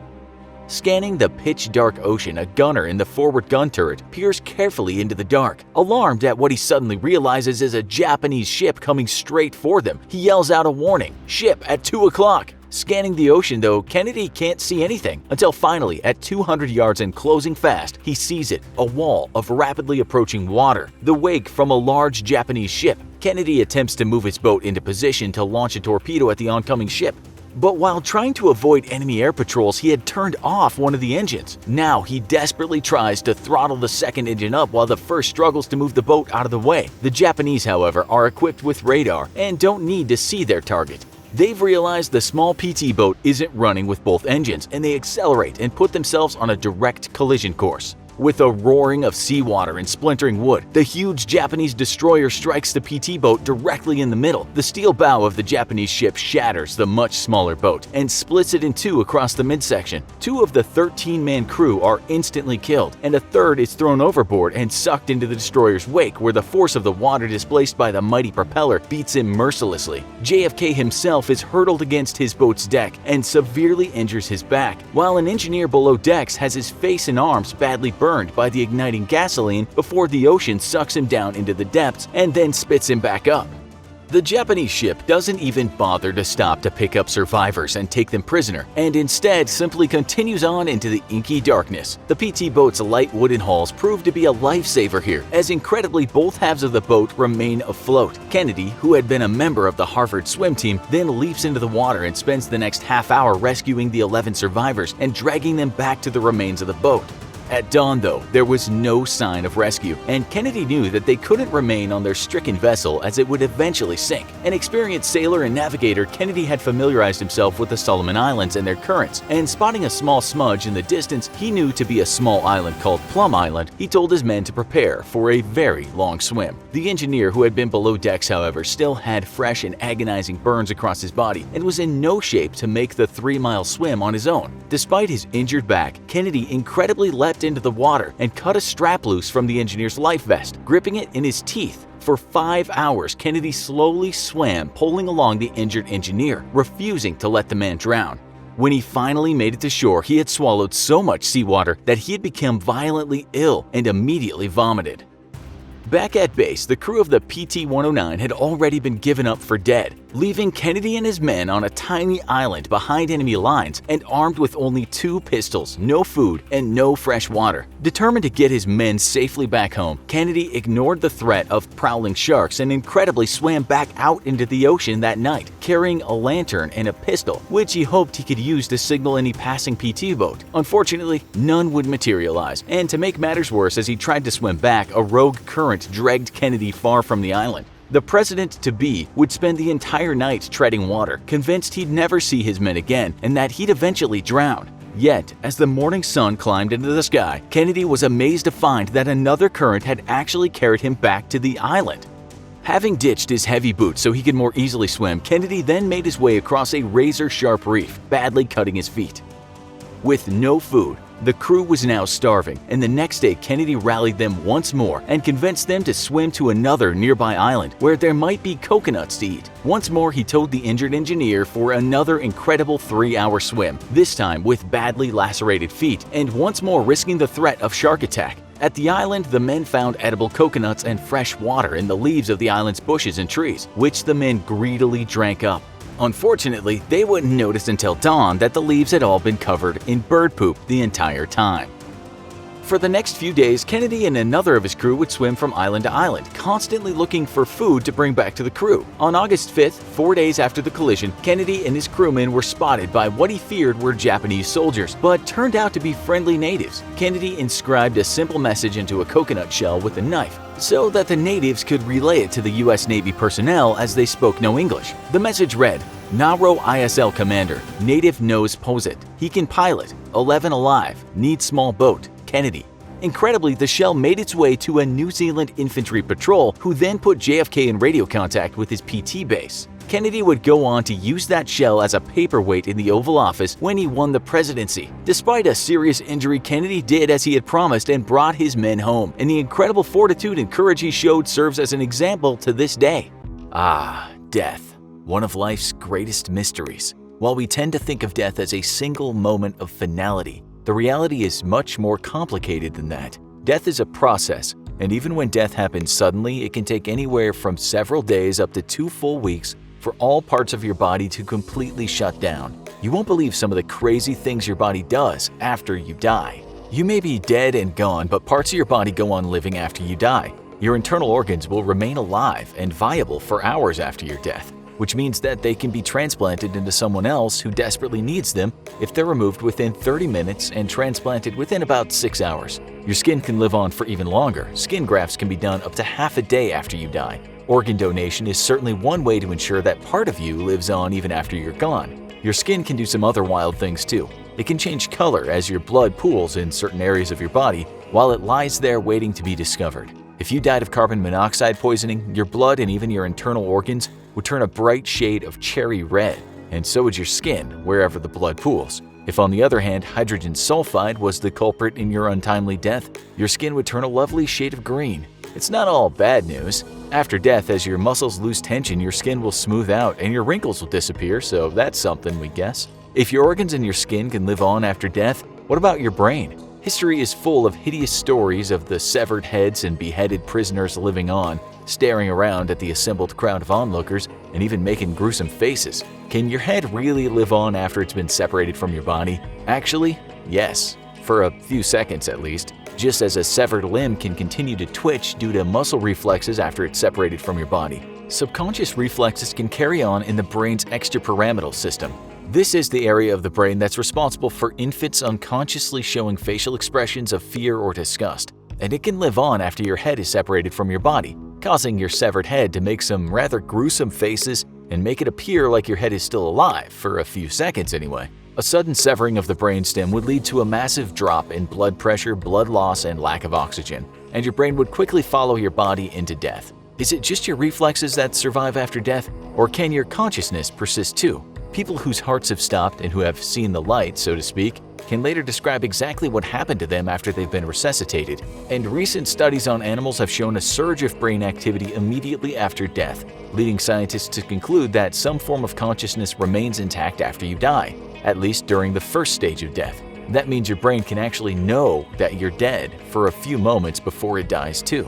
This doesn't last long though. Once your heart stops beating and your brain is no longer getting any oxygen, your brain cells will start to die and your brain will be dead within 3 to 7 minutes. If your organs, skin, and brain can live on after you've kicked the bucket, then does that mean that there's truth to the myth that your hair and nails keep growing after death? The truth is, your hair and nails do get longer after you die, but not for the reasons you might think. Your nails and hair don't actually keep growing after you die, but as moisture leaves your skin and it dries out and recedes, it can make your hair and nails appear longer. The skin on your face and chin will recede and dry out, pulling back tightly toward your skull and making any stubble on your cheeks appear more prominent, which is why many men appear to grow a beard after death. What happens to your eyes after you die? If you die with your eyes wide open, then the whites of them will dry out and turn gray or blue. This is a process called tache noire, which is French for black line, because that's exactly what it looks like, a dark line of discoloration across the middle of your eyeball.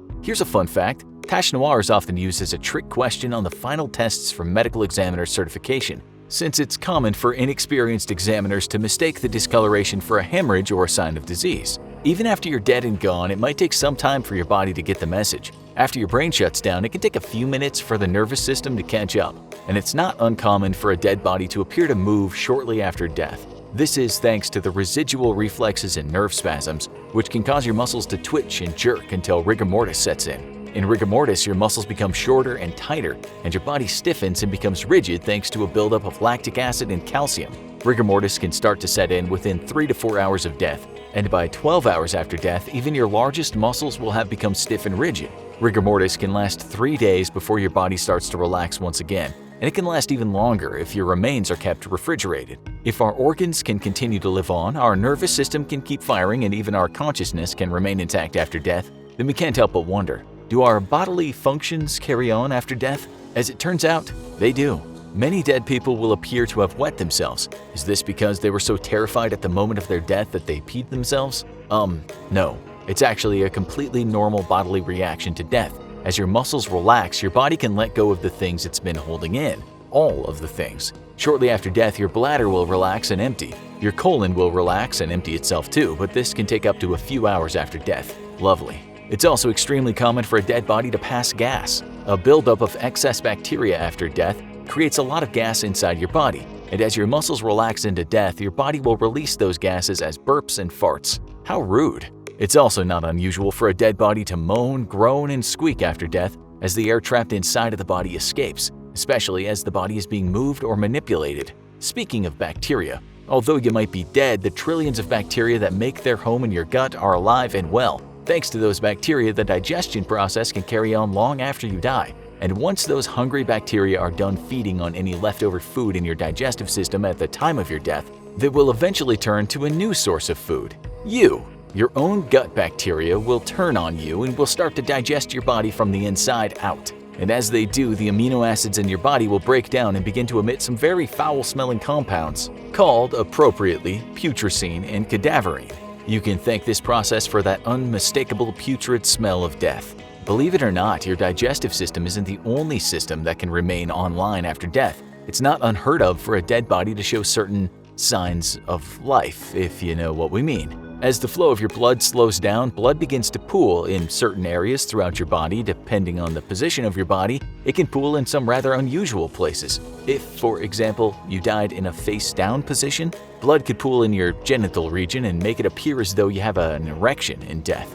Rigor mortis can also make things a little stiffer down there. If that's not weird enough, it's also common to find fluids near the erect member, although this is actually seepage from your prostate, not true ejaculate. For some strange reason, researchers have investigated whether dead people can have orgasms, and their findings might surprise you. It turns out that the so-called beating heart dead people who are being kept alive on a ventilator, actually can have orgasms. By electrically stimulating the sacral nerve, researchers have found out that they can cause orgasms in 91% of beating heart dead females. We're not sure that'll do you much good when you're dead, but we guess it's good to know. After your body is really and truly dead, your organs have shut down, your brain and nervous system are offline, your muscles have relaxed, then stiffened, and then relaxed again. What happens to your corpse next? First, your body will rapidly get cold, dropping 1.5 degrees Fahrenheit per hour until it reaches ambient room temperature. Once your body has been buried, it could be mostly gone within just a matter of months. At 50 degrees Fahrenheit, it'll take about 4 months for your body to fully decompose. All that'll be left of you is your skeleton, some cartilage, and some bits of dried skin inside the tattered remains of your best funeral suit. What if you aren't lucky enough to be properly preserved and buried? If your dead body were left in a cool, damp environment, you could actually turn into a blob of human soap. Through a chemical process called adipocere, your body's fat will be turned into a waxy, soap-like substance, preserving you in a pale yellow or gray blob appropriately called grave wax. If decomposing or worse, turning into soap doesn't sound like your thing, never fear, there are plenty of other crazy things you can do with your body after death. Sure, you could donate it to scientific research or to a cadaver farm where forensic students can practice finding and analyzing your decomposing corpse, but you could also take things a step further. If you're the more environmentally conscious type, your remains could be scattered among a tropical reef to sustain marine life in death. Or you could choose to be buried in a special pod that will grow into a tree. There's also cremation, which opens the door to all kinds of other crazy options. Your ashes could be made into a memento like a piece of jewelry, a glass sculpture, or a granite-like statue. If that seems too ordinary for you, you can now have your remains turned into a record containing your favorite songs, or even blended into paint or tattoo ink. If you want to go out with a bang, your ashes could be made into fireworks or shotgun shells. As it turns out, death is not quite as simple or as neat as we might like to think. From post-mortem erections to dead bodies passing gas, there are plenty of wild and crazy things that your body does after you die. We all think about death on occasion. Sometimes this leads to us becoming hypochondriacs for a bit. Other times we think about what happens in the afterlife. If you lived in 17th century London, there were some truly frightening and bizarre ways you might have died. From records collected during the time period, we found some oddly named causes of death from the 1600s. Perhaps you would die of ague or jaw vein, or worst of all, the king's evil. We're going to look at some of the most unusual causes of death in the 17th century London and what they entail. The causes of death are going to be broken down into different categories, starting with basic pathogens and ending with the weirdest cause of death. By the time we get to the end, you'll be wondering how anyone survived the 17th century London at all. Epidemiology and other medical fields had a long way to go in the 1600s. This meant that curable diseases of today were much more likely to kill you at this time. Even still, the names given to some of the diseases are perplexing. If you were to die from ague, it means you would most likely have had a fever. Your muscles would ache and you would have some symptoms such as nausea, vomiting, and diarrhea. This was because ague was the name given to malaria. Now we have anti-malarial drugs that'll help someone recover from the pathogen. But in 1632 London, people were not so lucky. In 1632, 348 people died from bloody flux. What this identification refers to is bloody diarrhea and dysentery. The cause of death in today's medical terms was most likely from a disease like cholera. There were also a plethora of pox that killed people. Sometimes smallpox was identified as flox when death occurred. Other people died from what was labeled as French pox, which was syphilis. For really unlucky people, they might have died from the king's evil. This was an infection of the neck glands. Today, we know this bacterial infection as tuberculosis. Many parts of the world have eradicated the disease by using antibiotic regimens. However, in 17th century London, the only thing that was said to cure the disease was the touch of a king. Getting an antibiotic prescription from your doctor and sticking with it is a much more effective way of surviving the king's evil, just in case you were wondering. Another bacterial infection that was recorded was jaw vein. This cause of death could have also been called jaw fallen or lockjaw. Regardless of what the name was recorded as, they all were the same disease, tetanus. It's a bacterial infection that causes massive muscle spasms. These contractions often happen in the jaw and neck, which causes interference with breathing and can lead to death, hence the name jaw vein. Although viruses and bacteria caused many people to die in London during the 1600s, sometimes the body destroyed itself. A lot of this had to do with lifestyles of the day and a lack of understanding around healthy diets and cleanliness. If you died of apoplex, it meant that you were most likely paralyzed at the time of death. However, this was not what killed you. Instead, a rupture or clogging of blood, leading to an aneurysm or internal bleeding, would have been the cause of your death. If dropsy was recorded as your cause of death, it meant that, like with apoplex, your circulatory system let you down and caused massive swelling of a body part. This is what we call edema today, but it was identified as dropsy in 17th century London. This next cause of death is a little gross, so if you have a weak stomach, prepare yourself. According to records, 13 people died of fistula in 1632 London. Fistula was an anal abscess that became infected. This caused the anal cavity to fill with pus. The infection could be cleared out, but if left untreated, it could also lead to death. Fistula would have been an incredibly uncomfortable and messy way for those 13 people to have died. Another cause of death that comes from problems in the rectum would have been identified as piles. This identification referred to hemorrhoids, which are inflamed veins in the anus that are caused from strained bowel movements. This condition can also develop during pregnancy or from obesity. If the bleeding resulted from piles or fistula was left untreated, the person would die. One recorded cause of death that was not super specific was purples. This referred to someone dying due to widespread bruising. Purples would have been caused by blunt force trauma, a number of pathogens, or hemophilia, which affects the body's ability to clot blood. By identifying the cause of death as purples, all the doctor was saying that there were bruises on the body. 7 people in the year 1632 died from quinsy. This was an inflammation of the tonsils. Most likely it was what we know as tonsillitis today. However, a tonsillectomy would have been much harder with the lack of instruments and medical knowledge of the day. When left untreated, those 7 people died from tonsils obstructing their breathing pathway, causing them to suffocate to death. A final cause of death related to the failure of the body was called tympany. This referred to an abdominal growth, normally a tumor. It would lead to bloating of the abdomen due to trapped air or gas. The person would swell up like a balloon. While being checked for tympany, a doctor would thump the swollen part of the body, which would create a hollow sound not unlike a timpani drum. This brings us to the most bizarre identification and causes of death from 1632 London. Some of this stuff is almost too crazy to believe. It's hard growing up. All children take a nasty fall or hurt themselves at some point while growing up. It's a part of learning. But for the most part, in today's society, we look out for the younger generations of our species. However, in 17th century London, being a child seemed to come with some unique challenges and dangers. As discussed before, medicine and medical knowledge had a long way to go in 17th century London. That meant that many infants' cause of death were identified as childbed or chrysomes. Childbed was a death that occurred shortly after birth from complications in the delivery process. Chrysomes was the death of an unbaptized infant, or one that was less than a month old. These identifications in and of themselves do not provide a detailed explanation for the death, but since chrysomes was the highest cause of death recorded at the time, it was clearly dangerous to be a newborn in 1632 London. One of the crazier causes of death recorded during this time was overlaid. This referred to when a parent accidentally rolled over onto their baby while they were sleeping and smothered the infant. This was an incredibly sad and unfortunate cause of death, yet it was recorded several times during this time period in London. Also, the same category as overlaid was starved at nurse. This referred to the baby receiving insufficient amounts of breast milk or not gaining the weight required from the milk it was given to survive. Either way, it was a sad day when any infant or child's cause of death needed to be recorded. Other than disease and failure of a body system, there were also other causes of death that were quite peculiar. Kidney stones are incredibly painful. If they grow large enough, they need to be surgically removed. When the cause of death for someone was recorded as a cut of the stone, it referred to someone dying as a result of the surgery to remove bladder or kidney stones from the body. The distinction here is that the stones are not what killed the person, but the cut that the doctor made, or an unsuccessful surgery, is what led to the person's demise. Today, we refer to mental health as a serious aspect of life that needs to be addressed and treated with care. However, in 17th century London, very little was actually known about how the brain worked and different mental illnesses. 5 people in 1632 were identified as dying from lunatique. This was the term given to someone with mental health issues. There's no distinction between what mental state the person was in. However, there was a stigma against anyone who was suffering from an ailment of the mind. Not understanding what was happening in someone's mind led people to fear going insane.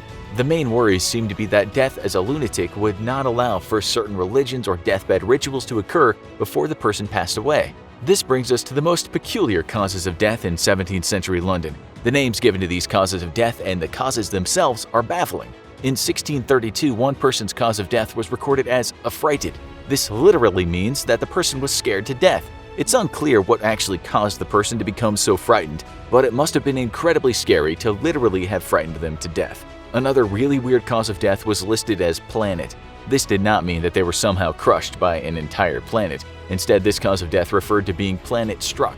It was believed at the time a severe illness or paralysis could have been caused by the influence of one of the celestial bodies in the sky. There is no scientific evidence that the motion of planets or stars has any effect on the aspects of someone's life, but in 17th century London, it would seem that some doctors believed that the cosmos could directly cause someone to become sick and die. We're not sure why the stars and planets would concern themselves with making someone sick on planet Earth, but apparently it happened in 1632 London 13 times. As a side note, this was not the first time a celestial body was associated with an ailment. It was believed that the moon and its cycles could cause people to literally go insane. This is where the word lunatic comes from. The prefix luna means moon, and lunatic refers to insanity created by the different phases of the moon. One cause of death that is still shrouded in mystery is rising of the lights. It most likely refers to an illness in the lungs. Perhaps the lights referred to the lightweight organs that were lungs, and the rising up referred to the movement of the chest during severe coughing. It's unclear what would distinguish rising of the lights from other respiratory illnesses other than it sounds nicer than death by lung infection. 86 people died from surfeit in 1632 London. This is a surprisingly high number for what surfeit actually is. Surfeit is death by overeating or gluttony. By eating too much, the person could have died due to dehydration from vomiting excessively. This cause of death may have referred to people who died from being overweight or diseases connected from obesity such as diabetes or heart failure. It's also been suggested that the surfeit could refer to someone who consumed too much alcohol, passed out, and then died by choking on their own vomit. Either way, surfeit would not have been a pleasant way to go.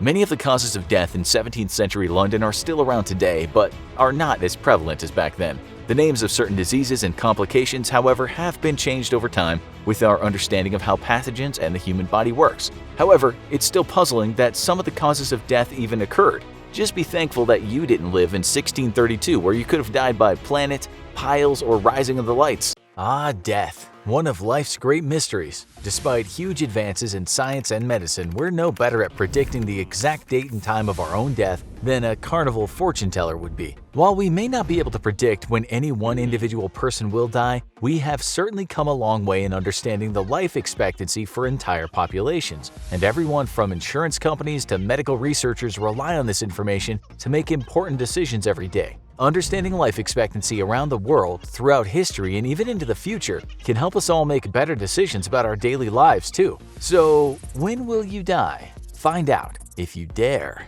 We're certainly lucky to live in a time when global life expectancy is at an all-time high. The average person alive on Earth today can expect to live up to the ripe old age of 73. Women have it a bit better with an average life expectancy of 75.5 years, while men can expect to live just under 71 years. But that's global life expectancy. If we take a closer look at different countries individually, we can see that life expectancy varies quite a bit around the world, even today. The region with the best life expectancy today is Hong Kong, where the average woman can expect to live for a whopping 88 years, and men have a life expectancy of 82 years for an average of 85 years for both sexes. Most developed countries have an average life expectancy of over 75 years. Australians live an average of nearly 84 years, Canadians can expect to stick around for almost 83 years on average, and Americans have a life expectancy of about 79 years. Less developed countries unfortunately have a much lower life expectancy. In the Central African Republic, the region with the lowest life expectancy in the world, the average life expectancy is just 54 years. Somalians can expect to live 58 years on average, and people living in Haiti have an expectancy of 65 years. When we're talking about how long someone will live, it's important that we understand the difference between life expectancy and lifespan. The figures we just went over are averages for life expectancy. Life expectancy is the average number of years of life for an entire population, taking into account how long each individual person actually lived. Lifespan, on the other hand, is the actual length of any given individual's life. For example, while the average life expectancy in the year 1200 AD might have only been 35 years, does that mean that most people back then only lived to be 35? Of course not. Life expectancy is calculated from birth, and that figure includes rates of infant mortality and childhood deaths. In ancient times, before the advent of modern medicine, the likelihood of dying during birth or in early childhood was much higher, and these early deaths dragged down the average life expectancy for the whole population. For every child who's died as a baby, another person could have lived to see their 70th birthday. But when all these individual lifespans are taken together, the average life expectancy lands somewhere in the middle, around 30 to 40 years. Hong Kong, which currently boasts the highest life expectancy in the world, also has some of the lowest infant and child mortality rates, with just 1.2 infant deaths per 1,000 live births, and only 1.9 deaths per 1,000 children under 5.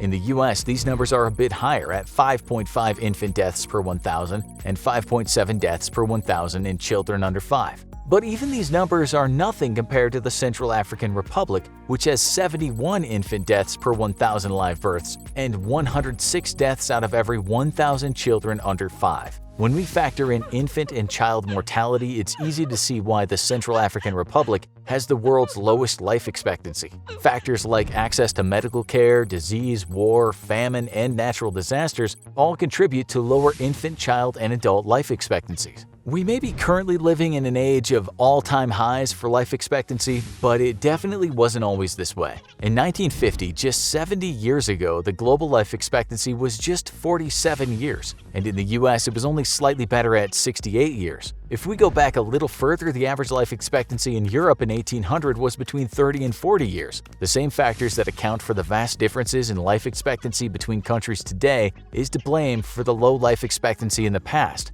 Access to medical care, war, famine, disease, and high infant and child mortality. Infant mortality rates are also improving around the world. In 1921, even countries like Canada had a 10% infant mortality rate. So as these numbers improve, the average life expectancy increases, especially in developed nations. So now that we understand the difference between life expectancy and lifespan, and have learned a bit about life expectancy around the world and throughout history, let's take a look at the really important question. When will you die? In other words, what is your personal expected lifespan? There are a few major factors at play when calculating your personal life expectancy. Obviously, the country you're born in plays a huge role, as we've already seen. Gender is another big one. You might have noticed earlier that the life expectancy data always seem to favor women. In the US, women can expect to live to 81, while men have a life expectancy of just 76 years. Some researchers chalk this up to the fact that men are more likely to engage in riskier behaviors than women, making them more likely to die an accidental death. Genetics is another big factor in your life expectancy. 9 of the 10 leading causes of death in the US currently are directly linked to genetics. If you have a family history of heart disease, cancer, diabetes, Alzheimer's, or other hereditary diseases, your life expectancy might be lower than average. Thankfully, advances in medical care have boosted life expectancy in recent decades, thanks to innovations like antibiotics, immunizations, surgery, and medical imaging.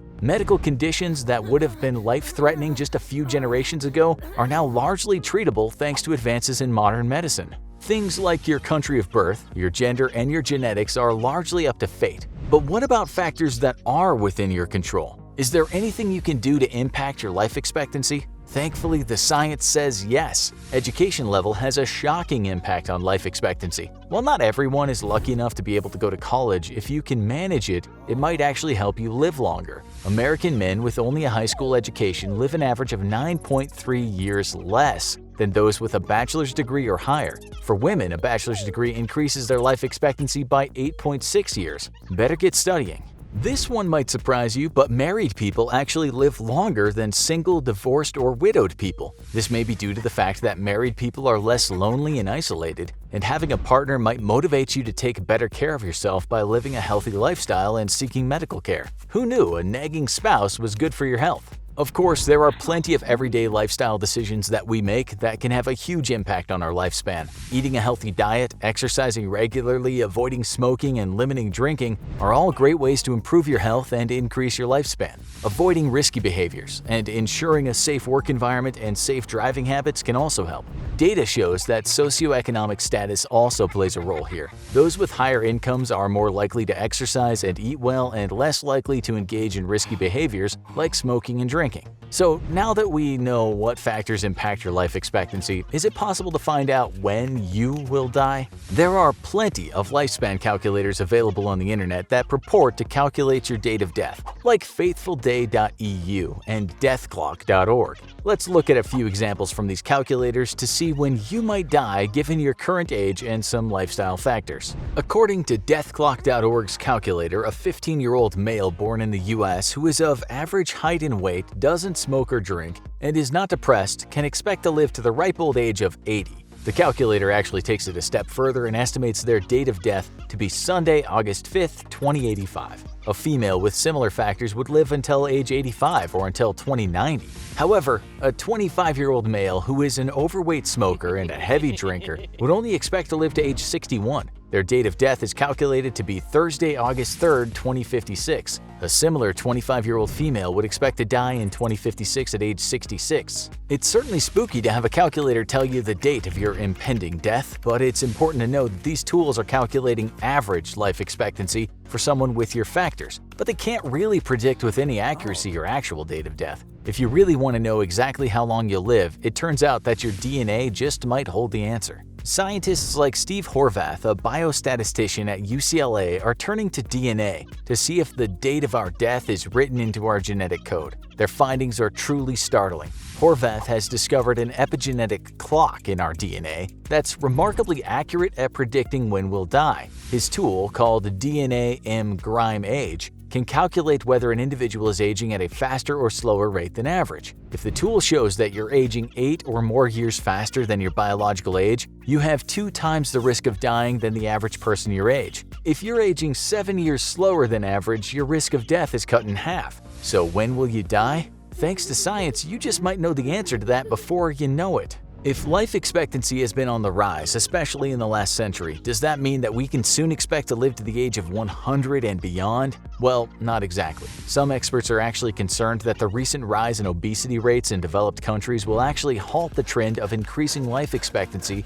within the first half of the century. 5% of the US population is obese today, compared to just 1% in 1962. If this trend keeps up, we'll likely see a slowing of the trend of increased life expectancy, and we may even see a reversal, with life expectancy declining around the world. While this is certainly not great news, thankfully this is largely related to factors that we can control, such as diet and exercise. If more people begin to live a healthy lifestyle, we might just be able to correct this problem. It might not be possible to accurately predict exactly when you'll die, but science is definitely getting closer. We live in an age with the highest life expectancy in history, thanks to advances in medical care and lower rates of infant and child mortality. The average person today can expect to live almost twice as long as their great-grandparents did. And that's the good news, and it may be tempting to assume that we're on track to live forever. Unfortunately, the bad news is that this trend of increasing life expectancy might actually be in danger of reversing in the near future if we don't reduce rates of obesity and live healthier lifestyles. If humans truly want to be immortal, or at least live longer lives than their parents did,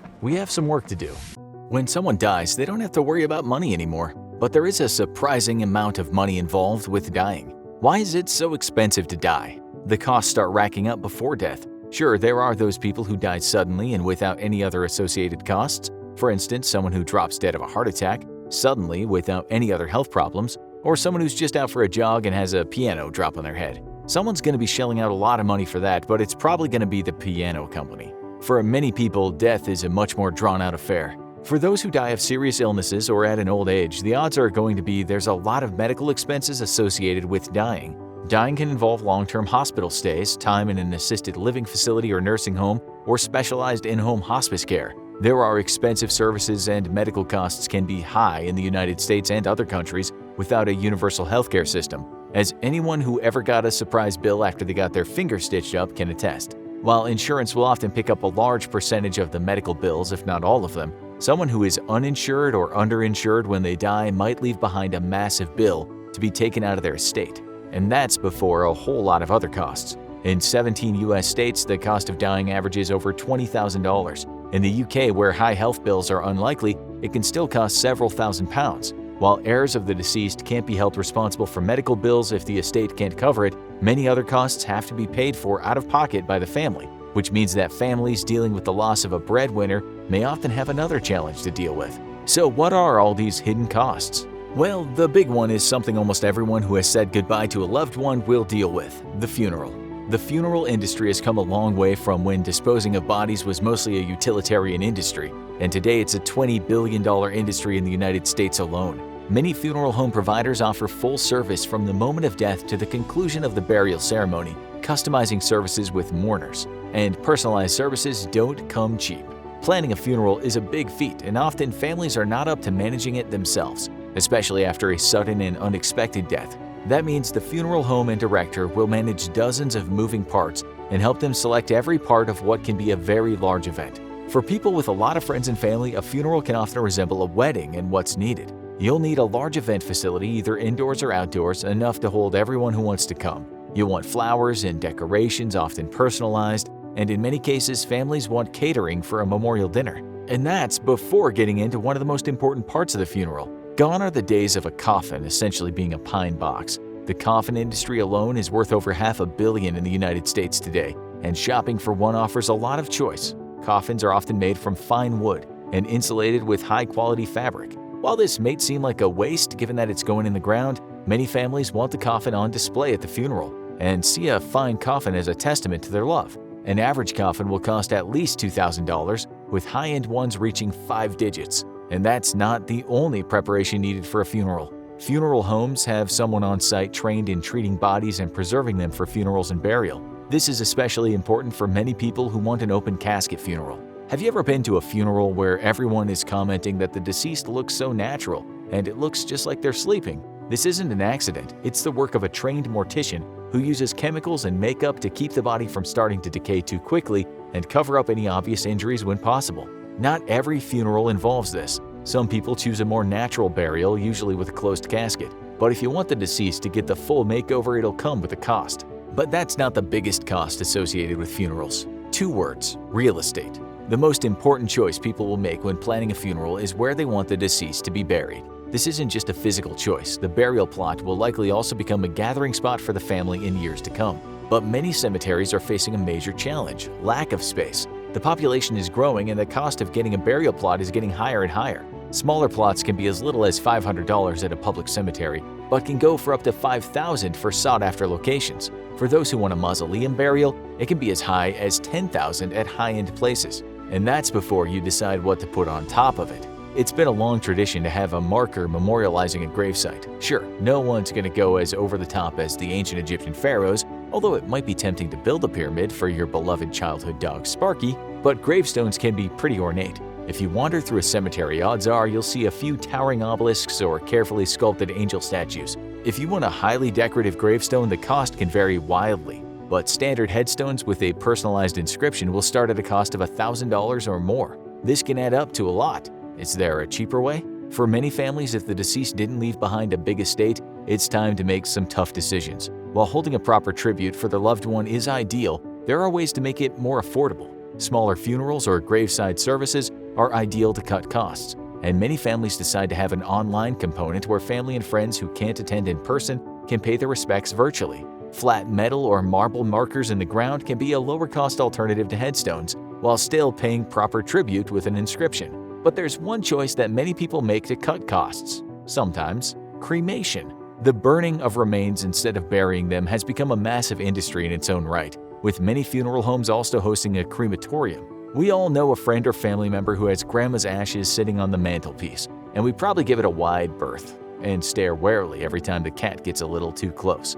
And for those who want the simplest and lowest cost option, a basic cremation can be had for as little as $800. But that doesn't mean that many people don't find surprising costs. Cremation is a specialized service, with crematorium workers dealing with extremely hot and powerful ovens that can reduce a human body to bone ash in a short time. The cost of the equipment and training adds up, and so does the equipment it comes with. The standard urn that is at a constant risk of spilling ashes everywhere is mostly a thing of the past, with most urns sold by funeral homes coming in with specialized seals to prevent accidents. And there are many specialized and artisan urns available that can cost more than $500. But some families want a more permanent option. Some families choose the best of both worlds, cremation and a burial plot that gives them a place to visit and pay their respects. These plots are smaller and can be marked with a marker or headstone, but can still be expensive, at least $350 at a public cemetery and as much as $2,500 for a prime spot at a private cemetery. Because urns or cremation vessels can be held anywhere, it's also common to choose an above-ground spot in a mausoleum, which usually is more expensive. Well, at least the deceased doesn't have to worry about any of this, right? Not exactly. Because the funeral industry has become so big and expensive, many people are starting to think about these questions long before they're gone. It's like planning in advance for a vacation that no one wants to take. No one wants to put their loved ones into debt to pay for their funeral. So they're starting to take some common sense measures to make sure that expensive funeral costs don't throw the family for a loop. But those usually involve some costs of their own, paying for their own death in advance. The first step is to get life insurance. This will ensure your loved ones a payout if you die under most circumstances. This is especially important for breadwinners and single-income families, even if they don't expect to die anytime soon. Of course, the problem is that insurance companies don't want to pay out, so life insurance becomes more and more expensive as people get older. A 10-year policy on a 90-year-old probably isn't a good investment for the company. Whole life insurance is available, but it can be very expensive. But if you don't want the family to have to pay any death-related costs, that can be achieved too. Most of the time, people walking into a funeral home are the family of the deceased. But sometimes it's a healthy and happy person looking to arrange a funeral, their own. Most funeral homes will arrange end-of-life plans for people years or even decades before it takes place, down to the slightest detail. Want to rickroll the guests? They'll put that in a funeral plan and file it away, although it might not seem as funny when you're 85. And you can pay in advance too, over installments for many years. If you go before it's fully paid off, your loved ones will only have a fraction of the costs, but in many cases there'll be nothing left to pay. Of course, some people may make more unconventional arrangements to dodge costs. With cremation, many families choose not to keep the ashes forever. They'll take them home in a simple container without a formal ceremony or burial, and a while later, once the entire family and extended circle can get together, they meet at a meaningful location to scatter the ashes. While this might seem disturbing to some, after all, it's human remains being sprinkled in a public place, bone ash is biodegradable and considered harmless to the environment, so it's legal in all public places unless there are security issues. Private locations are dependent on permission of the owner, but that doesn't always stop people. A particularly popular spot is Disney's Haunted Mansion, as Disney-loving fans try to add a 1,000th to the famous assortment of 999 grim grinning ghosts. But that's not the only low-cost option for burial or cremation. Some enterprising companies have started offering unconventional ways to use cremation ashes, as they pose no health hazard and mix into things easily. Did Grandma always love to paint? Her ashes can be mixed in with paint and used to create a work of art. Did Uncle Billy like to live it up? A company specializing in fireworks can create a custom batch including a pinch of his ashes to send him off in style. There are even biodegradable urns that are meant to be buried and contain a tree seed along with the ashes to create a tree out of a loved one's remains, a living headstone far bigger than any obelisk. Many of these options aren't cheap, but they're usually a fraction of traditional funeral and burial with all the frills. And it's likely to just continue going up. People are living longer, and that means they're more likely to need healthcare before they die. Cemeteries aren't easy to maintain, and the demand for burial plots is growing as the population does. And with many funeral homes offering digital services like online memorial walls, it's becoming a more skilled and versatile position all the time. That adds up to one thing: a growing and complicated sector that will fetch a high cost for its services. There are only two things certain in life: death and taxes. But until scientists manage to cure the first, the high cost of death might be the third certainty. For another unconventional way to dispose of remains, check out composting humans is now legal in these US states. Or try this video on for size instead.